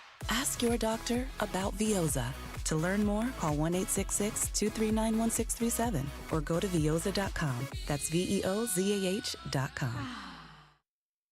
Skent-N-Dent has been around here in Shreveport-Bossier for just about 12 years. 814 Shreveport-Barksdale Highway, 318-869-2023. The Hill Brothers, Devin and Rance. Man, these guys know it inside and out. The business of getting you appliances and furnishings that may have just a slight little cosmetic defect, a little scratch, a little dent, but up to 50% savings over the big box stores. Why would you go anywhere else other than Skent-N-Dent? 814 Shreveport-Barksdale Highway.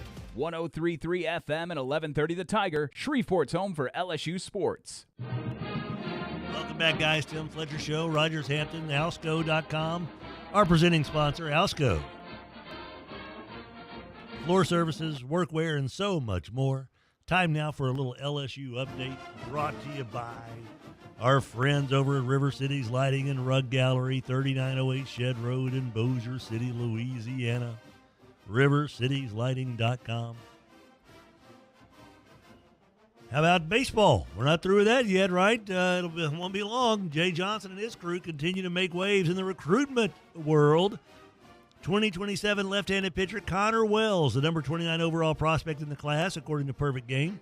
6'6" lefty, already hitting 93 on the radar gun. Spins a sharp slider. This is from Scott over at DandyDon.com. He becomes LSU's 6th top 50 commit for the 2027 class. He announced his pledge to LSU on social media last night.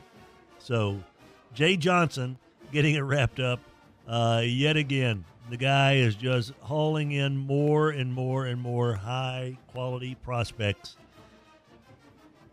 No one complains about old Jay Johnson and LSU baseball, do they, Raj? Winning takes care of a lot of problems. Yeah. Your LSU updates are always brought to you by River Cities Lighting and Rug Gallery, 3908 Shed Road in Bossier City. RiverCitiesLighting.com. Been around for 13 years. Your light fixture business, that's the one to go to. They bring bright ideas to people every day. Kevin Bryant, Lori, Heather, Courtney, and the crew, 3908 Shed Road in Bossier City, Louisiana, bringing you the LSU updates. Joining us now on the Mudbugs Hockey Hotline, as part of our Skent-N-Dent Coaches Conversations, your head coach of the Natchitoches Central Chiefs. It's Big Bad Brad Laird. His Chiefs are on a 2-game winning streak in exciting fashion over Opelousas Friday. Hey, Brad, what's up, buddy? How we doing, man? Doing okay? I'm doing all right, man. Alan Posh took care of us with the descriptions of the games throughout the Friday night. I think, though, that we didn't get the final minute or so. Just kind of curious there, Brad. How did that thing end up with you guys on top of Opelousas 34-33? Yeah, so, we got very exciting there at the end. We had some chances early, up 20-0 and had a chance to really put the nail in the coffin. And, they made some plays and, it got to the point where we felt like we got back in control. We went up 27-13 about the start of the fourth quarter. And we ended up punting it down there to the 5-yard line and had them backed up. Well, they go 95 yards to score. That cut it to 27-21. And then we fumbled the kickoff, and they were able to take that in. So next thing you know, we're in control, and now it's tied 27-27. And at this time, there's probably 6 or 7 minutes left to go in the game. And we take it down there and convert a 4th and 15 and score to go up 34-27. They come back and they score probably with about 3 minutes left, and they go for 2 and don't get it, and that put us up 1. And then we were able to get a couple first downs and run the clock out to win the game. When they went for 2, what's the first thing that goes into your mind when you see a team going for 2 in the win? I know in my mind I'd have said, "Oh crap," but that's me. That's why I'm not a coach. Instead, I assume you guys go, "Oh, okay, we got to defend this." What goes through your mind when you see that Opelousas has decided that we're going for it? I think they had trouble kicking though, hadn't they? Yeah. So you kind of knew it was coming. Yeah, and that's right, Tim. A couple of things that, one is what have they had success inside the 10 that, felt like they would go to. But 2, while that's going on, I'm also, talking to Coach K and the offensive guys, because we still had 3 minutes left and we had all 3 timeouts. So, still a lot of time left, so we were kind of talking about what the next step would be, preparing if they were to get the 2-point play. But did it surprise us that they went for it? No, just based off the issues that they had earlier. No matter how you slice it, you pick up a nice road win, 34-33. So that's all in all a wonderful trip down to Opelousas and back. Gave you a 2-game winning streak. And now you take on a Bird squad at Turpin on Friday night, coming off a loss to Huntington. With the Maxie kid and the Deer kid, they're going to run. They're probably both going to combine for 250 to 300 yards. There's almost nothing that anybody can do to stop that from happening. How do you kind of address that, knowing that they're going to get theirs, but just don't want them to get enough of it? And then I guess you also have to take advantage. Anytime that bird hits the ball hits the carpet, you got to grab it. You've been around this program enough. You know enough about bird football and that system they run. What's the Natchitoches Central plan? Yeah, you got to be disciplined defensively. Those 2 that you mentioned, Maxie and Deer, number 2 and number 4, really been the bell cow for them, offensively, and they do what they do. And for us, we're going to have to play disciplined football. It's one of those that, I remember when I was at Northwestern, we'd always play nickels, and it was the only time that you really saw that type of offense. And so, the important thing throughout the week, yes, defensively is playing sound football, but getting a scout look, from your guys to be able to simulate, and you never can simulate it like, how Bird's going to do it, but that's going to play an important part this week, like it did yesterday at practice, is getting our group together to be able to run that. And then, don't look at records, because, you go back and you look at, Evangel, Bird versus Evangel, it's a 1-score game, 29-26 going into the fourth quarter. Parkway, you take away 1 quarter and it's a close game. Last week at Huntington, I think the first quarter kind of got away, but other than that, they won the 3 quarters. So, Bird's going to come in here and they always very disciplined, sound football team. So, but we got them at home and looking forward to that opportunity. What's going right for these Natchitoches Central Chiefs here? Kelton Howard, 180 yards rushing. Of course, you got a quarterback in Owen that's just as fine as there is out there. One a heck of an athlete, Owen Smith. What else is going right for these Natchitoches Central Chiefs? Yeah, offensively, and I've said it since day one, our offensive line, it was going to be important, to take the next step from last year to this year. We had to get better up front. We felt like with Owen, to do the things that he can do. Kelton Howard has done a great job, and Caden Kirkendall, but we had to be more consistent up front. And we've been able to do that. And I think defensively here of late, we've got a couple of guys back. That's a lot, when you don't have much depth, when you have a guy hurt, it just doesn't affect that position. You have to move guys around, and we finally got some guys back. We feel like in the position they need to be in, and so looking for more consistency on that side of the ball. Brad Laird, head coach of the Natchitoches Central Chiefs. They take on the Bird Yellow Jackets Friday night down at Turpin Stadium, looking for their second district win. Right? Isn't that right? Yeah, second district win so far this season. Sir. Yeah. That's correct. And position themselves to be a playoff participant. What great way to do it than picking up a win over the Bird Yellow Jackets. They will give it their darndest. You know that because he is Big Bad Brad Laird, so you know what's going to happen there. Natchitoches and Bird, Friday night. You can listen to the game here on 1130 The Tiger, but I guarantee you'll have more fun if you go down there and watch it. Have some fun. Go to Natchitoches. Enjoy the day down there. 58 restaurants. Get some meat pies. Get some meat pies, for Pete's sake. Stop by the French Market. Yeah, hang out by the river and all that good stuff. And then go to the game and then spend more money in Natchitoches. You'll be glad you did. Brad, always enjoy catching up with you, buddy, and our best to your kids, and hope they come out of this thing nice and healthy and play as hard as they possibly can on Friday night. Thanks, buddy. Appreciate y'all. You bet. Brad Laird, Big Bad Brad Laird, your head coach of the Natchitoches Central Chiefs, part of our Skent-N-Dent Coaches Conversations, 814 Shreveport Barksdale.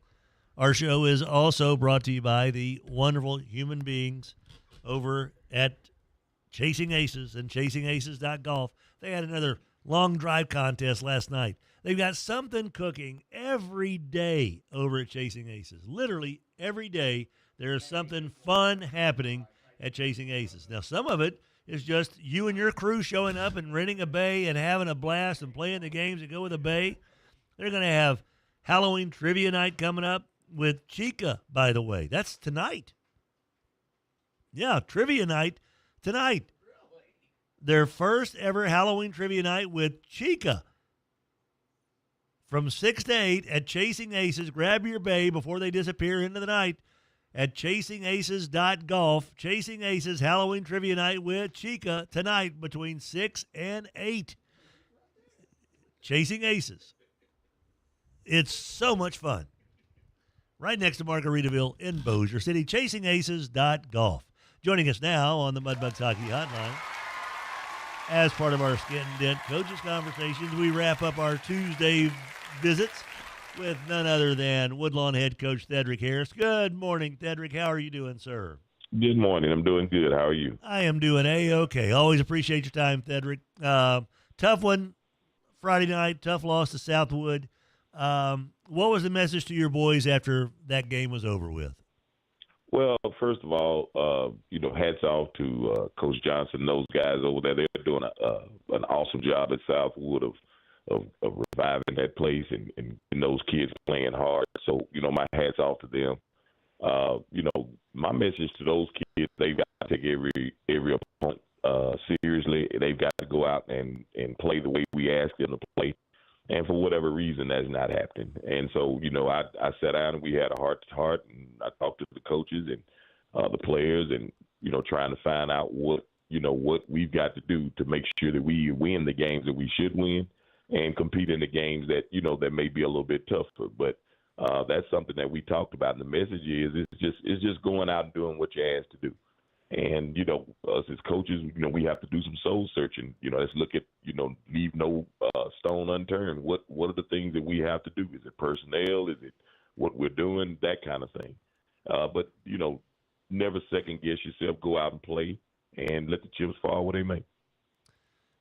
As far as just the go out and do what you need to do, and you say it even means, the coaches and everybody associated with Woodlawn football, what's the thing that's been missing in the losses these last couple of weeks? What seems to be missing right now? Well, we shoot ourselves in the foot. We get a big play and, we're in a legal formation, or we'll get a big play and all of a sudden, there's holding.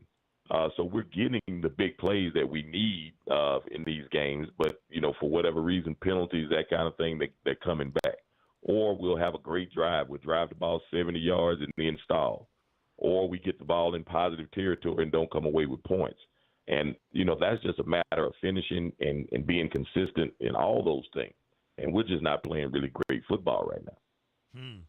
Well, you're gonna need it, obviously, on Friday night, taking on a Loyola squad that seems to be clicking on all cylinders. I mean, Parkway, North DeSoto get a lot of attention, and rightly so, for the perfection they've achieved so far this year. And Loyola is starting to kind of get that attention as well. This offense, I know we were visiting with John Simon earlier, and he said one of the things he did, he's underestimated Evangel's defensive line, and he said, and Deaumante talked about when playing Loyola, said, we underestimated, I wanted to try to go tempo with them. And he said, not going to happen when we played North DeSoto. When you look at teams like this, when you look at North DeSoto, when you look at Loyola, because those are your next two games against two of the top teams in the district, what's the thing that kind of stands out that you want your fellows to really, really concentrate on this Friday, for instance, against Loyola? Well, the thing that both of those teams, the word that comes to mind is precision. Everything they do is on timing. Everything, is done correctly. If a guy's supposed to have a block, he's got the block. It's not anything that we hadn't seen. They just do it very, very well. And Loyola has become one of the teams around here that's as good as anybody. And, our kids have to go out and play, perfect football. There's not an easy week in this district. It's gotten to that point. You've got to play every week. So this week is no different. We're in a hole, but we got to go out and play. And so that's the biggest thing we're doing is just making sure our kids just trying to build our confidence and go out and play the best we can. One of the things that I happened to be at that Loyola Bossier game last Thursday, Coach, and the thing is they give the Restovich kid a lot of time to throw the ball. That offensive line of theirs is playing really well, and they open up holes for the little Drake kid that's able to kind of carve his way through there. It feels like that they're getting their victories as good as Bryce Restovich is playing, as good as his wide receivers are. None of it's possible without that offensive line doing what they're doing. And then conversely, on the defensive side of things, Coach, they'll hit you. Man, they are very physical. Yes. How do you try to prepare your fellows for that aspect of it? That this may be, and I don't know, I'm sure Menon was pretty doggone physical. Parkway, you know a thing about those guys. They're big and physical. How do you prepare your kids to know that this is going to be – it's a battle on your hands Friday night? No doubt about it. And I think those kids understand that. They are, they're upset because they know they let one slip last week. The one thing, and I'll say this about our kids, and I've always said it, we don't have a lack of effort. Our kids are always going to be physical. We're going to hit you. We're going to do all those things. Where our issue has been mental focus and then finishing. And then when we have an opportunity, take advantage of that opportunity and not have a mental lapse or something. So that's what we battle. So our kids, is more focused than anything. Buddy, I cannot imagine, Thedrick, 14 to 17 and 18-year-old boys. I have trouble focusing, and I'm 60, I can't imagine what it's like trying to get a bunch of teenage boys to focus on the task at hand, and that's why I have so much respect for what you guys do and how you're able to get them to dress out and show up and get on a bus together at the same time is fascinating to me. And so I am always thrilled when we get to visit with you guys, Thedrick, because of what y'all mean and the communities that you stand for and what you do with these young fellas, help them grow and carve out memories. They're going to have – that's the thing about it. Win or lose, these Woodlawn Knights, these Loyola Flyers, these Bossier Bearcats are going to have so many wonderful memories of being with their buddies on these Thursdays and Friday nights and practices they'll never forget. And the things that makes them even sweeter is when you get to have some success. And so here's the success for your fellas this Friday night and all the Friday nights that come out there, man. I hope your boys play their butts off and play as hard as they can and let the chips fall where they may, right, Thedrick? Well, we appreciate it, and that's what we're expecting. You betcha, man. Good to talk to you, and our best to your family as well, Thedrick. Yes, sir. You too. One of these days, Raj. Well, yeah, we got to get him commercial. But one of these days, we get dinner, by the boys' dinner on Fridays for Friday Football Frenzy. Yeah, you need to do that. If I could see Hardette, she makes catfish on Fridays. His Thedrick's sister Hardette's one of the top chefs in the entire country, much less the city. Yeah, her catfish is so good, but I think she serves it like until 3:00 on Friday. and I can't really pick up catfish at 3 o'clock and bring it out here at 6 o'clock because I'll eat it all. Oh. You know? So I got to see if maybe Hardeck can maybe do like just 3 catfish dinners that I can pick up at like 5:30. May put a 3-lock box on it. Yeah, something like that. And you don't get the key until no. you get here. Because as talented and wonderful as Thedrick is, he might have to take a back seat to Hardeck as far as family, as far as the ultimate skill test there. Yeah. He's something else, man. Quick once question. Again, did you ever play a Thursday night game in never, high school? Never. Me either. No. Okay, thank you. Mondays and Fridays. Man. B games and varsity. Yes. Okay, I was just wondering. I said, man, am I just the only freak? No, here? and come to find out, Bossier Northwood was moved to Friday, and then to Thursday, and then we've been told that they're back to Friday. So who knows? Thanks to Skent-N-Dent Appliances and Furniture for the Coaches Conversations. They are awesome. Thanks to our friends over at Morris Dewett Injury Lawyers for our Morris Dewett Injury Lawyers Player of the Week nominees and winner. Caleb Williams, quarterback for Parkway, is this week's winner. Thanks to Spell Brothers Lumber for Tech Tuesday and our Lay in the Lumber Award winner. The Horton kid over at Loyola is our Lay in the Lumber Award winner. Thanks to Goodwill Industries of North Louisiana for being our unsung heroes in our community. Skent-N-Dent, Cormier Family Dentistry, Bo Harris Wealth Management, Spell Brothers Lumber, Chop Shop, Alsco, Honey Baked Ham, Academ, Sports World, Bailey's Jewelers, Landers Dodge, Chrysler Jeep Ram, Brewer Home Center, Mud Bugs Hockey, Bugs are home this weekend, Live Oak Environmental, liveoakenv.com, Bowman Asphalt, Ryan Bowman, Mr. Big, Chevy Land, the #1 Chevy dealer in the area, GBT, the great banking team, Walk On Sports Bistro, Ken Chapin Toyota, Fuzzy's Taco Shop, $2.50 tacos today, $3.50 premium tacos, River City's Lighting. Thank you so much, Chasing Aces, Trivia Night with Chica tonight, Daiquiri Express, Morris Dewett Injury Lawyers, Rejuvenate Medical, Porters Cleaners. Thank you so much for your support. Officer Payne, rest in peace. Thomas of Valley Bash 1284, rest in peace. Casey Havoc, rest in peace. Roger, what are you doing? Sub Bobber Tuesday! The previous program was paid for by Tim Fletcher. KWKH and K277DO.